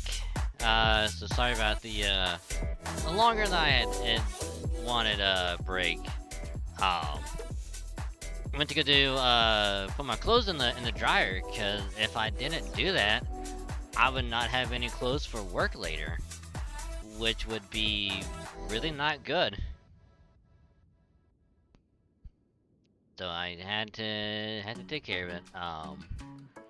But we back, and so again, apologies about that. Because while I was trying to get laundry done, there was like a bug or something that I had to get rid of. So I think it was like a random ass tick that was just like just walking around. So I had to flush it real quick, get rid of it. So apologies, but yeah. So here in a little bit, we'll dive back into some Star Rail, continue the story. But I know I'm kind of late, but later. Hope you have a good rest of your night, and I will catch you later. And to extension, do truly appreciate everyone here chilling, vibing, lurking, hanging out, just having a good old time with the stream. So I do truly appreciate y'all hanging out. Much appreciated. You guys are awesome. Thank you. Also, thank you for all the support so far. You guys are awesome. You're insane. So thank you. But that being said, if you're still here, chilling, vibing, lurking, all that good stuff, thank you. It means a lot. Just remember, you can mute the tab or turn the volume down on the stream. Just don't mute the stream itself. That's what your views look out. Helps out a lot more than you think. And I say thank you, cause you're awesome. Much appreciated. So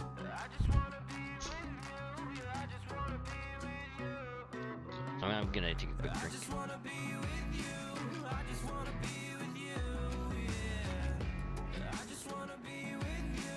Because I have a feeling that once we resume, it's gonna be dialogue heavy for a while. So before we dive in, one thing I was gonna kind of talk about was so, you know, earlier this morning after I woke up, actually when I got back home from you know, a family birthday party, which again, it went pretty well. Had a good time with everyone. Got back home and I was browsing Twitter like I normally do, you know, just to kind of pass the time. And as I was like, you know, scrolling through, noticed that the same person who was doing the hidden gems, like the small VTuber award thing, it's like they're doing it again this year. And so my brain, when I first saw that, went, oh look, this thing is coming back. Surely there's not gonna be, you know, the hidden gems with, you know, small VTubers that somehow will get nominated with like thousands of viewers.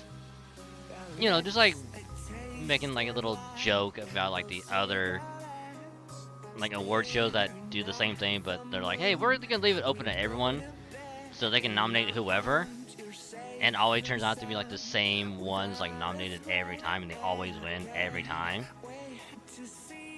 So like I saw that, I was like, you know what, I'll make a little joke about it. Even made like a nice little reference And be like, man, I can't wait for the hidden gem VTuber known as Metal Rat.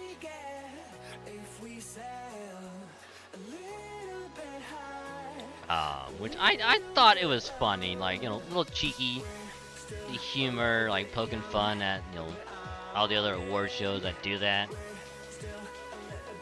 With like no moderation or whatsoever, like, so it's like, it's just a fucking shit show. Which I wasn't expecting anything to come from it. But lo and behold, I got a couple replies on that. Including like the person who's running it like themselves. And they're like, hey, we're gonna make sure this actually like proper, like, again, like we did last year. And I'm like, oh no, like I completely trust you. I was just trying to make a joke like about the other giant quotations, by the way, award shows. Cause let's be real, any award show that leaves it open for anyone to nominate should not be called an award show. We all know what's gonna happen.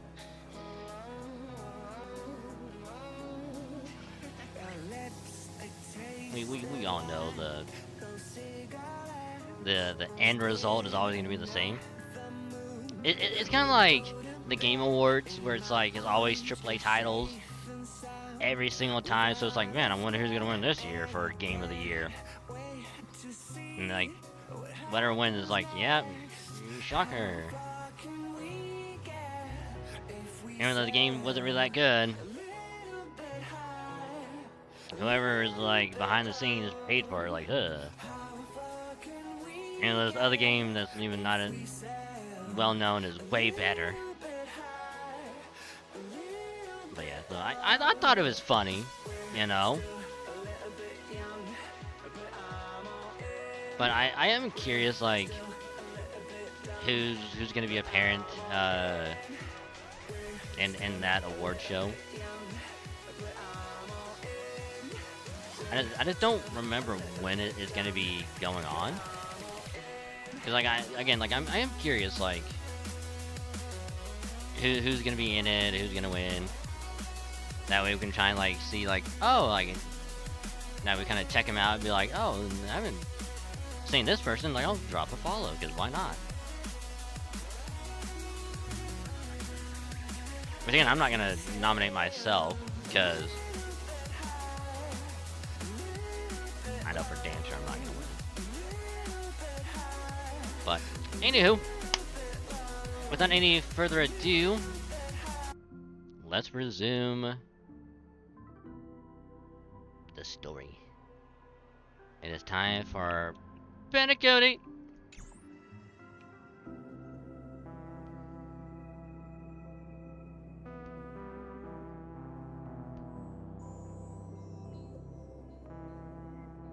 No, I kind of want to.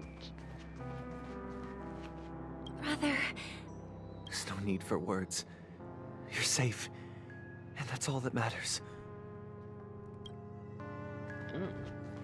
I did my job. I gathered everyone here. Gallagher will explain the rest to you. Take care. Why does Micah sound so familiar? The atmosphere sure is livened up with all these people in here. I brought Gallagher here. It's time to face the truth.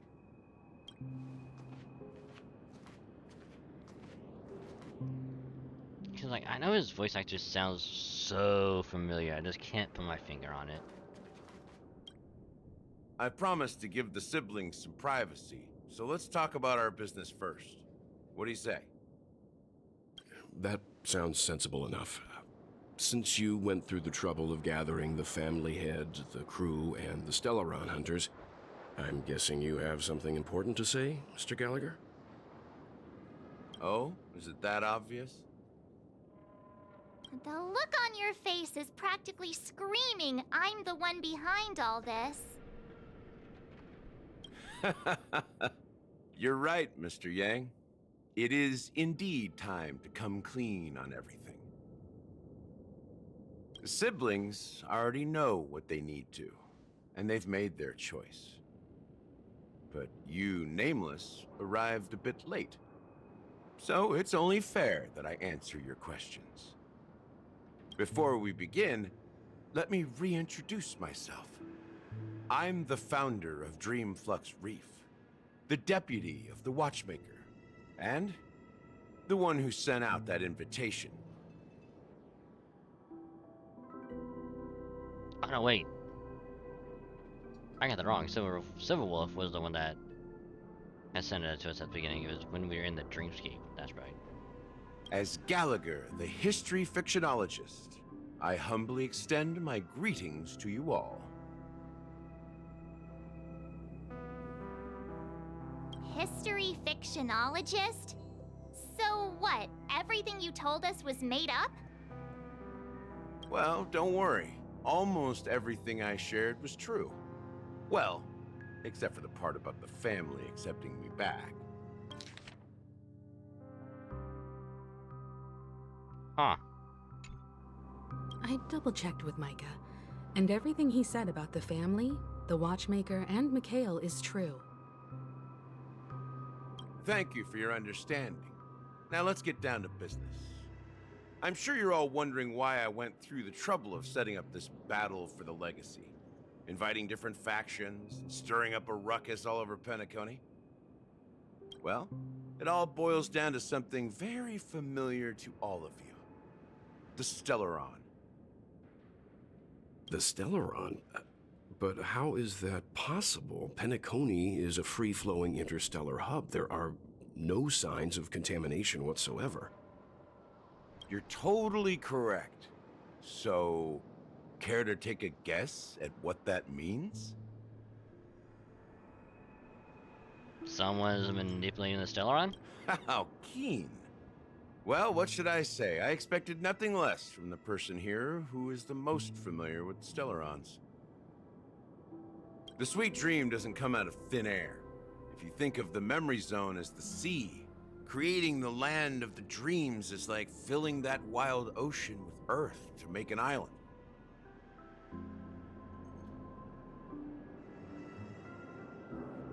To achieve this feat, without the help of an Emanator of Remembrance or Enigmata, the only way is to use a Stellaron. And that's not something you can achieve with a simple wish. It requires vast quantities of knowledge, time, and manpower. I'm sure you get what I'm hinting at. Oh. In Azdana, the planet of festivities itself is a Stellaron disaster. The planet of festivities itself is a Stellaron disaster? It all started a long time ago, back when the Watchmaker and his crew liberated the frontier prison. They faced countless challenges as they began building Penacony from the ground up. That's when the idea of using the Stellaron came into play. The Stellaron first entered the Azdana system during the war. The Nameless warned everyone against the folly of attempting to tamper with such a power, and most heeded their words. But there are always people in the shadows with ulterior motives. The turning point came after Tiernan's death. With two of the Nameless gone, the Watchmaker had to go to the front lines. It was at that moment his rivals saw an opportunity. Oh. By the time a representative from the Montour Systems family arrived at the Watchmaker's call, the Stellaron had already been activated and was seeping into the primordial synesthesia dreamscape.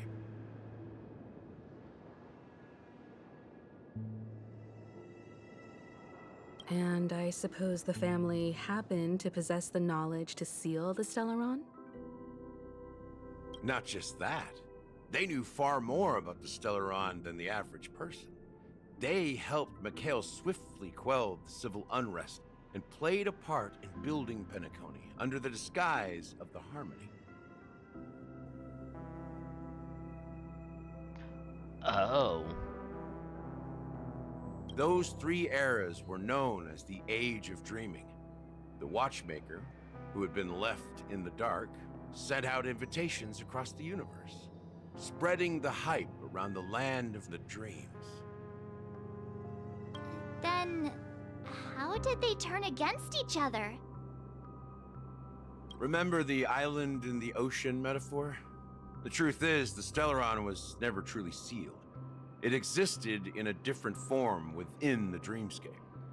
Think about this. What would it cost to create and maintain such a lavish dreamland? It's people's lives. The opulent dream is built upon the decay of spirits, with a toxic elixir called pleasure flowing through the dreamscape.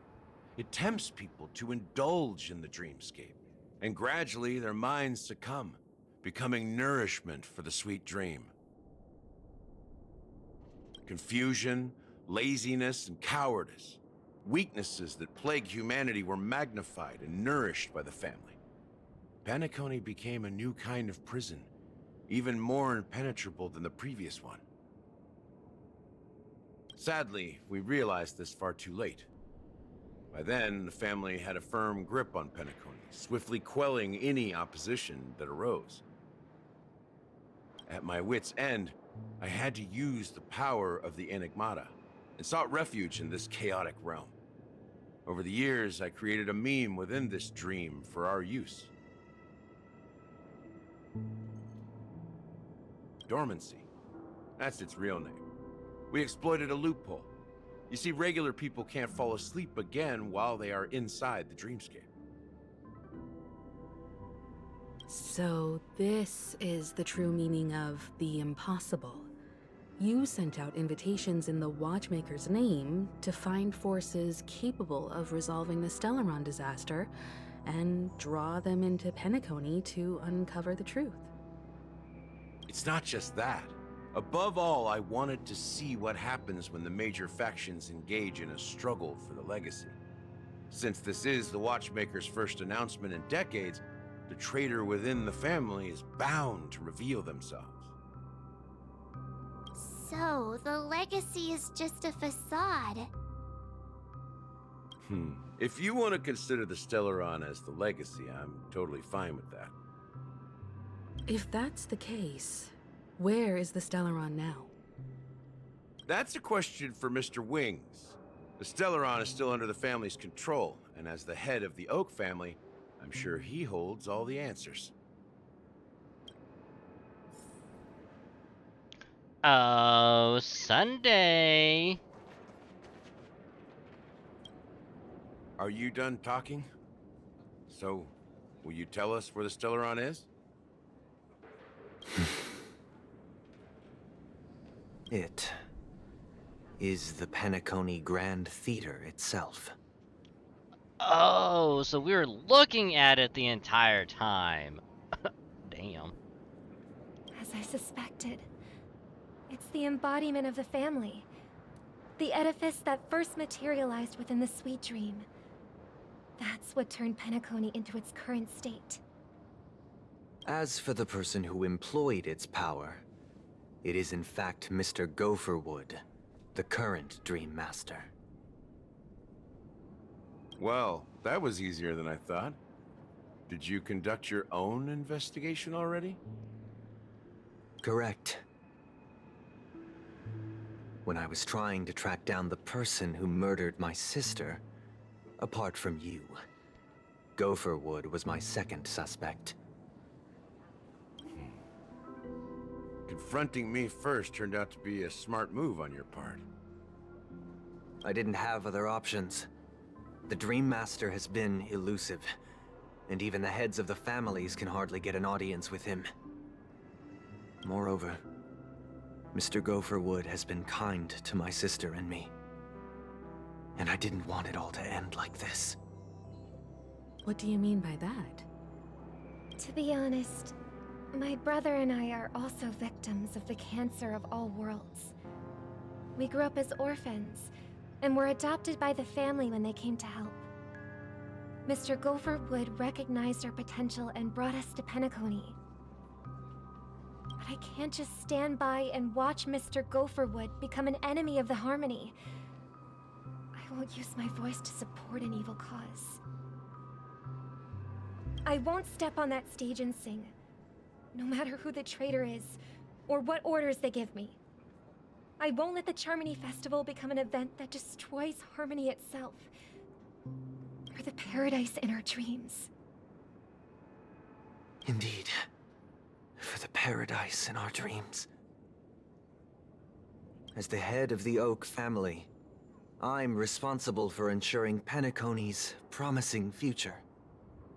Robin and I will head into the Sweet Dream and confront the Dream Master.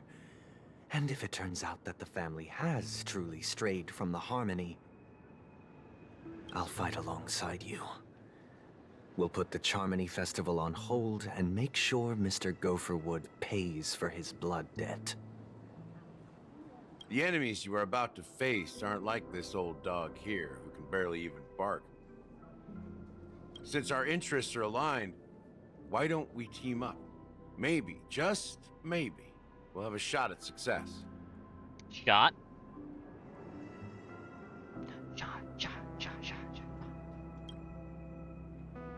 We have always been following in the footsteps of our nameless predecessors, and there's no reason to stop now.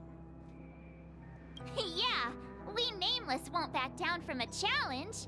Isn't that right, Mr. Trailblazer?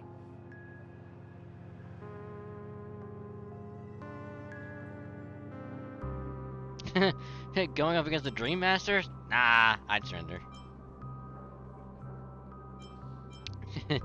Heroes never back down. Peace was never an option. Exactly! It's time for the crew to save the world once more. Rest assured, sitting on the sidelines isn't in our nature. Mr. Sunday, Miss Robin, I'm willing to accompany you on behalf of the Astral Express.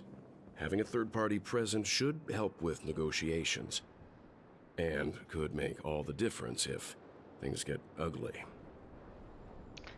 And if it does, you could just suck everything up with your weird black hole hand. Moroku.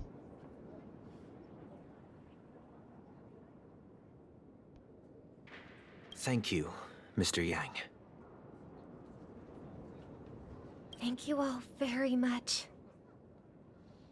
The Charmony Festival is about to start, and time is against us. We must hasten. Everyone, let's gather over here. We still need to make some preparations. Whoop, whoop, whoop, whoop, whoop, whoop, whoop, whoop, whoop, whoop.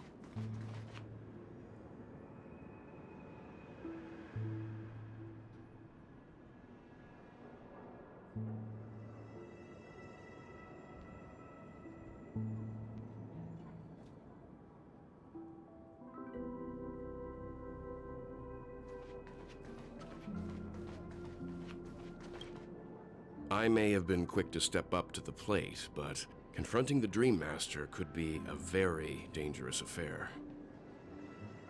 Huh? Even you're saying that, Mr. Yang? How powerful is that Dream Master? He's the leader of the families of Penacony, and he has the entire power of the Harmony behind him, not to mention the Stellaron in his possession. We must proceed with great caution. Maybe you can just stay behind this time, Mr. Yang? No, that won't do.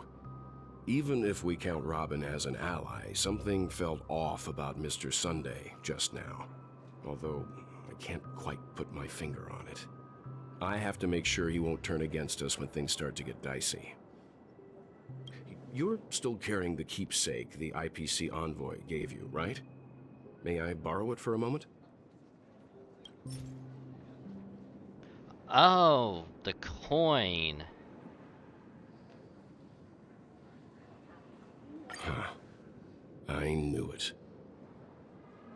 What do you need it for? As I suspected, this chip Aventurine gave to you is actually a miniature transmitter. If I'm right, he intends to use it to track your location or contact you when needed.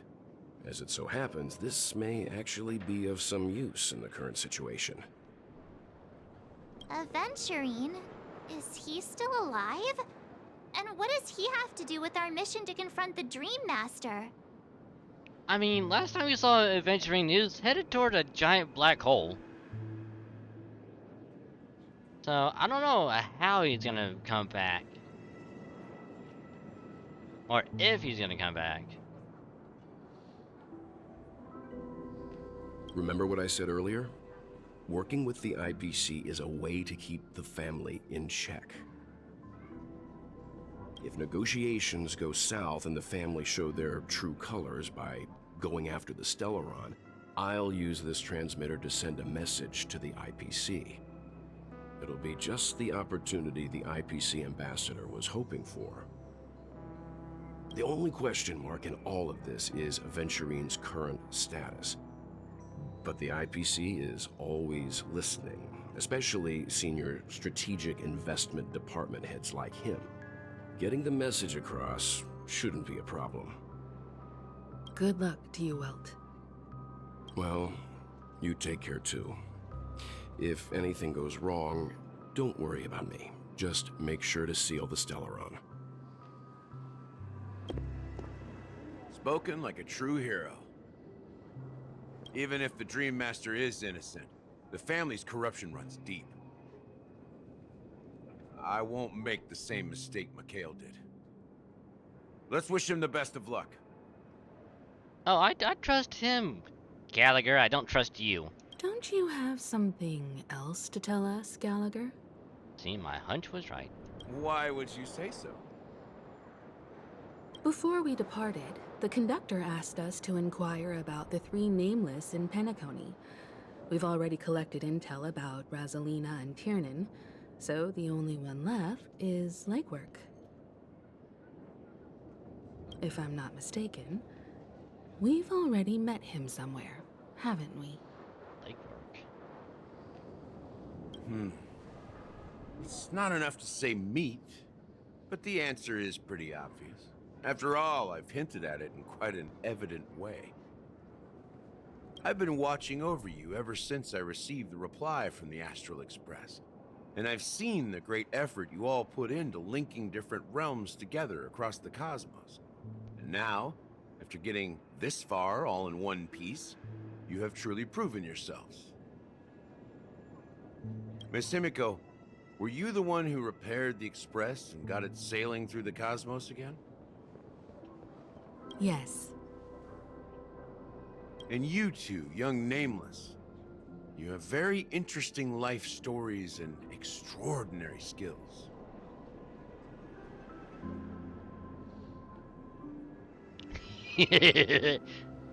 Of course, my reputation precedes me. Believe in the galactic baseballer supremacy. Ha ha ha ha! What? Hey, you can't just make up titles like that. You're full of energy. Please send my regards to the conductor, Pom Pom. Please let them know that their friend had fond memories from his time aboard the Express, which he reminisced on every time he had a good drink. As for the last Nameless, he embarked, disembarked, and embarked again, traveling in a great circle, ending up back where he started.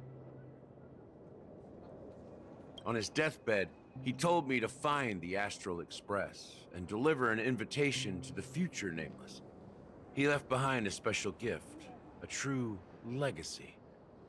Something that belongs only to the successors of the Trailblaze. Come with me. Now is the time to reveal it.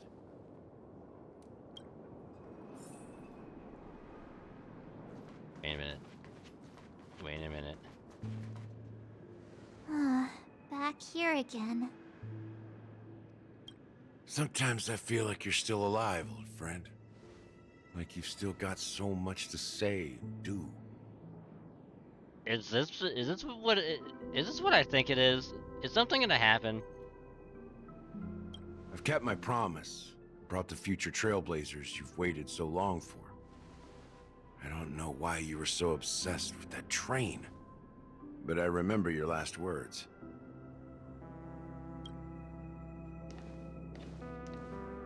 Don't let us down, old man.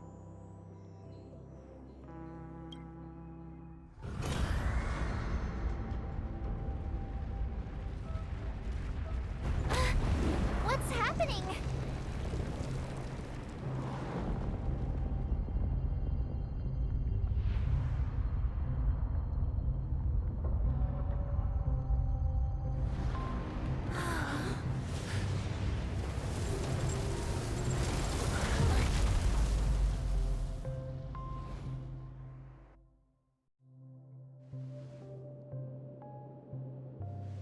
Go ahead. His resting place lies in the garden up ahead. The first and last nameless of Penacony. Mikhail Char Legward, the watchmaker.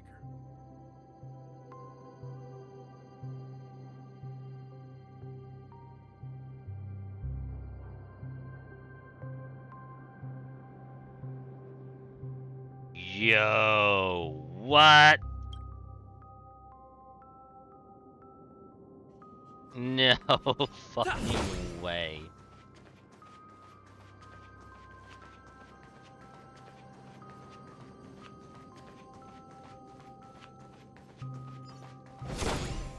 That's fucking cool. Holy shit.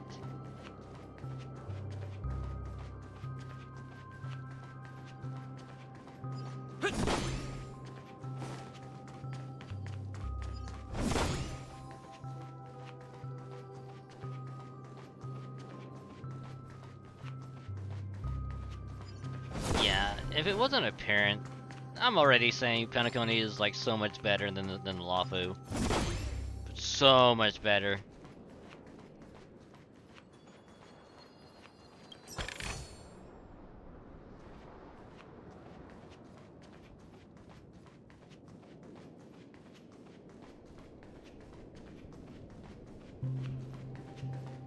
So the watchmaker, seeing the third nameless that came to Penacony.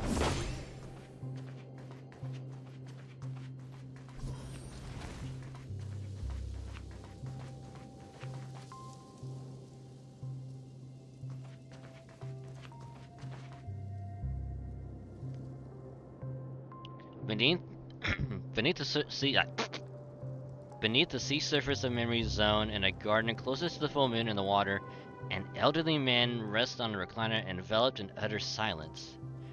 The watchmaker, Mikhail Char Legwork, has passed to the endless, timeless dream where no sound could ever awaken him. Sure enough, the watchmaker is the third nameless. Even I could guess that one.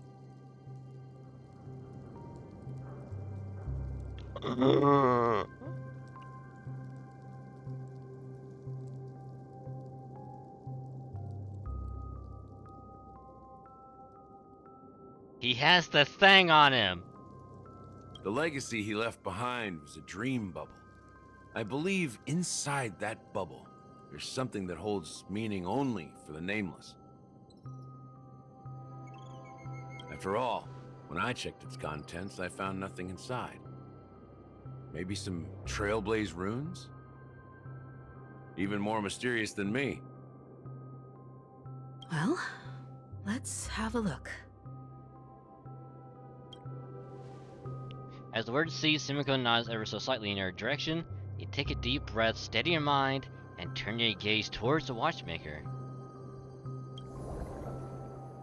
You press your hands against the dream bubble, and the thick, viscous memoria converges under strain, then stretches outward from your fingertips as if weaving a delicate web. It gently cradles your palm. A chill travels from your fingertips, carrying with it a myriad of vibrant and intertwined memories, as experience would suggest. But this time you see nothing at all.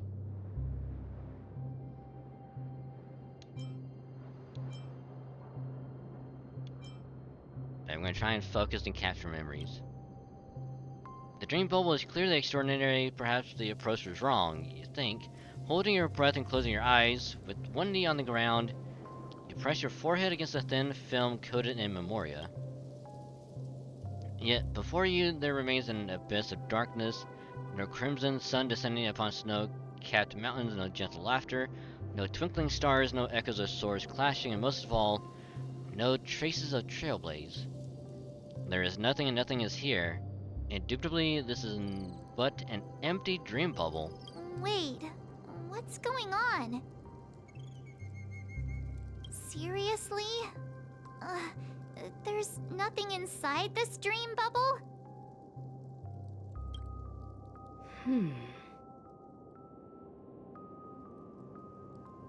How could a dream bubble be empty? Just as I suspected.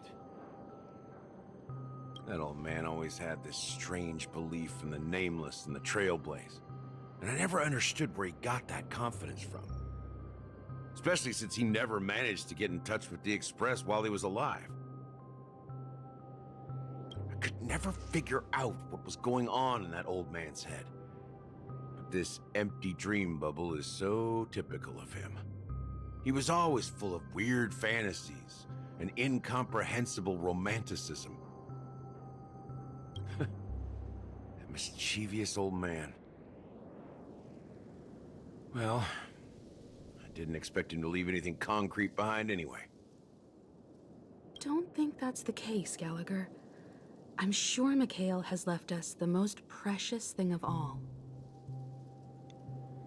There's a bird! Himiko, there's a bird right behind you!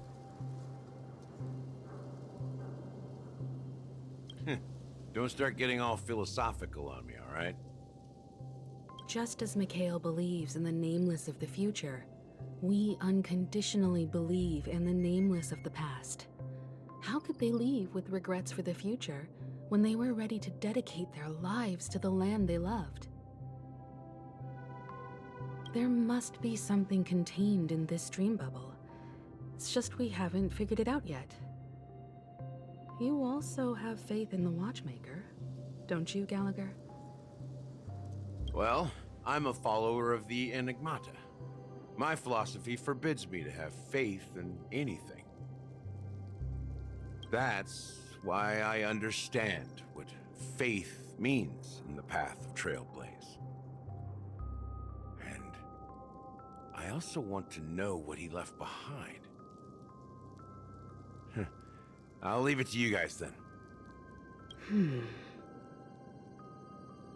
Can I borrow your pet? I need to make a trip back to Golden Hour and check something at the Dreamscape sales store. It's for Mikhail, and for the future of Penacony.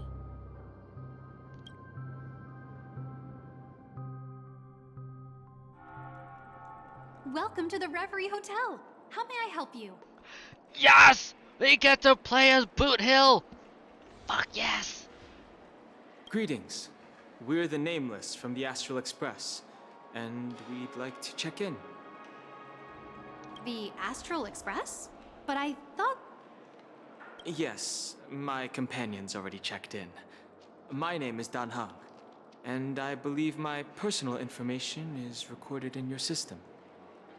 I see, but your companion said you wouldn't be coming due to a change of plans. Now the plans have changed again. And you are... Oh, he's my brother. Don't worry about him. Me? I'm Pom Pom, a new Nameless who's also with the Astral Express.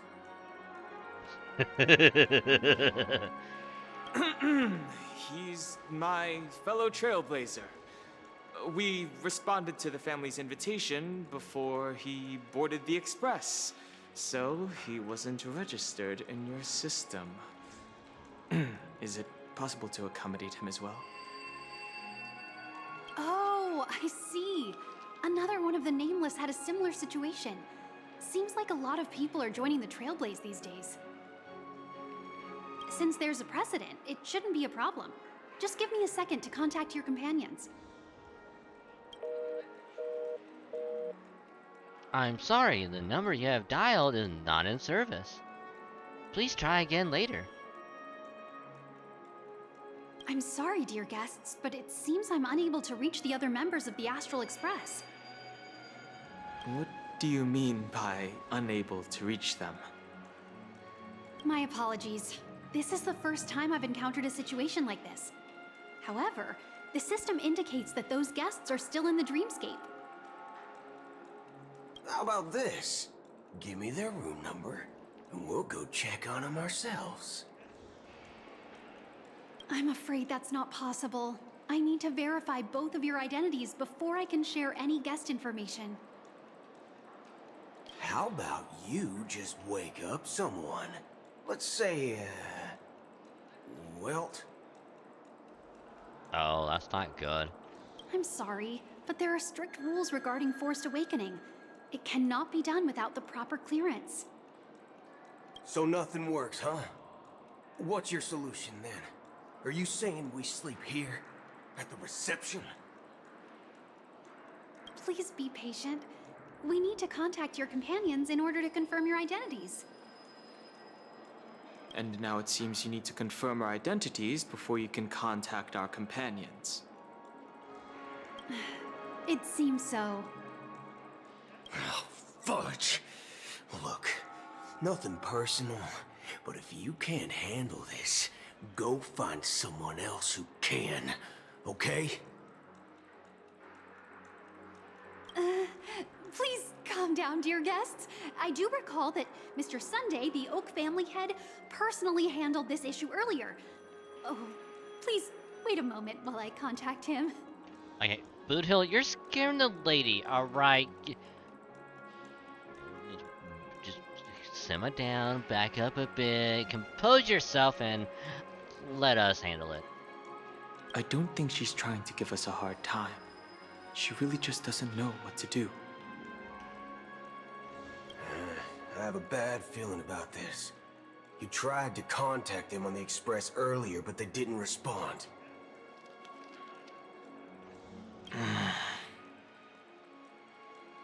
Something doesn't seem right. I need to leave for a moment. You can stay here with the receptionist. Sure thing. Just don't keep me waiting forever. Don Hung seems pretty worried about his companions. I should give him some space. Stressing out about it won't help anything.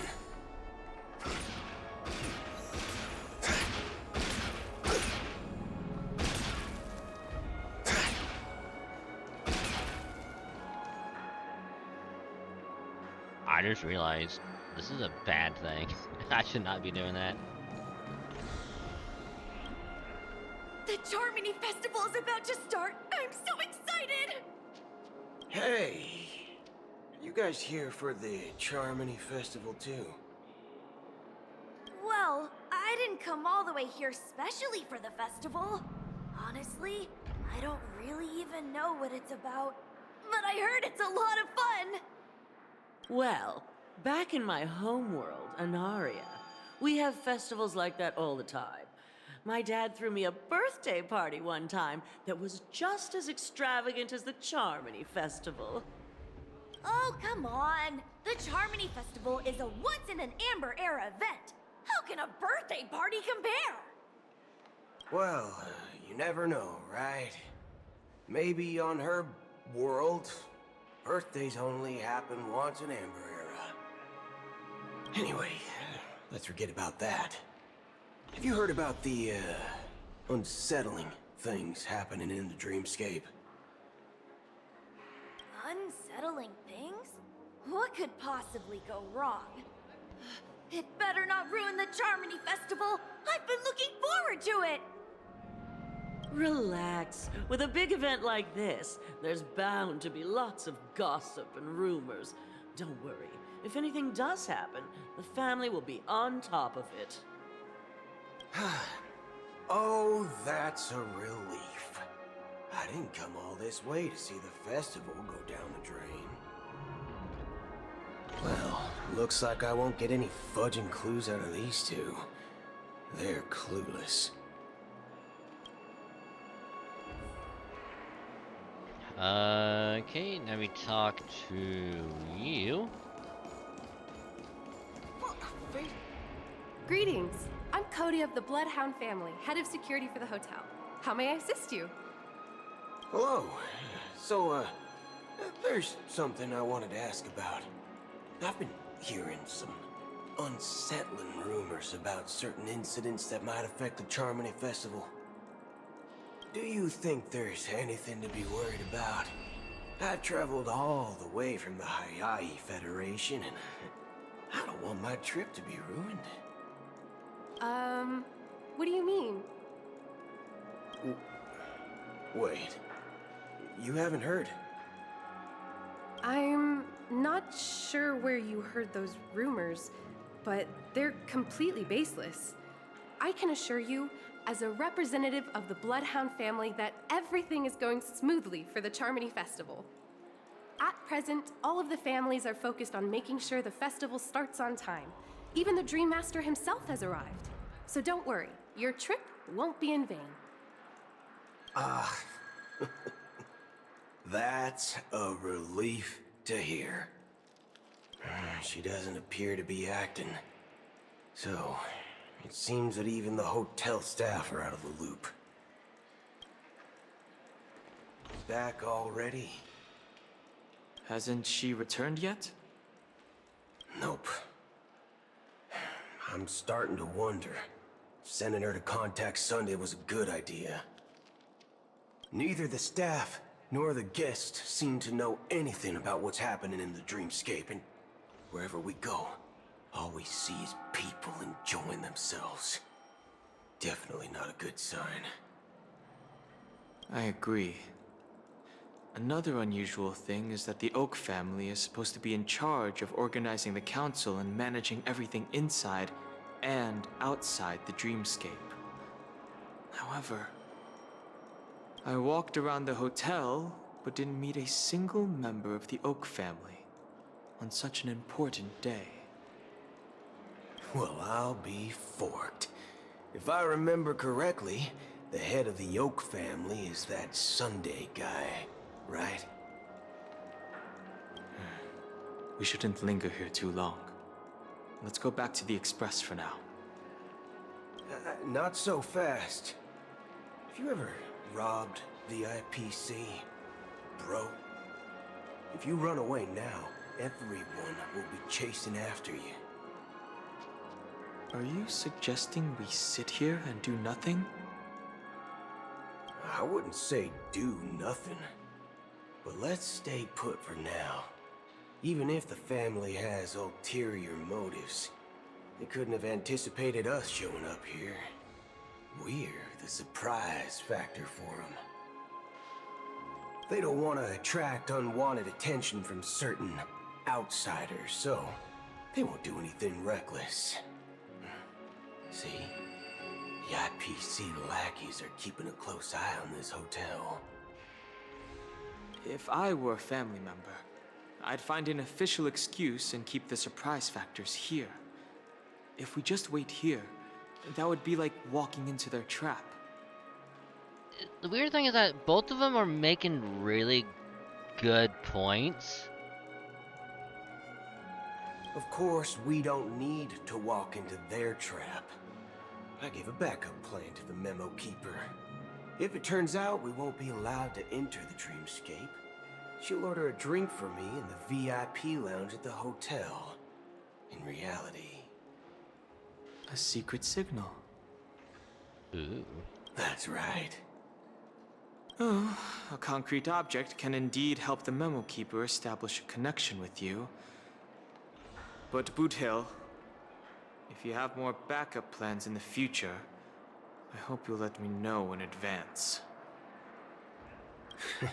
I'm sorry, but it's one of my quirks. I have too many unreliable friends. And if I reveal that I have backup plans, things can go awry. And that would leave all backup plans completely useless. Again, he has a good point. How do we get into the VIP lounge? Use your This street is where smarts. my street smarts come into play. You can actually book a stay on credit. And the interest is... Hello, Dennis. You're the lobby manager, right? Yes, I am. How may I assist you? We're the Nameless from the Astral Express. We wanted to check in, but there's something wrong with your system. The lady at the front desk said she would contact the manager, but now she's nowhere to be found. Now, we've been waiting here forever, without any food or water. What the fork, man? Is this how the family treats its guests? What the fork? Is this your idea of street smarts? Starting an altercation? It's called standing up for your rights. To party or not? I apologize for the inconvenience. Please wait while we try to contact Mr. Sunday. I'll arrange 2 premium seats in the VIP lounge so you can rest there while you wait. See? Just like that. Just don't call yourself Nameless next time. Wow, this bar's something else. Certainly worthy of the planet of festivities. But can we... Any chest though? One peach soul glad, shaken, not stirred. Alright. Hello, bartender. Good evening, gentlemen. Hey, I have an order for a bottle of Donna's White Oak. Can you help us find it? Donna's White Oak? I think there might be a misunderstanding. We don't serve that here. Oh, no way. Are you sure you're not mistaken? If someone had reserved such a beverage, I would definitely remember it. It sells for hundreds of thousands of credits per bottle, after all. I couldn't afford to cover for such an item if it were broken or lost. That's strange. Well, could it be that the memo keeper couldn't afford it? Then what should we do now? Oh, no need to rush.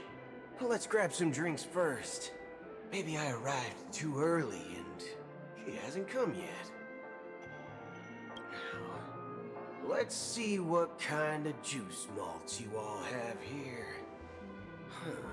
Well, give me a glass of Heenum Valley, 40 years. I'll have it neat. No ice.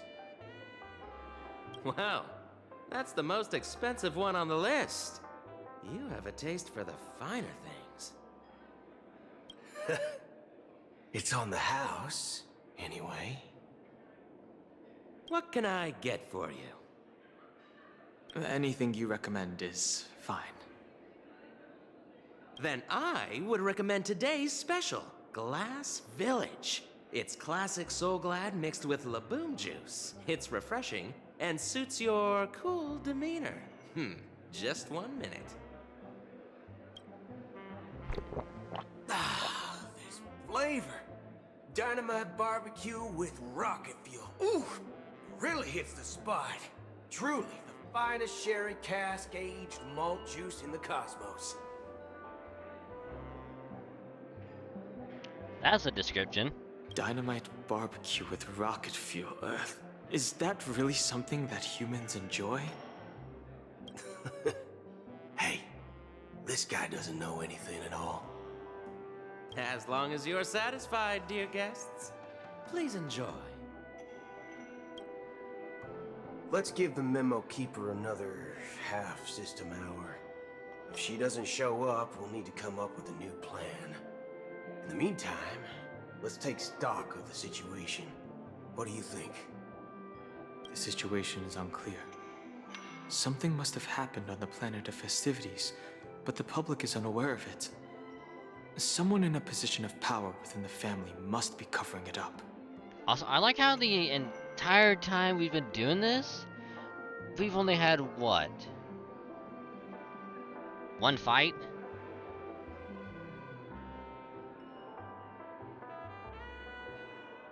We only fought one enemy this entire time? Everything else has just been dialogue? Like, fuck. It's unusual for the followers of the Harmony to invite other factions, let alone the IPC and the Masked Fools. If what you said about the Emanator of the Nihility is true, the situation in Penacony is a little complicated, to say the least. But I'm not saying it's bad, because parts 1 and 2, we had quite a bit of fights to go through. So it kind of makes sense that part 3 is like mostly dialogue to get everything set up for like the final battle. With like little bits of like little fights here and there. Actually, there's something else I'm concerned about. Regarding Acheron. As you know, the faction that follows the path of the Hunt are some of the most dangerous folks in the cosmos to mess with. I mean, who in the right mind would impersonate the Xianzhou Alliance or the Galaxy Rangers? It's like asking for a death wish. Isn't there a saying among the Xianzhou people that the Rainbow Sect lets their Lux arrow do all the beating? Talking. Do all the talking. Well, you know what I mean. Even though the Galaxy Rangers have been out of sight for years, we've been keeping an eye on this region. Even the dumbest criminals know better than to mess with the Annihilation Gang, much less the Rangers. But that Acheron lady, she doesn't seem like a lunatic at all. On the contrary, she's highly logical and organized. She knows exactly when to hold back and when to strike without mercy. And you believe that someone like her would have an ulterior motive for impersonating a Galaxy Ranger? I'm not entirely sure, but I do have my suspicions. Maybe she knows a Galaxy Ranger, or perhaps she's trying to lure us out for some reason, which I can't figure out.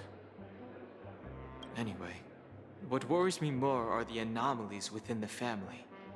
They've summoned followers from various paths for the festival. No matter how generous such a gesture is, this move seems highly unusual. Unless the invitations weren't sent by them. If that's the case, it's even more intriguing that the family insists on organizing the Charmony Festival, despite the chaos. Maybe it's Shipei the Harmony pulling the strings. You find it beyond human understanding because it wasn't arranged by humans at all. People do stupid things out of irrational impulses. They abandon their principles when self-interest is involved. They believe in things they know they shouldn't, and fudge, they even break their own rules.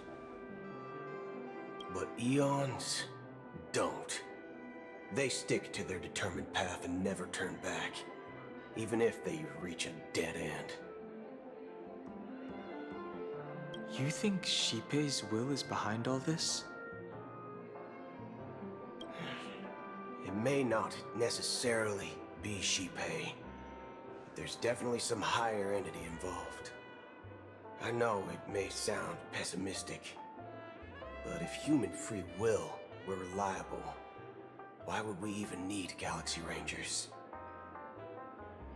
It's much simpler when you boil it down to the eons and paths. Like how Lon always follows the path of the Hunt, or how the Express stays true to the Trailblaze despite Akavili's disappearance. But in my opinion, Akavili's fall holds significance for the Nameless. Oh. So you're saying the Nameless now have to take responsibility for their own choices because their absolutely right leader is gone? Exactly. I believe the purpose of the journey isn't just about following a path that's always considered absolutely right. It's more about doing your best to choose the right path for yourself among countless possibilities, even with limited insight and judgment. I don't know what you've been through, but I agree that people must take responsibility for their choices, because no one else can do it for them. That's why the Galaxy Rangers need to uncover the imposter and figure out her true intentions. Just in case. I have a backup plan if the Memo Keeper doesn't show up. This is my final backup plan. I promise. You sure have a lot of cards up your sleeve. Well, going back to my old career would make things a lot easier. By the way, when you were walking around the hotel, did you happen to see any important-looking guests? What's your plan? It's simple. We just grab some hostages and use them as bargaining chips with the family. Or maybe we can even take their identities. Oh yeah, that's a good backup plan, Boothill. We'll just take some hostages and have them as leverage so we could go into the dreamscape. That's not gonna end poorly. No need for that. We'll return to the Express now. Wait, are you getting scared? Draw your weapon. Let's make a big scene. Are you leaving, esteemed guests? Would you like to cancel that Asdana's White Oak you just ordered? Huh? Asdana's White Oak? But didn't you just say... Take the drink. Ha ha. Looks like you are a bit intoxicated, esteemed guests. You ordered a bottle of Asdana's White Oak just a moment ago. Looks like your Memo Keeper friend has finally arrived. Oh, right. Sorry, my memory's not the best. You know, too many modifications and all. Anyway, let me check. Well, fork me. It says Donna's White Oak, all right.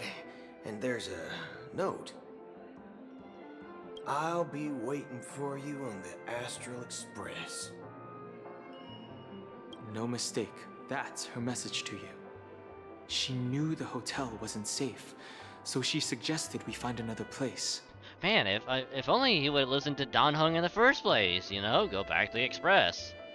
Well, looks like we took a detour, but now it's back to the Astral Express. So, what are we waiting for? Let's go.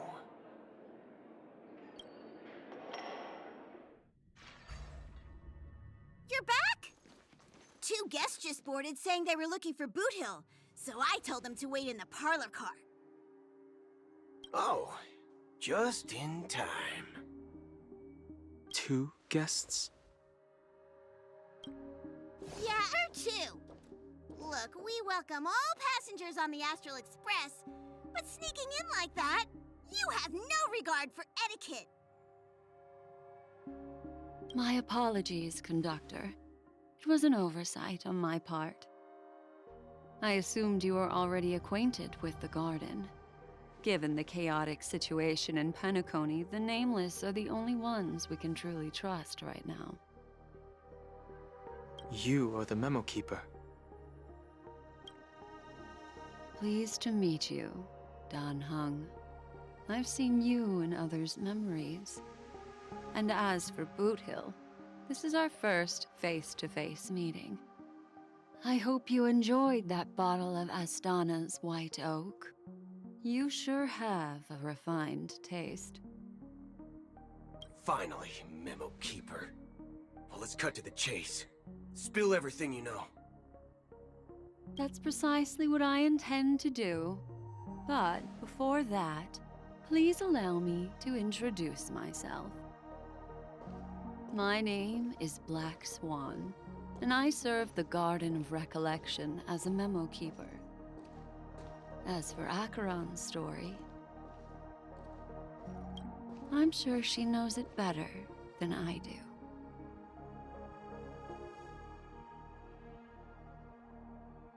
Greetings. I'm Acheron. What? You Garden of Recollection shirtbag! You betrayed me! I apologize, but she did that at my request.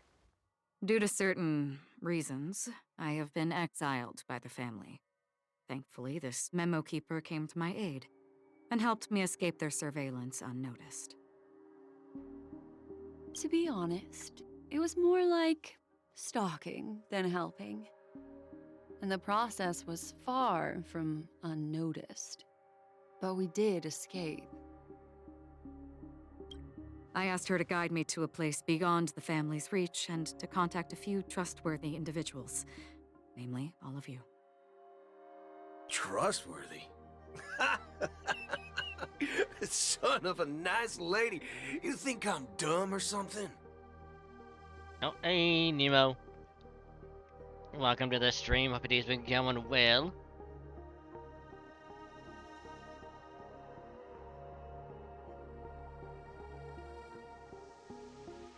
We're just enjoying some good old Penacony story with our good friend Boothill.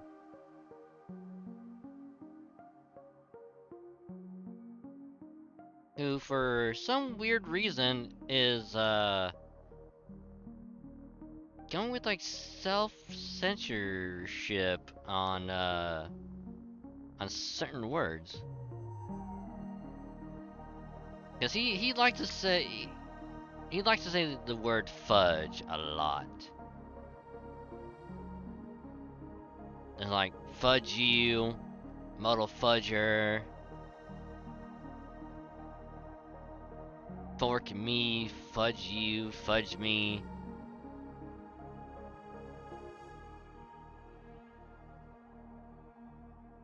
Son of a nice lady. His voice has been tapped over so he can't curse right now. I mean, that is true. He did say he had a lot of modifications, so yeah, that is true.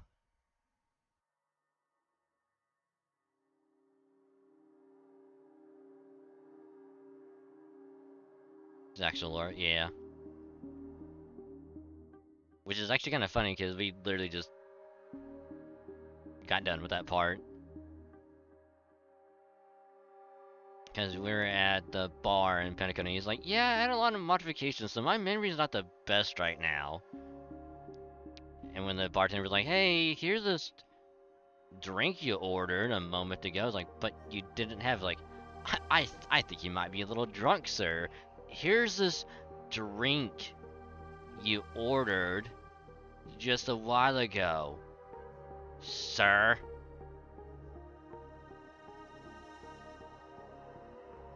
And then it's like, oh yeah, we need to go back to the train. How about this? I'll put a few bullet holes in your head and see what secrets spill out. Then, we can talk about trust. I don't think shooting a gun on a train would be the best option right now. You might put a hole in the wall, or you might break some glass, or destroy the furniture.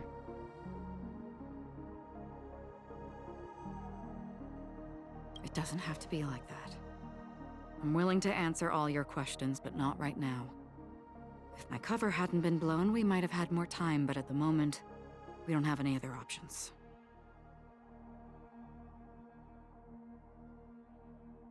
Also, he is leaning back.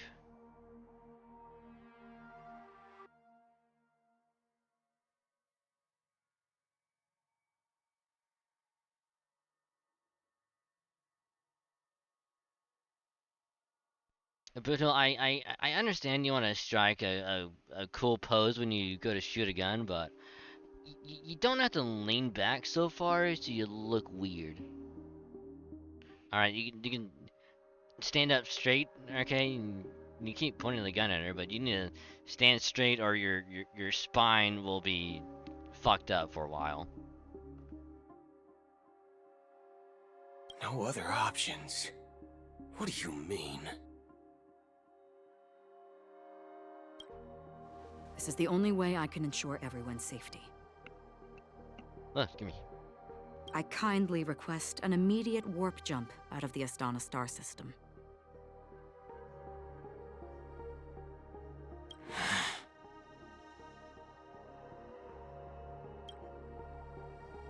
This passenger is requesting...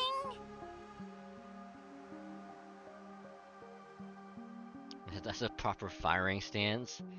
I mean, if that's a proper firing stance, then what Death the Kid does in Soul Eater is also a proper firing stance.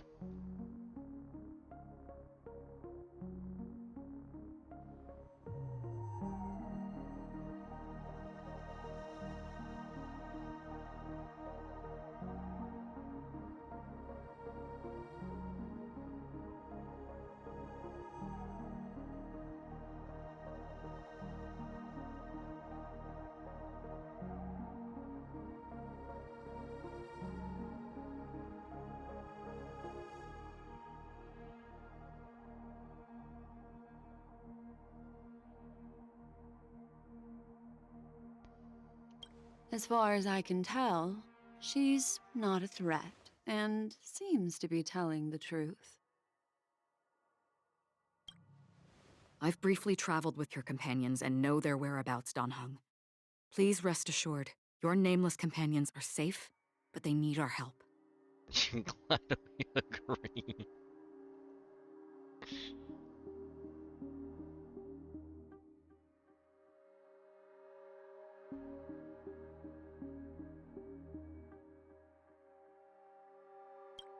As for Boot Hill, you may have guessed, I've been waiting for you. Galaxy Rangers are known for their elusive nature and limited contact with each other, so this was the only way I could reach out to you.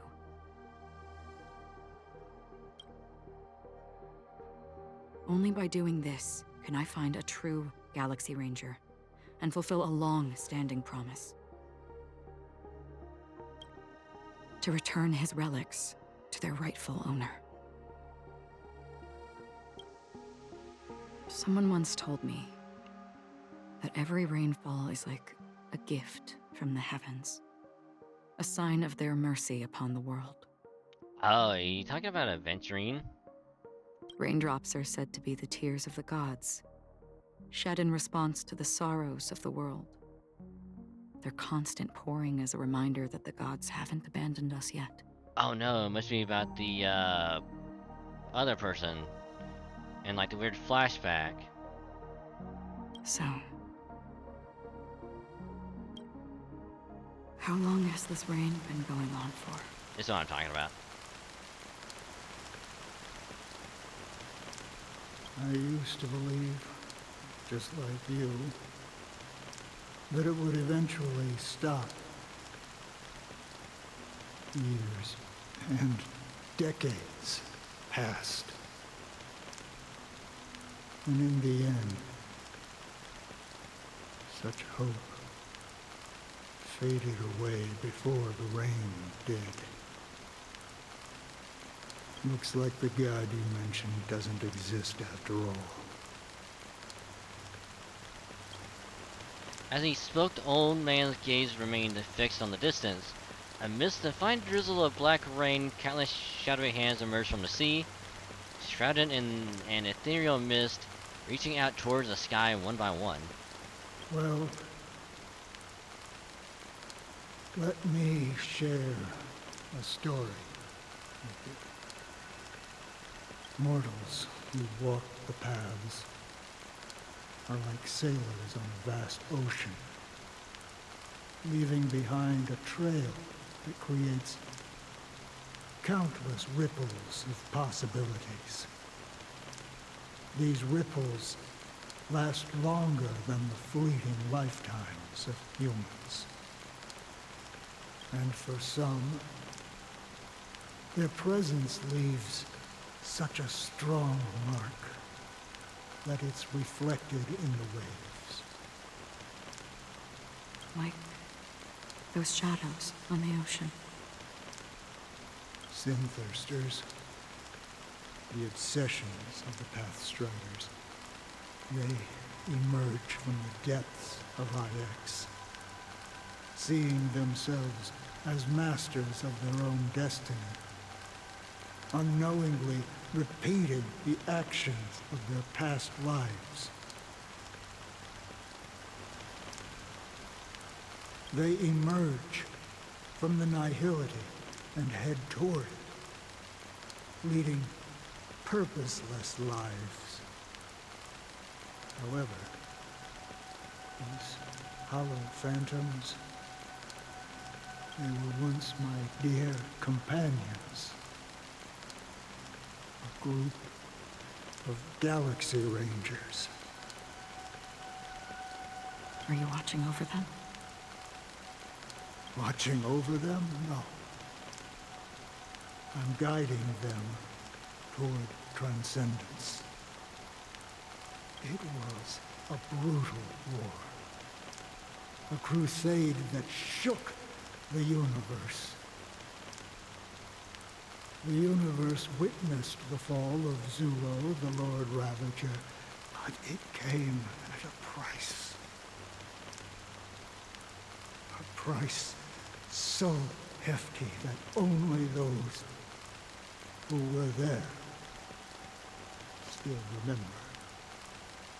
The unwavering determination of the Hunt followers persists even in death.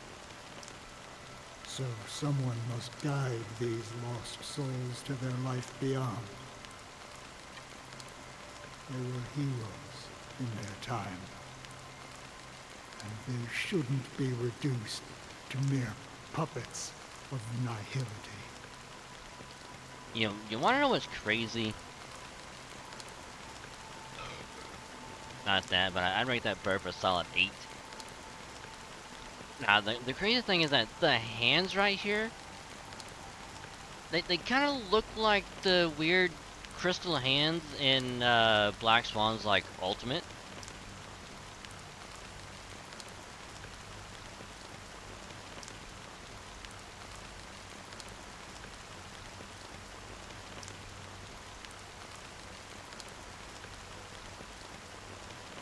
So, like, I wouldn't be surprised. I mean, considering that she is, you know, nihility, so it makes sense.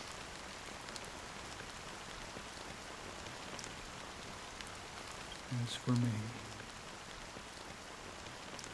I've suffered too many losses on that battlefield to advance any further. And that makes me the most fitting person to carry out this task.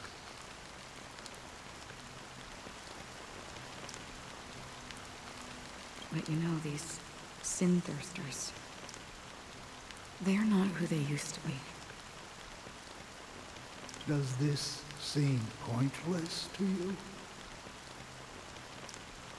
Well, some tasks have to be done, even if they are pointless.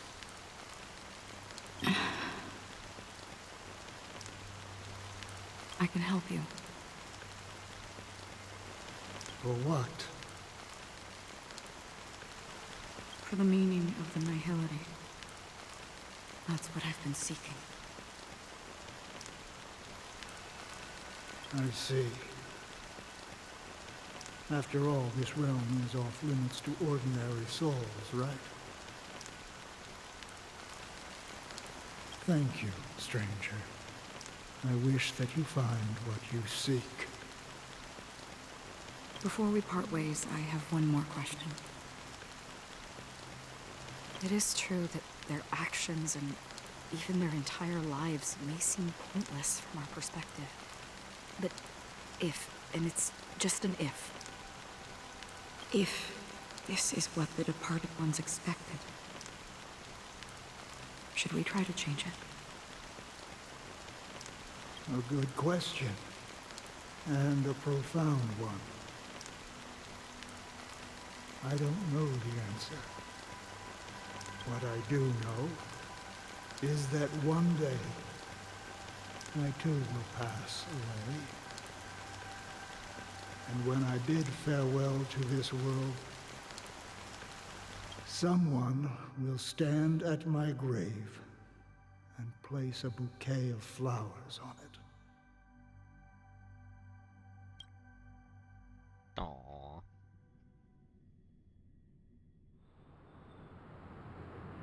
"9 hours until the Charmony Festival."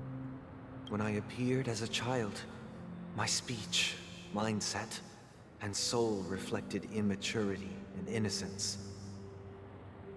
As I grew into adulthood, I left behind my childlike side.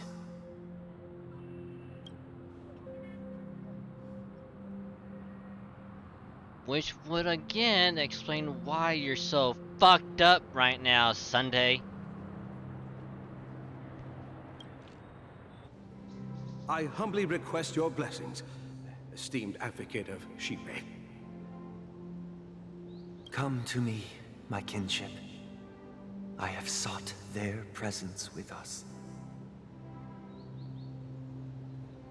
You wanna know what's crazy? And this is just a theory. Some might say it's a game theory, considering this. But what if Sunday's the traitor?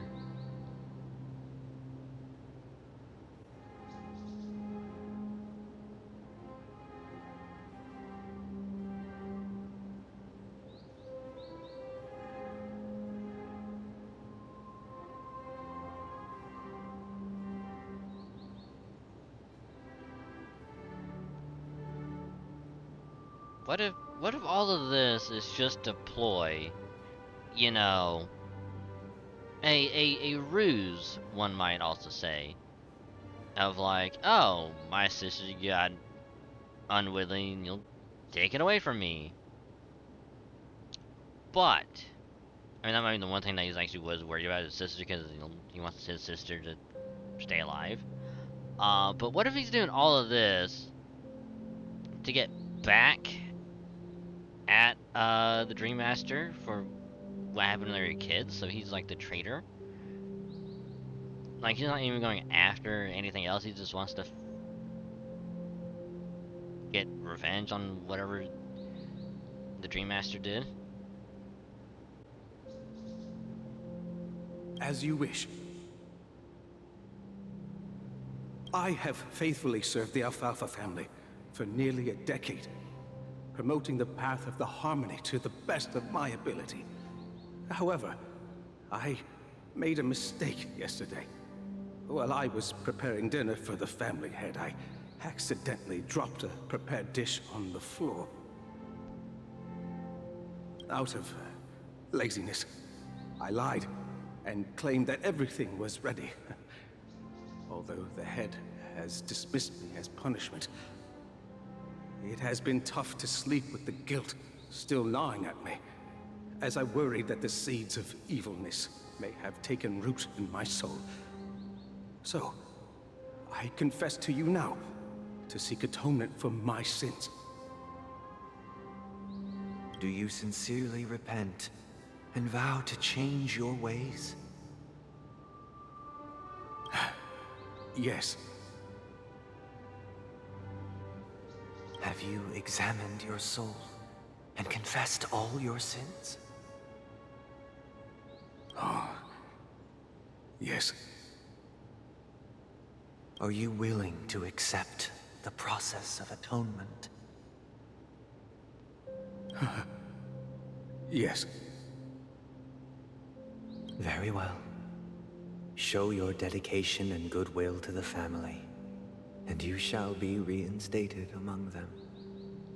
Now, please, leave in peace. Oh, praise Sheepy. And thank you, esteemed advocate.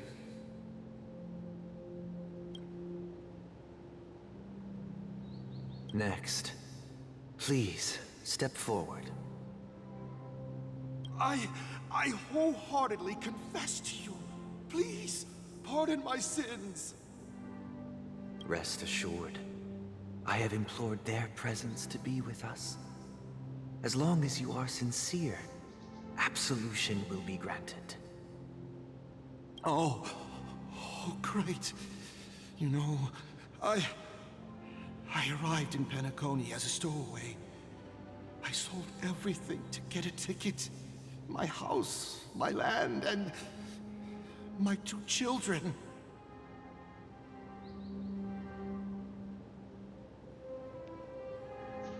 Daddy, is that you? I see. Please, go on.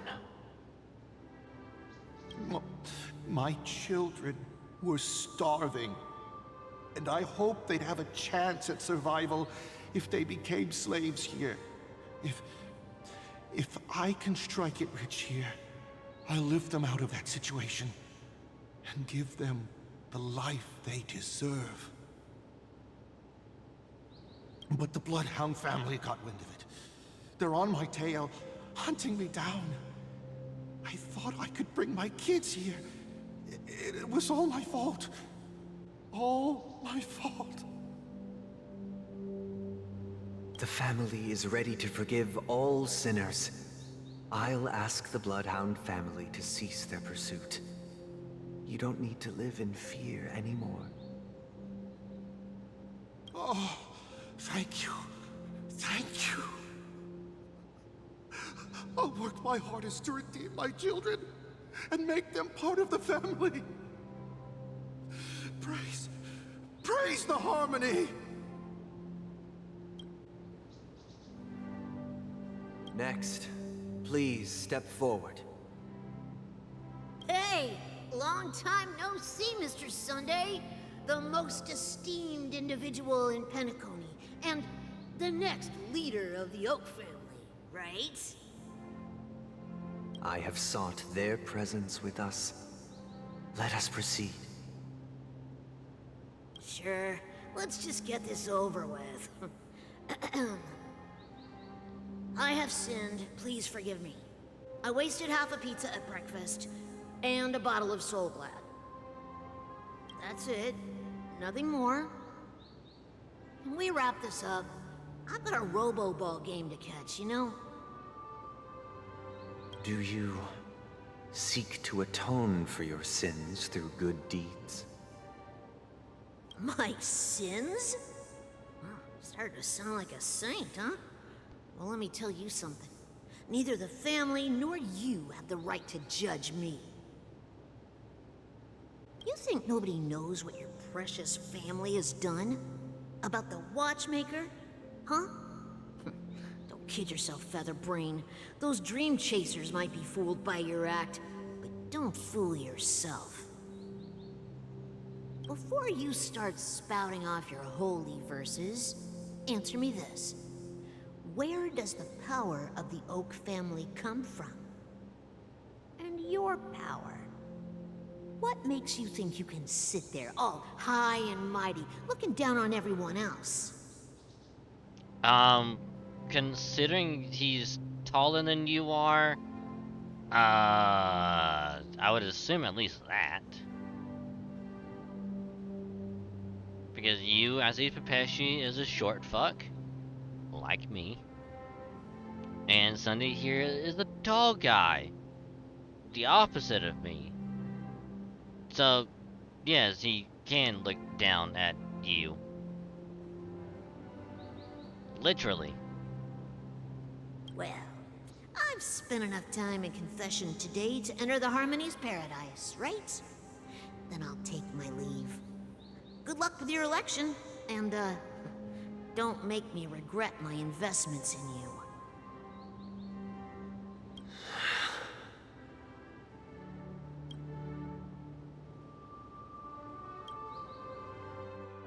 revered triple-faced soul, hear my doubts.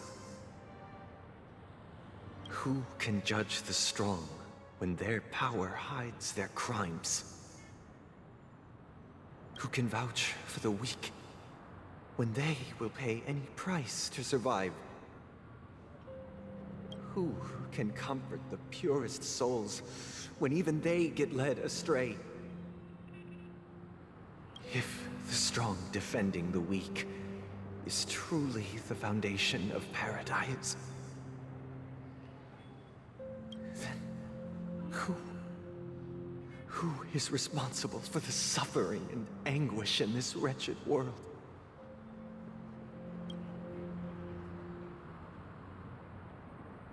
Okay. Brother?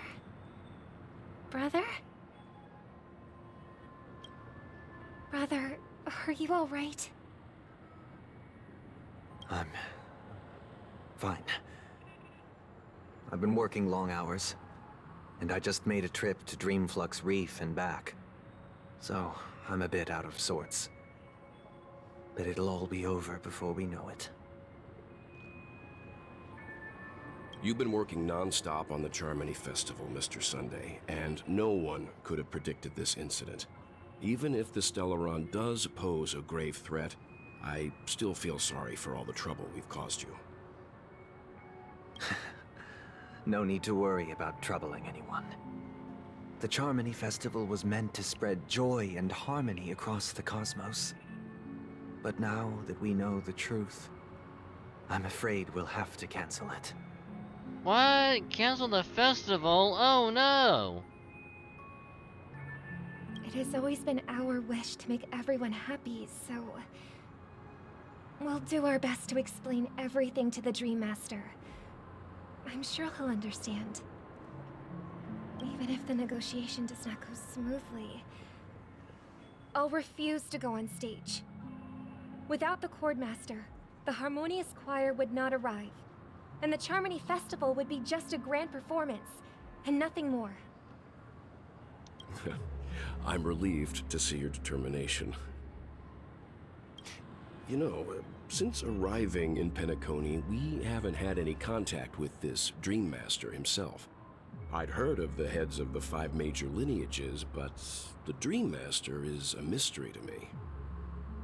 The Dream Master rarely grants an audience, even for us.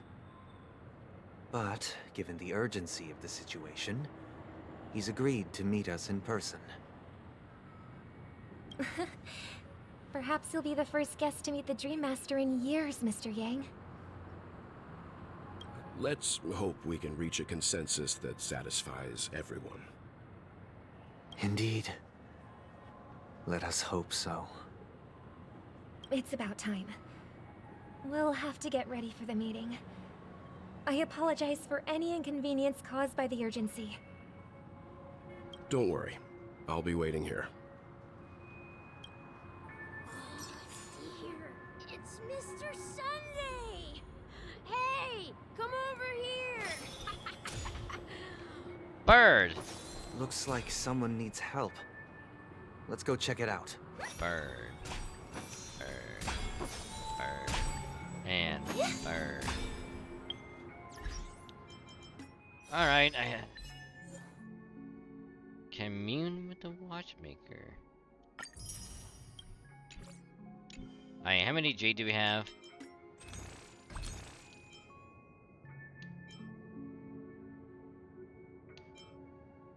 $5,890, which means we can get 36.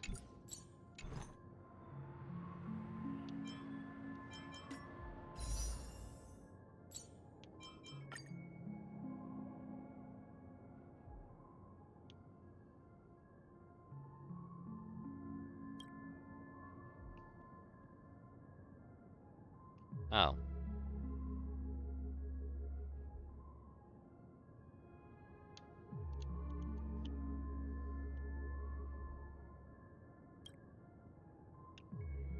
Well.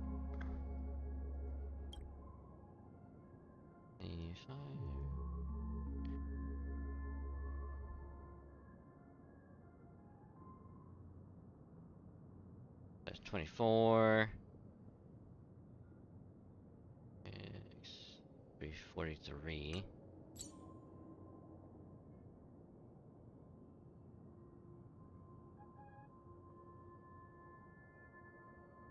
So, if we wait until we get the tickets from logging in every day, get some more jade from chest,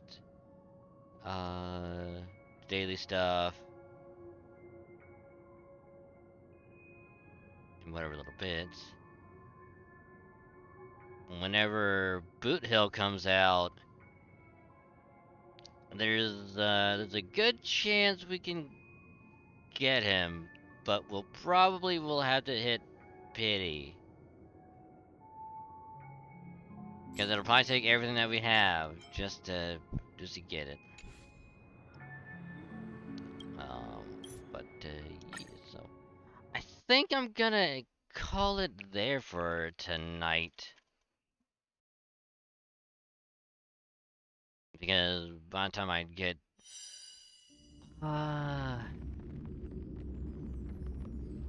get everything ready and do other stuff, it's gonna be time for me to go to sleep.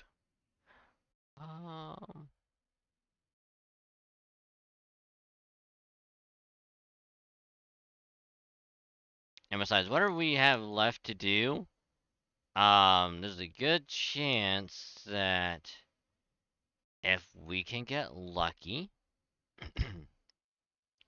we could potentially be finishing it, the story next week.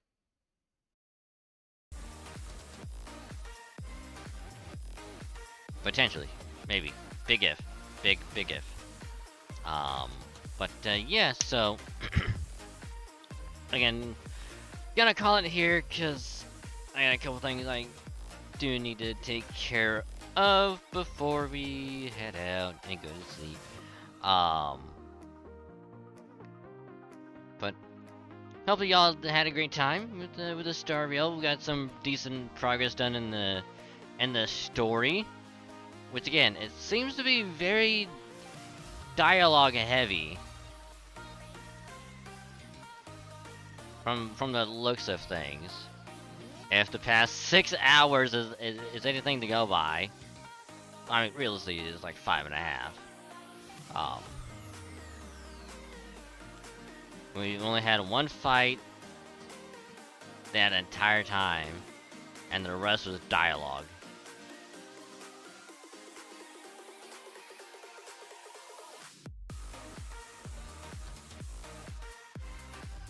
Yeah, at least it's good. But yeah, so again, thank y'all very, very much for joining tonight. It was a pleasure to have all of y'all. So thank you very, very much for the support tonight. It was insane. So thank you very, very much. You guys are awesome. So if you're new, join at the beginning, partway through, you stumbled on in. Or if you stuck around from the raids earlier tonight, thank you for sticking around and lurking and supporting the stream. Much appreciated. So thank y'all very, very much. You guys are awesome. Thank you. So you want to support the stream, consider dropping a follow. It is the purple button below the stream. You hit that, you get a nice little notification that pops up here on Twitch anytime I go live.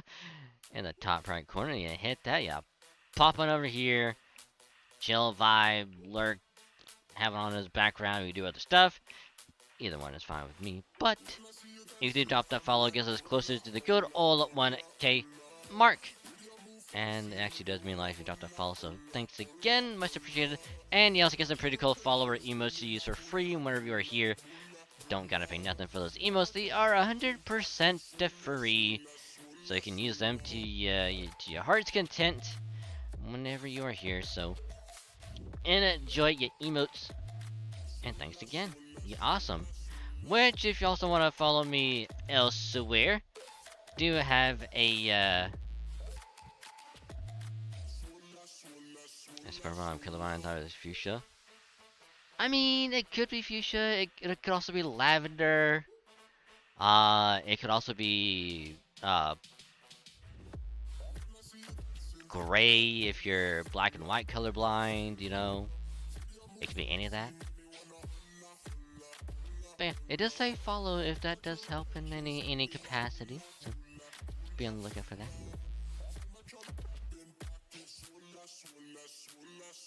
Which is also the same thing with Twitter.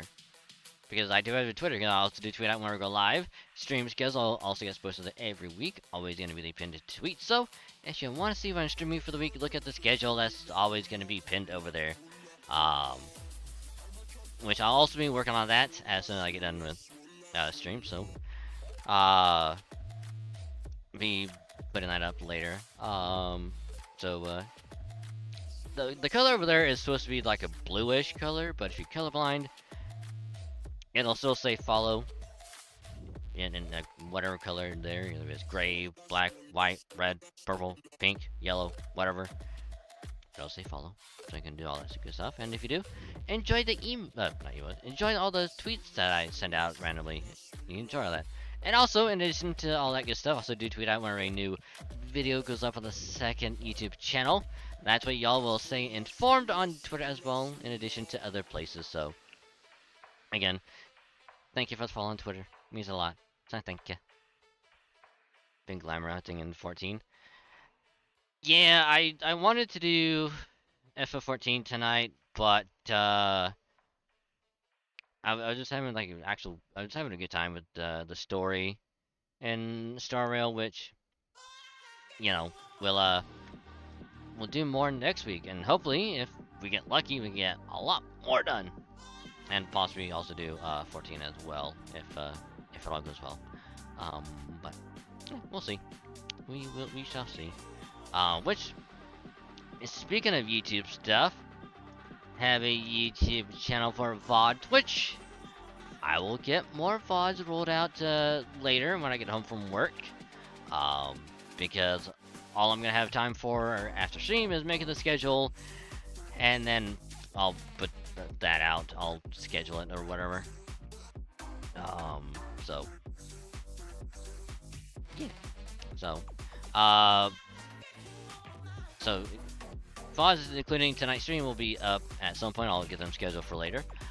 So you got VODs to hold you over until then. So enjoy the VODs over there. You can watch them or have them as background noise. The one is fine with me. But if you do drop a sub on the VOD channel, it means a lot. Helps her go out a little bit. And as always, thank you for the support on the VOD channel. Much appreciated. Thank you. And you want to drop another sub elsewhere, have a second YouTube channel for more original stuff, whether it is FGO, Star Rail, Halo, Pokemon, whatever else, will be up on the second channel for y'all to enjoy. FGO and Star Rail is whenever there's a banner I'm trying my gotcha luck on, which will include Boot Hill when he comes out on Star Rail. We'll definitely make a video out of that for sure.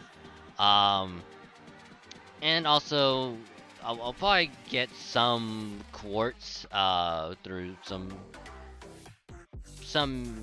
means. So we'll do some JP summons at some point during the week before the event goes away. So look forward to that. And of course, any other band I want to try my luck on, we'll make a video out of it. Or if I do it on stream, we'll get highlighted and then I'll edit, put that up. Usually throughout the week, if I have time to work on it, I'll do that. So that'll be up over there. Halo games from every Thursday whenever we get to play multiplayer, whether it is solo or with friends. We'll make a nice little weekly highlight out of it from like the 2 to 3 hour session that we do. And then you'll get to enjoy a nice little 30-35 minute snippet, like some of the best games, funny moments of the night, instead of sit through the entire session. That'll be up on the second channel. I usually do that on the weekends when I have time to do it, which there probably won't be a weekly highlight. Instead, we'll probably do like a challenge vid or me goofing around on either MCC or Infinite, whichever one wins on the Twitter poll, so you can vote for that on Twitter. But usually it'll be every Thursday is when we do the highlights. So hopefully when we go to play again, you know, this upcoming Thursday, we can make a weekly highlight out of it. So, hope you enjoying all that stuff. And then of course, Pokemon Nuzlocke will be uploaded every Wednesday. No set time on Wednesday, but they will be uploaded every Wednesday for your viewing pleasure. We're currently going through Pokemon Heart Gold because I already did Fire Red. So we're going through the entirety of Heart Gold. Episode 18 got recorded Friday night. But it has been edited, like I said earlier in the stream. It's just like when I get home from work later, I'll get it rendered out, make the thumbnail for it, and then I'll get that scheduled for Wednesday. So again, notice the time on Wednesday, but they will upload it on Wednesday. So until then, you got 17 episodes to hold you over until 18 goes up later. So enjoy all that good stuff. Which, in addition to getting that rendered out, I'll do that Halo vid as well. So you got another Halo vid to look forward to. And then, of course, any other video if I have any free time and decide to do something different. If I have any free time to do it, to record and or edit, will be up on the second channel, but which I'll let y'all know if something like that does happen. So you can enjoy all of the good stuff on the second channel, all the videos over there, or you can watch all of it or have it as background noise. Either one is fine with me, but if you drop a sub to the second channel, really means a lot, helps it grow it out a lot. So thanks again, enjoy it. And if you do enjoy the stuff on the second channel, consider spreading the word, that other people know. That way we can get more people over there to enjoy all that good stuff. And if you do, much appreciated. You're awesome. Thank you. And then, of course, last but not least, have a Discord as well. If you want to join it, just click that link right there. If it doesn't work, let me know. I will fix it. But if you do join, you get to hang with some awesome people, be chill, come vibe, and have an all-around good time. Pretty cool people, if I do say so myself. And in addition to all that good stuff, you also get notified whenever a tweet goes out, video or VOD gets uploaded to either YouTube channel, and whenever I go live on Twitch, because they do notify the server, in case you miss anywhere else, or I'll be in one place. So if you do join, link right there. If you do join the server, welcome to the cave, for to call this wonderful, wonderful place. It will be a pleasure to have you. So welcome. Thank you for joining. Awesome. Yeah, we got some pretty good stuff done tonight. So yay, yay for that. So like I said earlier, I think I said it earlier in the week as well. But we shall be doing Smite on Mondays.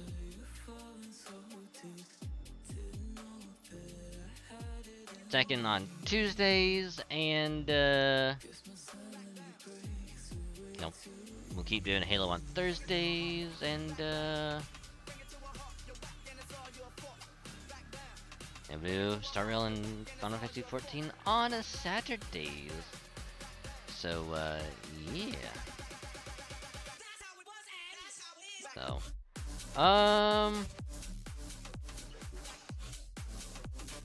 actually, what is they doing?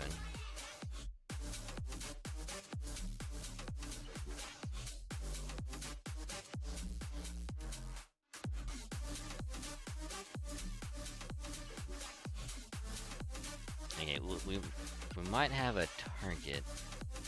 I don't think we've ever had the chance to raid him. Because we were talking about this, like, literally just a little while ago.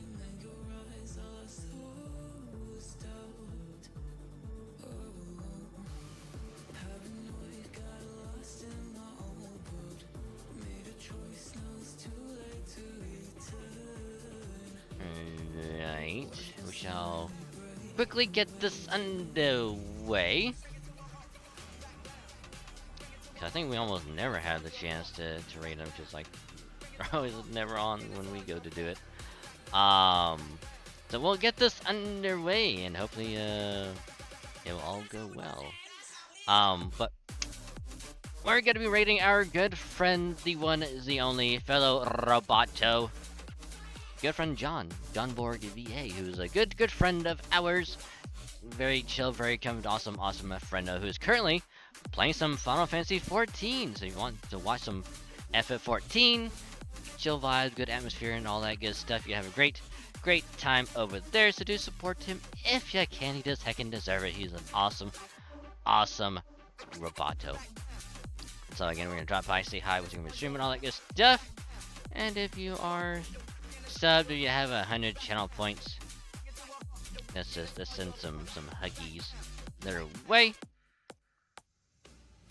So to copy that, and yeah, so of course if you are subbed, you have 100 channel points, huggies, copy that message, and yeah, so again, thank y'all very much for joining. No Sunday stream because we're busy doing a lot of editing. But we will be back on Monday for some smiting. So y'all have a great rest of your day and or night, and I will catch y'all later. Bye.